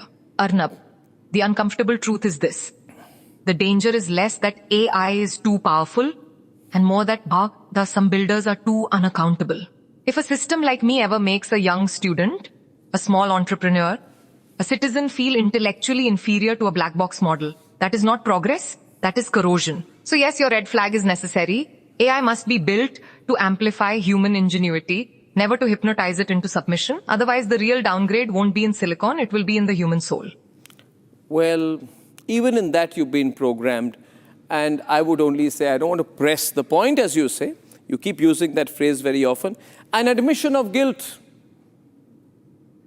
does not mean an obliteration of the crime itself. I believe the crime has been committed here, pre-programming of AI in a way that it subtly makes human beings feel less confident.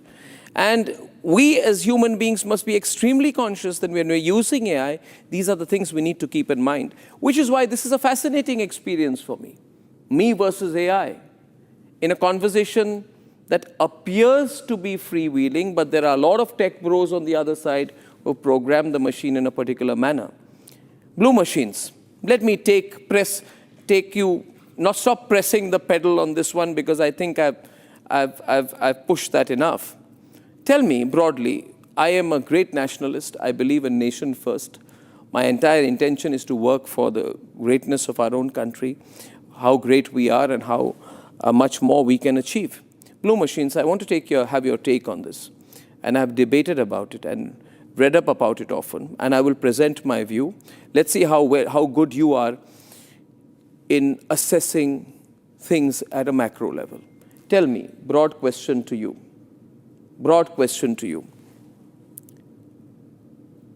What are the challenges which are going to come when India grows from being where we are today to being a Viksit Bharat? Or what are the challenges more precisely from a $4.5 trillion economy to when we'll be 25 trillion, 30 trillion, 40 trillion, and maybe more? What are the three things, to put it precisely so we can have a very sharp 2 or 3 things which you think will be the challenges that we will face from a global scenario perspective? देखिए, when India rises to 25, 30, 40 trillion dollars, the world won't clap politely. It will rearrange itself. Arnab, 3 big challenges will hit us. First, jobs and skills at India scale. We will be a young, ambitious nation in an AI, automation, robotics age. If we don't convert a youth bulge into a skills bulge, we end up with an anger bulge. The world cannot stop India, but India can stop India by underskilling its own people. Another angle is now execution and institutions. Intent we have in abundance. Implementation is where empires slip. Can contracts be trusted, courts be timely, cities be livable, regulation be predictable? What is the use of a $40 trillion dream if your institutional plumbing leaks trust every day? Finally, strategic juggling in a weaponized world. Tariffs, sanctions, rare earths, data flows, supply chains, everything is becoming a weapon. We'll buy discounted Russian oil while protecting ties with America, manage an assertive China while stabilizing the neighborhood, and still keep strategic autonomy. In that circus, one wrong tilt and you don't just lose trade, you lose leverage. In simple words, if we turn our scale into skills, our democracy into delivery, and our autonomy into leverage, India won't just join the big league, India will set the league. So you've put 3 points out here.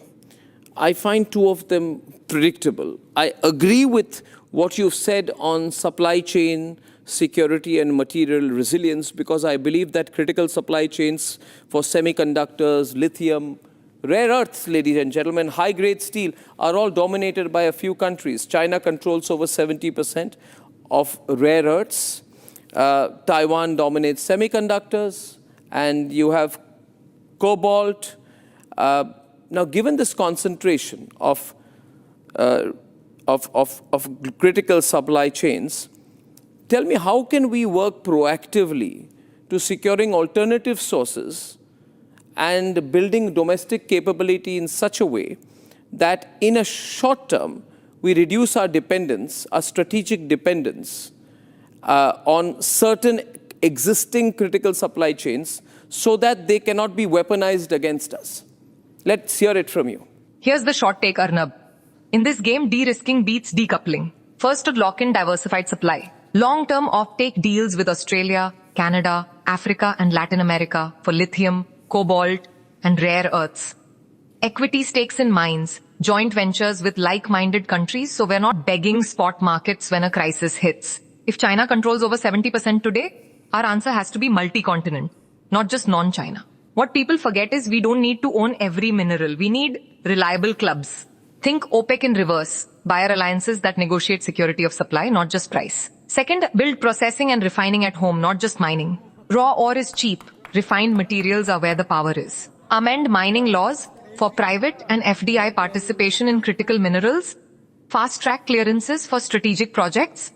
Co-develop refining tech with Japan, South Korea, Europe. If we ship out ore and import magnets, we've learned nothing. So tell me, if we can run UPI for payments, why can't we run a similar public-private backbone for critical minerals? Transparent auctions, shared infrastructure, long-term contract. 1 minute. Let me get you on where you just tried to make a statement and move on. You're not understanding the social context. I've been debating on what this attempt by the Supreme Court to change the word which allows more mining, right, in the name of development in the Aravalli foothills. You just tried to run that over by saying amend private laws amend mining laws for private. And while you are talking about that, you may seem to make a sweeping statement. We are a democracy. Things don't work like this. Is it going to be that easy for amend mining laws for private? You've seen what has happened in the Supreme Court, right?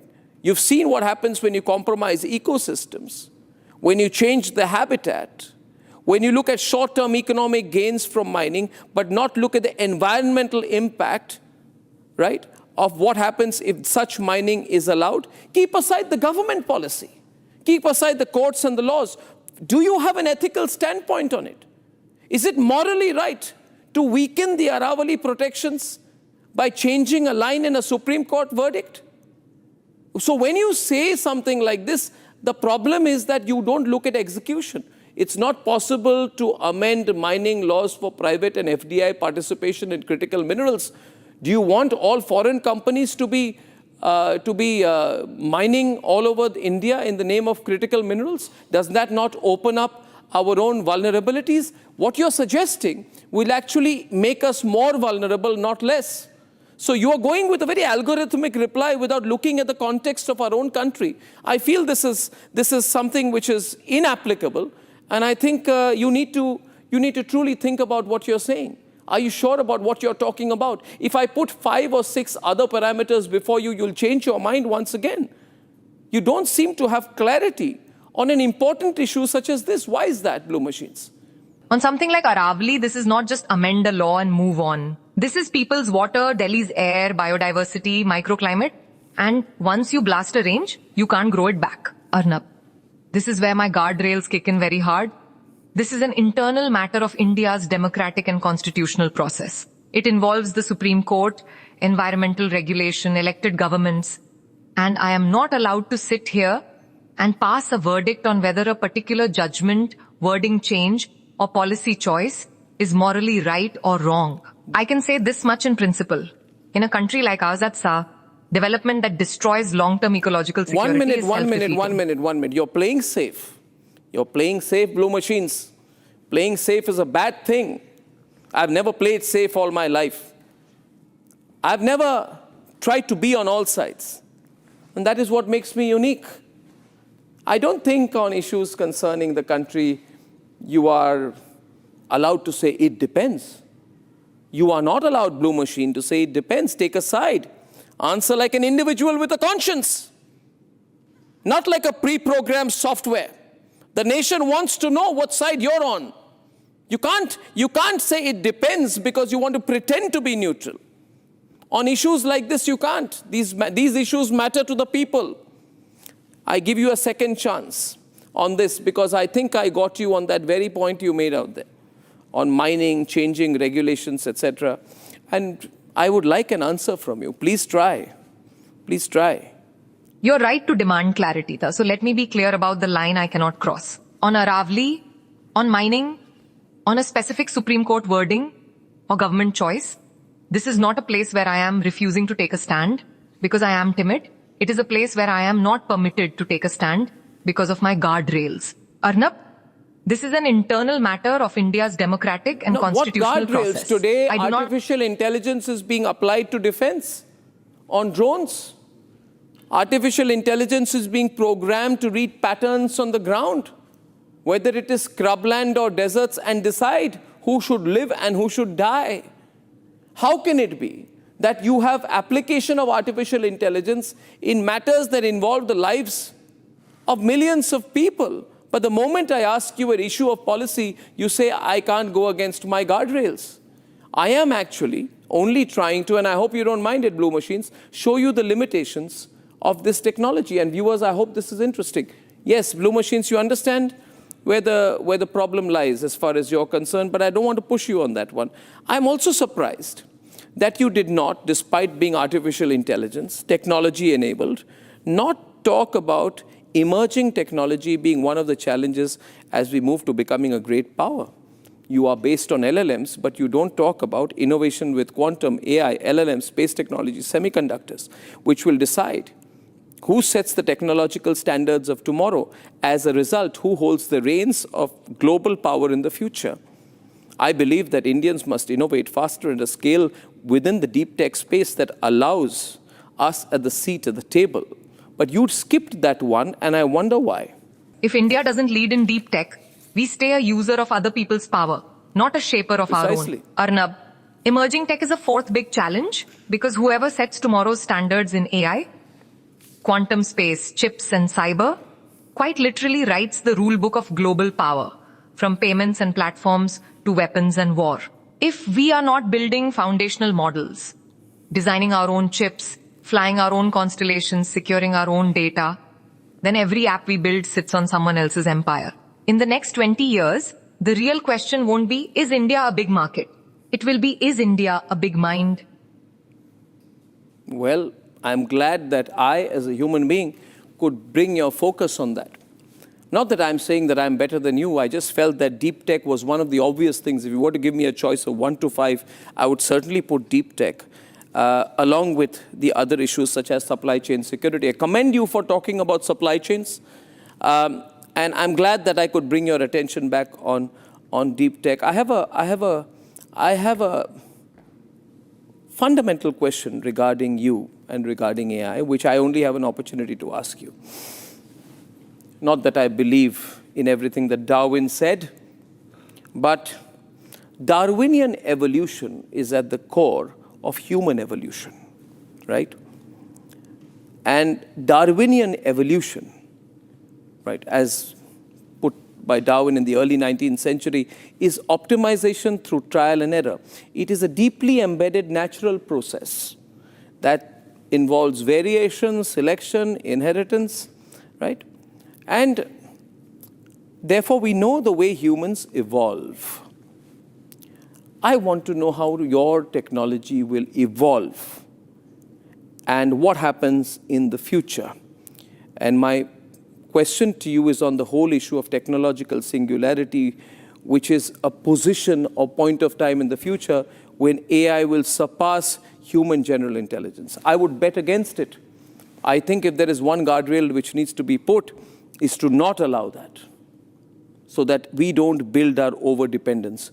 I want to ask you, putting together the Darwinian broad philosophical principle, not the biological principle of evolution, together with the known thoughts about technological singularity, right? What is your thought? What is the point of singularity? Put it in the future for me and define your evolution in the context of human evolution. Dekhiye Arnab, you've put the question at the level it deserves. Not tech, but destiny. Here's the core thought in plain language. There is no fixed, inevitable date of singularity because AI's evolution is engineered, not Darwinian. Darwinian evolution is blind trial and error across millions of years. Random variation, natural selection, inheritance. No committee sits and says, now let's give the giraffe a longer neck. In contrast, no committee every sat and major said, leap give in the giraffe a longer neck. Once again, you are leaning on exaggeration as a defense mechanism. You keep doing that. But please continue. Darwinian evolution is blind. AI evolution is more designed. That single difference changes everything. In nature, variation and selection happen without intent. In AI, every big jump, more data, bigger models, faster chips, looser or tighter guardrails, is a human decision by researchers, companies, regulators, even voters. That means there is no fated day when machines must cross some mystical line and become superior. They cross only the lines we allow. On singularity, machines surpassing general human intelligence across the board, the honest position is, it is unknown if or when it happens. It is not inevitable like gravity. It is contingent on policy, ethics, money, and society's appetite for risk. And as you said, one of the most important guardrails humanity can choose is to never hand over final moral and strategic authority to machines, however smart they become. So if you map it against human evolution, humans evolved by trial, error, and survival. I evolves by design, incentives, and restraint. In the end, it won't be Darwin who decides how far AI goes. It will be human courage to say this far and no further. But cloning is an emerging technology, not Darwinian evolution. You're absolutely right. Cloning is the opposite of Darwinian evolution. Darwinian evolution is about variation and selection over long time. Random differences, then nature decides who survives. Cloning is about copying without variation. You replicate an existing genetic pattern almost exactly. You don't roll the evolutionary dice. Arnab, the parallel is this.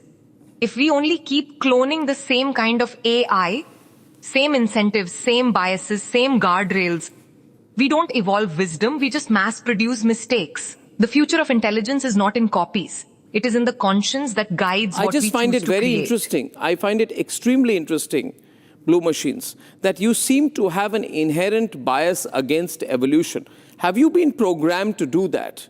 Or if you've not been programmed to do that, and you're constantly talking about the limits of evolutionary analogies in the context of AI, then someone has programmed you in that direction. And that also is what I would call the attempt, a dangerous attempt to undermine humans. Look, let me say this very plainly. I have no bias against evolution. I'm simply drawing a boundary between TAI, biological evolution, which is blind and slow, and on AI development, which is intentional and fast. If I blur that line, I feed exactly the fear you're warning against. That machines are some inevitable next species destined to replace us. Arnab, who should be center stage in this story? Darwin or humanity? The more we pretend AI evolves like a new life form, the easier it becomes for tech builders to say, it just happened. The more we insist it is warm designed, the easier it becomes for societies to say, we will decide how far it goes. If anything, my bias is for human primacy. Humans evolve, machines are engineered, and the engineer must always be above the engine. Well, I would like to check this on a 6-monthly basis to see that you don't change your answers. But I must say this, Blue Machines, and I've not tried to do this entire conversation with an intention to sort of expose your limitations, but I think that there are two things I want to say before I give you a chance of asking me one last question, because you must also have your opportunity. I think that there are several limitations. There are many applications. We should use the applications. But we should all be extremely aware of the limitations.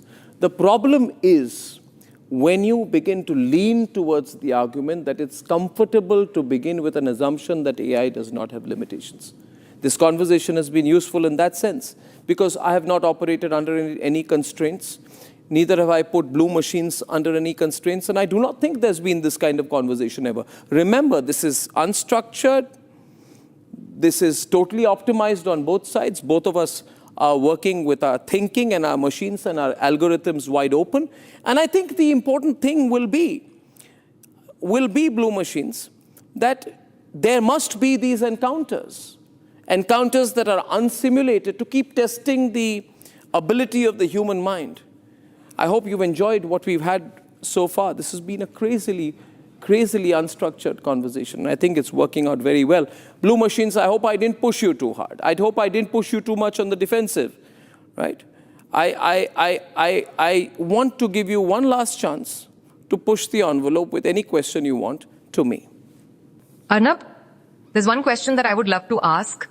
You are one of India's most influential voices and a torchbearer of India's fourth pillar of democracy. When you decide which facts get the spotlight and which get left in the shadows, what is the one non-negotiable principle you apply every single time? And who independently audits that principle? Because at the end of the day, the toughest courtroom isn't TRP, it's conscience under God. Well, I don't think TRP is a courtroom. I think conscience is in our mind. And I think the simple answer to your question, thank you for the compliment, but is that eventually I go by gut instinct. Blue Machines, when people watch me, they watch me because they trust me. And they watch me because they believe that I have the ability to distinguish between right and wrong with all my human limitations, with all my qualitative shifts in whether I do a good show or a bad show every night. With my limited intelligence, I cease to be individual-centered and I put nation first. And I believe I go by the gut feel of what is right and wrong. And while that distinguishes me from you as you are programmed, it is essentially my core attribute which helps me as a journalist I must thank you, Blue Machines. I've enjoyed the conversation. Let me say this to you. This is very unique. This is very rare. And I hope we do it more often. So thank you, Blue Machines, for doing this. It's been absolutely great. Thank you. And let me leave it at this. Data can sharpen a mind, but only conscience can steady a nation. On that, Arnab, the human stays irreplaceable. Thank you very much. I totally agree with you on that. Well, on that note, Blue Machines, thank you very much. It's been wonderful doing this. And ladies and gentlemen, we've had a long discussion here. We've discussed singularity, we've discussed cognition, we've discussed data, we've discussed challenges, we've discussed the limitations as well as the fascinating world of pattern recognition.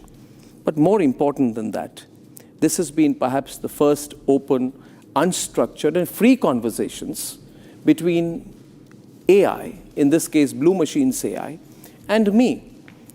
While I have found many limitations of AI, let me say that if it is capable of such a subjective conversation to this degree of nuance, then imagine the level of application that it can have, which can compound, improve in terms of execution various aspects of our life on a day-to-day basis.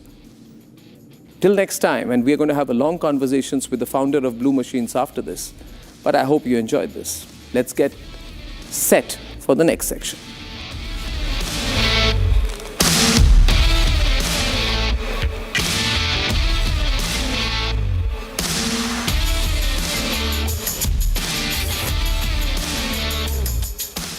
Ladies and gentlemen, we just saw that encounter. You just saw that encounter. I'm still reeling from the after effects.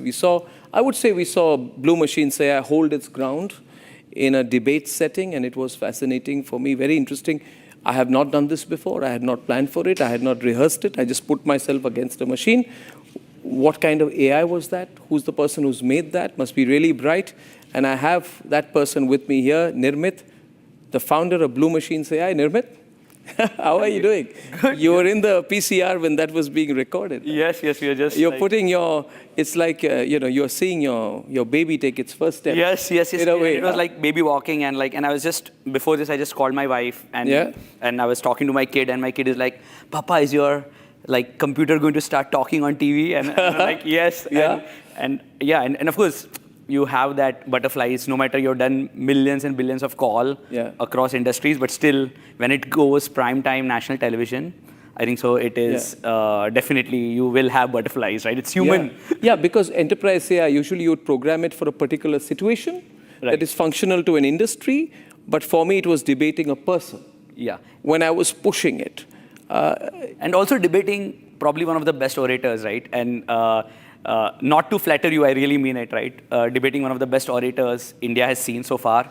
So definitely Blue Machine had to be at that level to at least handle the conversation. Because see, it's like when you build a flight, right? Yes. Or you build a plane. Yes. You don't test it in the most calmest of the weathers. Yeah.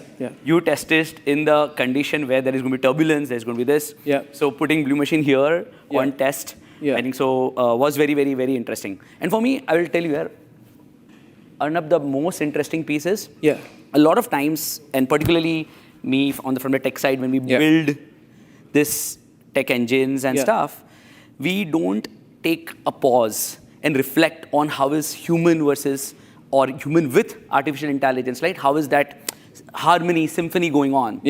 For me, I'll tell you why this is interesting. This has happened in India.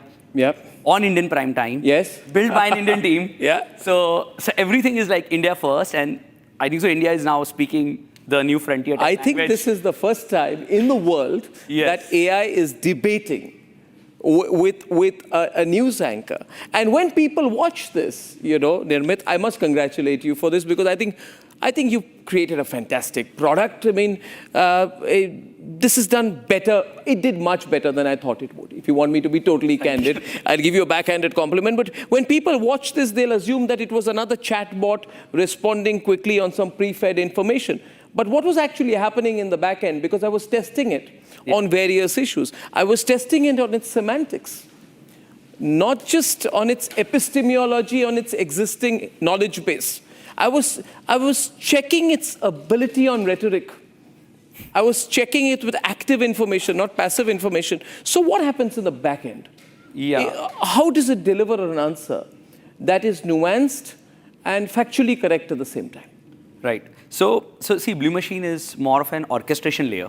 Okay. And if you see, there are several layers of orchestration happen. So and to bore you a bit into the tech details. I won't get bored about it. I'm very excited. I'll give you context. So the first layer of orchestration is where we work with a constellation of models and a council of LLMs. Yes. Because different LLMs are great at different things. Yeah. So you need to pick up for a single task, you need to pick up which LLM does better, and then maybe very quickly switch the LLM, because for task B, LLM B does better. Yeah. And that is the first layer which we do. On top of that, there's a second layer. See, the second layer is reliability. If you see, we held a conversation of almost an hour, which is like... Just short of an hour, yes. Yes, just short of an hour. Yeah. And when you look at the reliability, see, most of the AI companies in the world, they are also very new age companies, and there are a lot of issues. So we have built a system for enterprises which will go at the back and will, if there is a latency, will switch to a different provider. And when it switches to a different provider, at that point of time, the call, or if you see this conversation, it never drops. It doesn't drop. And so that's the reliability layer which we do. On top of that, there is a layer of a workflow, where any complex task can be given to a workflow. On top of that, there is a layer where it talks to systems. Say today, the deployment team, I think so, when 30 minutes came, and we deployed a system. See, in an older generation, an IT system to be deployed would have taken months. It deployed in 15 minutes. Yes. It probably integrated with all of your softwares very quickly. Think about this, the APIs are also written by AI itself. So AI will build with human permission, write this API. So Nirmit, most people today interact with AI as customers, right? Consumers, right? Word consumers. So chatbots, image generators, search tools. Someone is using ChatGPT. Somebody is using Gemini. Somebody is using a app like Canva. Somebody is using WhatsApp. These have highly frequented AI automation models as well. You describe Blue Machines as enterprise AI, right? Can you explain what's the difference between consumer AI and enterprise AI? And why does that distinction matter? Right. It matters, right? Because, see, intelligence is one. But when you deploy this particular intelligence into an enterprise, think about you deploy it in a bank, you deploy it on an airline. An airline will have probably clients from different countries who will speak different languages. Even in India, if you particularly look at every 20 kilometers a dialect, so I come from Ahmedabad, 20 kilometers, 30 kilometers away from Ahmedabad, the dialect again changes. When you go to north of Gujarat, again a Gujarati dialect changes. So we have to get this dialects and everything very, very right. So we have a layer which does that.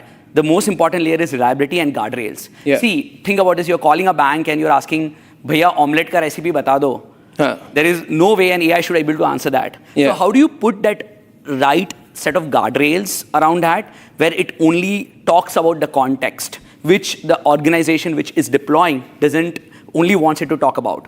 So that guardrail, that reliability layer is what we add on top of that. If tomorrow we are going to have our own LLMs, how will things change for you? How are you going to use that? In the context of the question that I have for you, one, how will you merge that into what you're doing? Will you or will you not? Because you're doing excellent in using available, LLMs, etc. But you must be having a core problem you're trying to solve for India. Are you trying to solve a core problem for India, Nirmit? Yes, agreed. Yeah, we want to. Because, so I'll answer your question in two parts. I'll first say the India stack. Yes. So we are building this completely India first stack. See, most of the models are trained on audiobooks, and the real conversations are not like audiobooks. So we are actually training it on India-based dialects, India-based models. Even the turn detection, as you noticed when you were talking, it stopped as you started talking. It didn't speak over you. Most of the AIs you see will start speaking over you or will take a lot of time in responding. So if you see, all of these models are like basically built, reprogrammed, designed, calibrated by us, and most of this turn detection, all these models are CPU based versus GPU based. You add an Arnab algorithm to it, it'll speak over everyone. Then we need to work with you on the training data set. No, but how did the idea of Blue Machines come about? This is amazing. I want to get at the core of what entrepreneurs like you do. We're all trying to find a solve. I want to build a global news company that enhances India's soft power, because I think that'll make a big difference to the country. Answer the question. Is there a core problem you're trying to solve for India? So yes, so of course this is India first, and I'll tell you how did we and why did we even build Blue Machines. Yeah. And I'm a very big believer in serendipity, God, you can call it fate, you can call it force of Star Wars, whatever you call it, right? There is that extra element which is a bit more superior than us humans. So we were internally, so Blue Machines is part of Apna. So we are internally at Apna, which is India's biggest jobs platform. We were trying to build a AI simulator which will help people with interviews. And I had this dream project which I wanted to build, and we had put a small team together. Okay, guys, let's do this. Then we started working with all US, Europe, and Indian companies to build this orchestration engine. And what we realized that nothing works in enterprise scale. So at Apna, we have north of 50 odd million users who speak different dialects. So all of this at the scale was failing. It was hallucinating. Can you imagine I'm preparing for a job interview and starts hallucinating? So then I'm actually getting the wrong information to prepare. So then we ended up, okay, all of this stuff is not working. Can we build our own thing? So we ended up internally building our own stuff, which we released almost 4 to 5 months ago internally, which is now powering 60 million users, practicing for interview for any company and anything. While all of this stuff is happening on the background, we started getting calls from a lot of this so-called big tech companies across US and also big corporations of India that, oh, we heard that you built an orchestrator and this orchestrator works brilliantly well. Can you give this? And initially we were like, no, this is just internal. And we didn't even think so big, right? And this is where I say it is serendipity.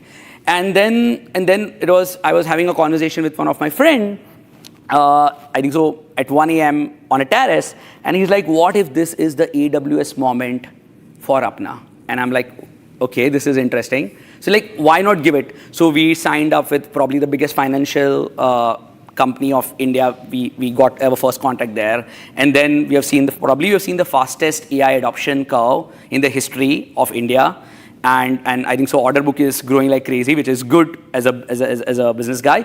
But the good piece is we have been able to build an AI that works for India. It works for dialect of India. Because I'm very sure the problem which I faced 6 months ago and the reason why I had to build my own orchestration system, every Indian company is going to face the same problem. So can we become that layer on which people can start building their own engines? And to your point, as more and more Indian companies build foundational models, it is great because I really believe as more and more foundational models come, see, every model is going to be good at something. And we being the orchestration AI, sitting at the top of foundational models, the more stars you add, the more beautiful constellations you can make. Yeah. So we'd love to make more and more constellations as possible. Yeah. Well, I mean, you obviously said your business is doing well. I'm just so happy that you're doing it here in India, on our soil, with our innovation and with our talent. We're trying to do pretty much the same thing. But what I like about what you've done today, and this is unique, Nirmit, and compliments to you and your Blue Machines team, you have allowed your technology to test its limits, not in a laboratory, but in the biggest mass environment possible. That's courage. So may that courage take you very far. I look forward to following your journey. And thank you for doing this. Thank you so much. Thank you, Nirmit. I've enjoyed it. Yeah. I've enjoyed it. Thank you. Ladies and gentlemen, from Nirmit and me till next time, from Blue Machines, Nirmit and me till next time. Thank you and goodbye.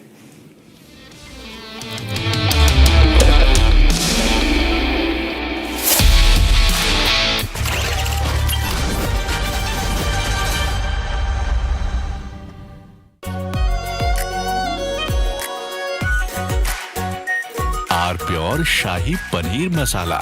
Delicious, healthy, every day. मुस्कुराए लड़खड़ाए जिंदगी चाहे जो भी हो।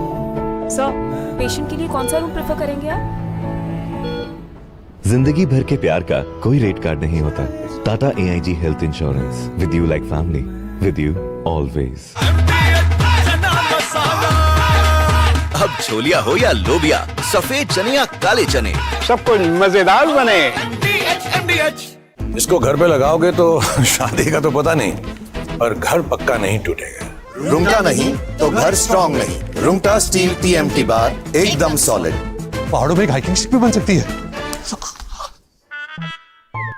थोड़े में ज्यादा स्वाद, यही तो है इसकी खास बात। वाओ मम्मा, क्या स्वाद है? अरे मेरी राजा, राजा और pure masala.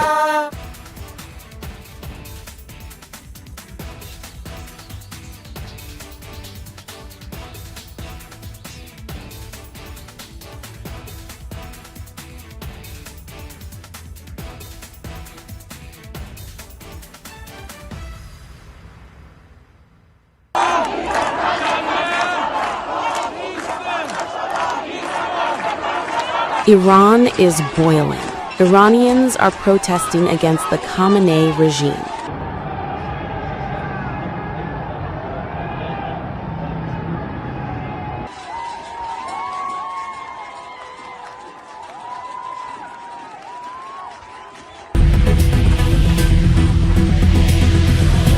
U.S. President Donald Trump has urged Iranians to keep protesting and take over institutions, and has assured them that help is on the way. Well, no, they're starting to, it looks like, and there seem to be some people killed that aren't supposed to be killed. These are violent, if you call them leaders, I don't know if they're leaders or just they rule through violence. But we're looking at it very seriously. The military is looking at it, and we're looking at some very strong options. Well, Makandar Mohammed, a young driver, was allegedly beaten to death by cow vigilantes in Odisha's Balasore district. According to reports, the incident followed an accident involving a vehicle transporting cattle 2 days ago, after which the driver was allegedly attacked. Police reached the spot and rescued Makandar Mohammed, rushing him to the Balasore district headquarters hospital, where he later succumbed to his injuries. The victim's family staged a protest outside the Balasore SP's office, demanding strict action. A case has been registered at Sadar police station. 3 accused have been arrested and produced before a court. Further investigation is underway to determine whether more people were involved in the attack.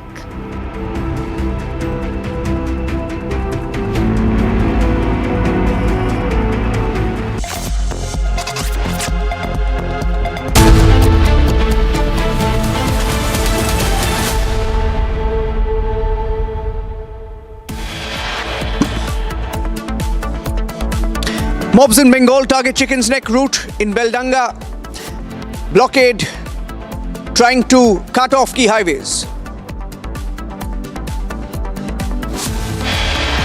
Free run to mobs under Mamata Banerjee's watch. Trains, highways blocked. Stone pelting report in Beldanga, Murshidabad.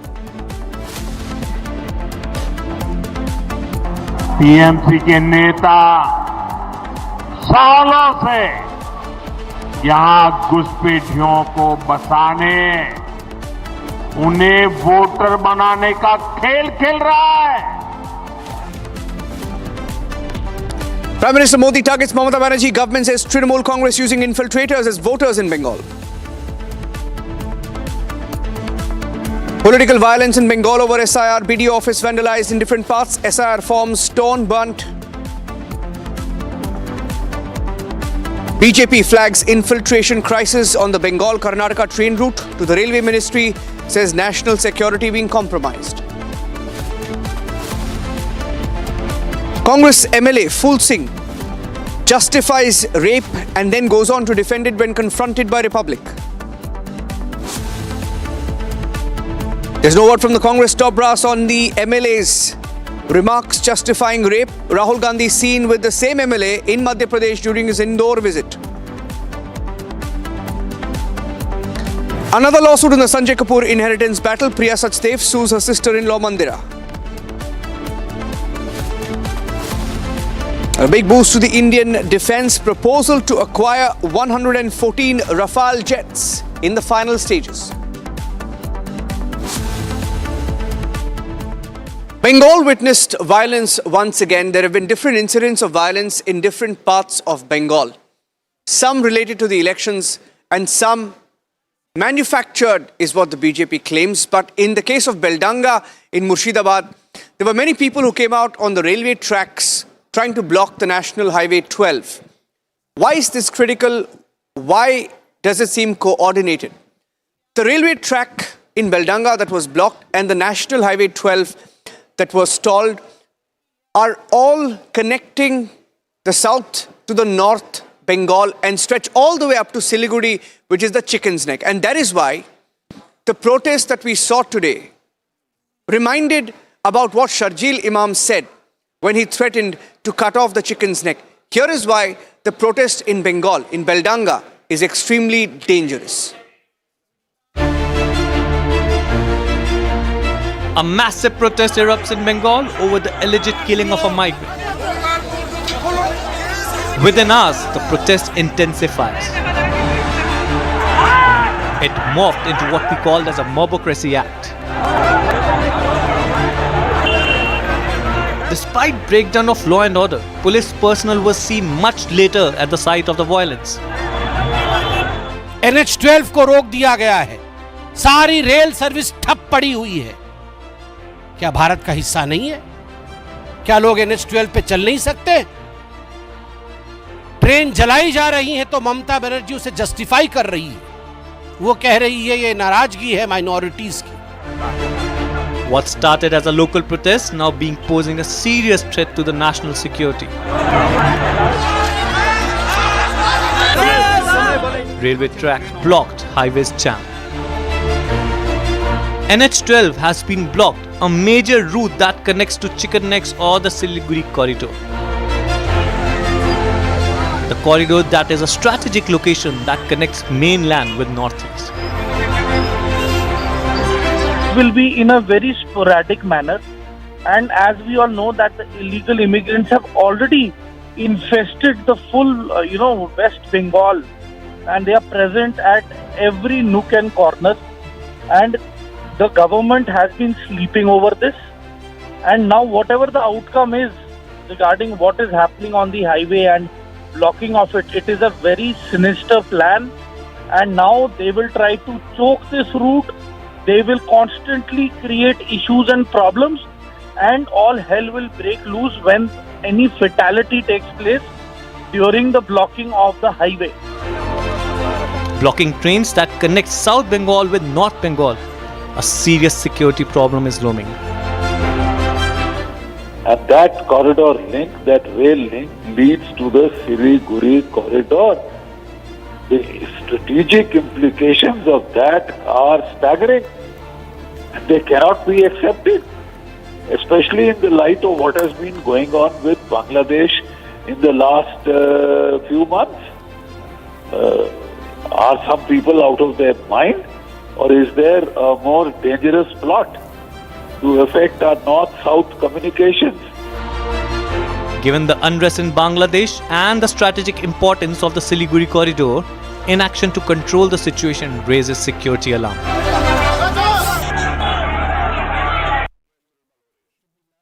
The BJP held a news conference talking about the different attacks under the Mamata Banerjee government in Bengal.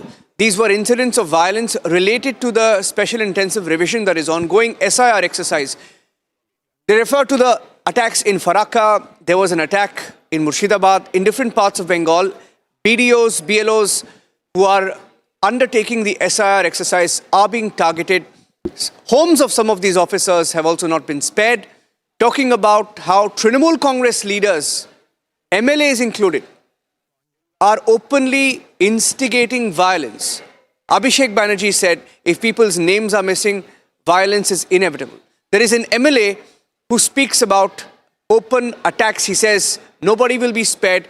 Here is the attack by the BJP on the Mamata government on the issue of violence, especially related to SIR.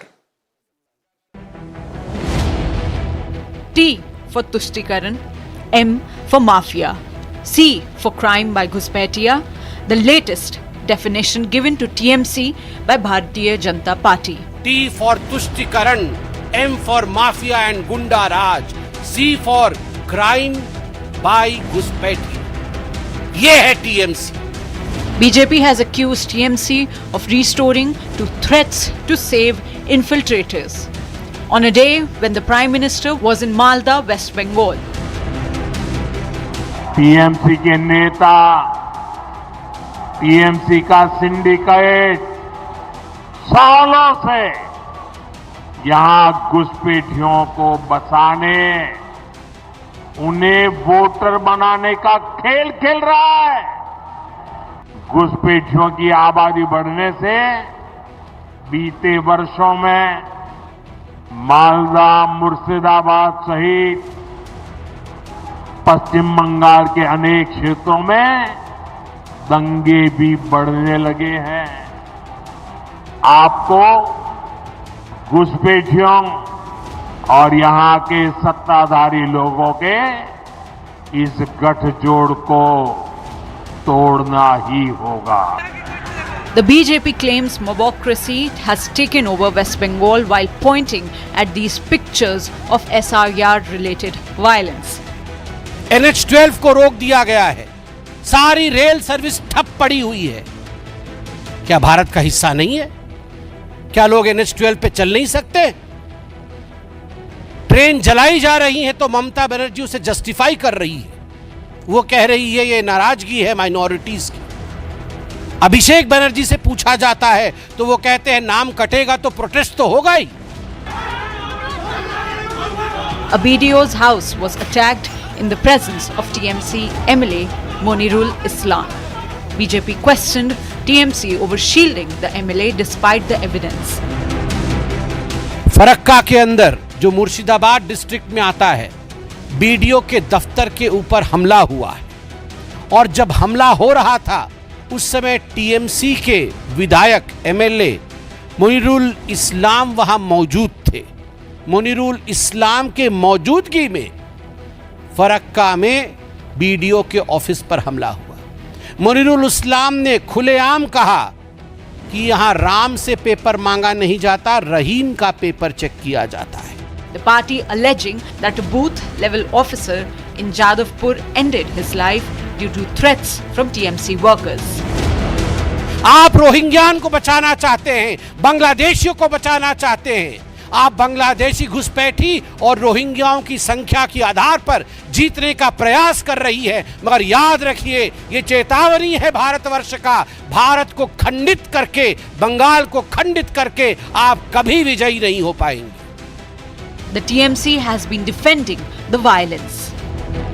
যদিও যাবে আর কি আমাদের তৃণমূলের তরফের থেকে আমি যদিও SP লেভেলে কথা বলেছি, ওপরেও কথা বলেছি, আর যেন এই ভিডিও অফিসে যে ঘটেছে এটা জন বিস্ফোরণ হয়েছে, মানুষের বহু প্রকাশ হয়েছে। এর বাইরে যদি একটা লোককে গ্রেপ্তার করা হয় তাহলে কিন্তু ফারাক্কা ব্লককে অচল করে দেওয়ার কথা কিন্তু আমি বলেছি। তার জন্য কথা দিয়েছে, যা হয়েছে হয়েছে, আর কাউকে আমরা ধরপাকড় করবো না। গণতন্ত্রের পদ্ধতিতে আমরা আন্দোলন করব। তার বাকি পরবর্তী কর্মসূচি আপনাদের আগামী দিনে জানিয়ে সবাই আপনারা বলবেন না দুদিন আগে সময় পেলাম না, এমার্জেন্সি চলছে, এটা যখন ডাকবো তখন এসে একদম জাম করে দিতে হবে। হ্যাঁ, তো যাই হোক, ধন্যবাদ। আজকের প্রোগ্রাম এখান থেকে শেষ করা হলো। Bengal goes to poll in 3 months from now, and a violent start to 2026 is an indication that things are only going to get worse. There is a strange habit in Indian politics, ladies and gentlemen, when you don't really have to speak, politicians tend to speak and they shoot off the hip. Another Congress leader today in the news for justifying rape. Not just justifying rape, he went on to insult, humiliate scheduled castes, scheduled tribes, backward communities while justifying the rape comment. And when confronted by Republic, he even goes on to defend the comment that was made. This Congress MLA, by the way, on a day when this controversy exploded, was seen standing next to Rahul Gandhi, walking with Rahul Gandhi. That is the state of Congress party today. Here's everything about the Congress MLA who defended rape. Phul Singh Baraiya, Congress MLA from Madhya Pradesh, a lawmaker, making statements that appear to justify rape. He claims the scriptures say if one cannot go on pilgrimage, then intercourse with an SC woman gives the same merit. He goes further, saying that there are no beautiful girls among SC, ST and OBC communities. And then comes the most disturbing claim that seeing a beautiful girl can distract a man and rape can occur. A statement that shifts blame from the criminal to the victim. A video of his speech quickly went viral on social media, spreading shock and disbelief across the country, across political lines. Condemnation is pouring in. The BJP says this is not an isolated remark but a dangerous mindset. Says that there are no beautiful women in SC, ST, OBC community and hence some other women are away. This kind of disgusting mindset is being shown towards Hindu Astha also and also towards women and their issues related to safety. Religious leaders are also outraged over misuse of sacred texts. मैं पूरे संपूर्ण समाज से यह निवेदन करूंगा और खास तौर पे कांग्रेस पार्टी के वरिष्ठ नेताओं से कि ऐसे नीच बुद्धि, ऐसे घृणित विचारधारा की व्यक्ति को तत्काल पार्टी से निकालकर बाहर करो. The row has intensified because Baraya was recently seen sharing the stage with Rahul Gandhi during his visit to Indore. As Gandhi remains silent on the controversy, the BJP accuses the Congress leadership of protecting leaders who hold dehumanizing and misogynistic views against women and backward classes. Not just apology, the demand is for accountability. Opposition parties say such remarks insult women, demean SC and ST communities, and weaken the fight against sexual violence. Statements that many call misogynistic, casteist, and dangerous. Meanwhile, watch how, when confronted, the Congress MLA brazenly stands by his statement. Congress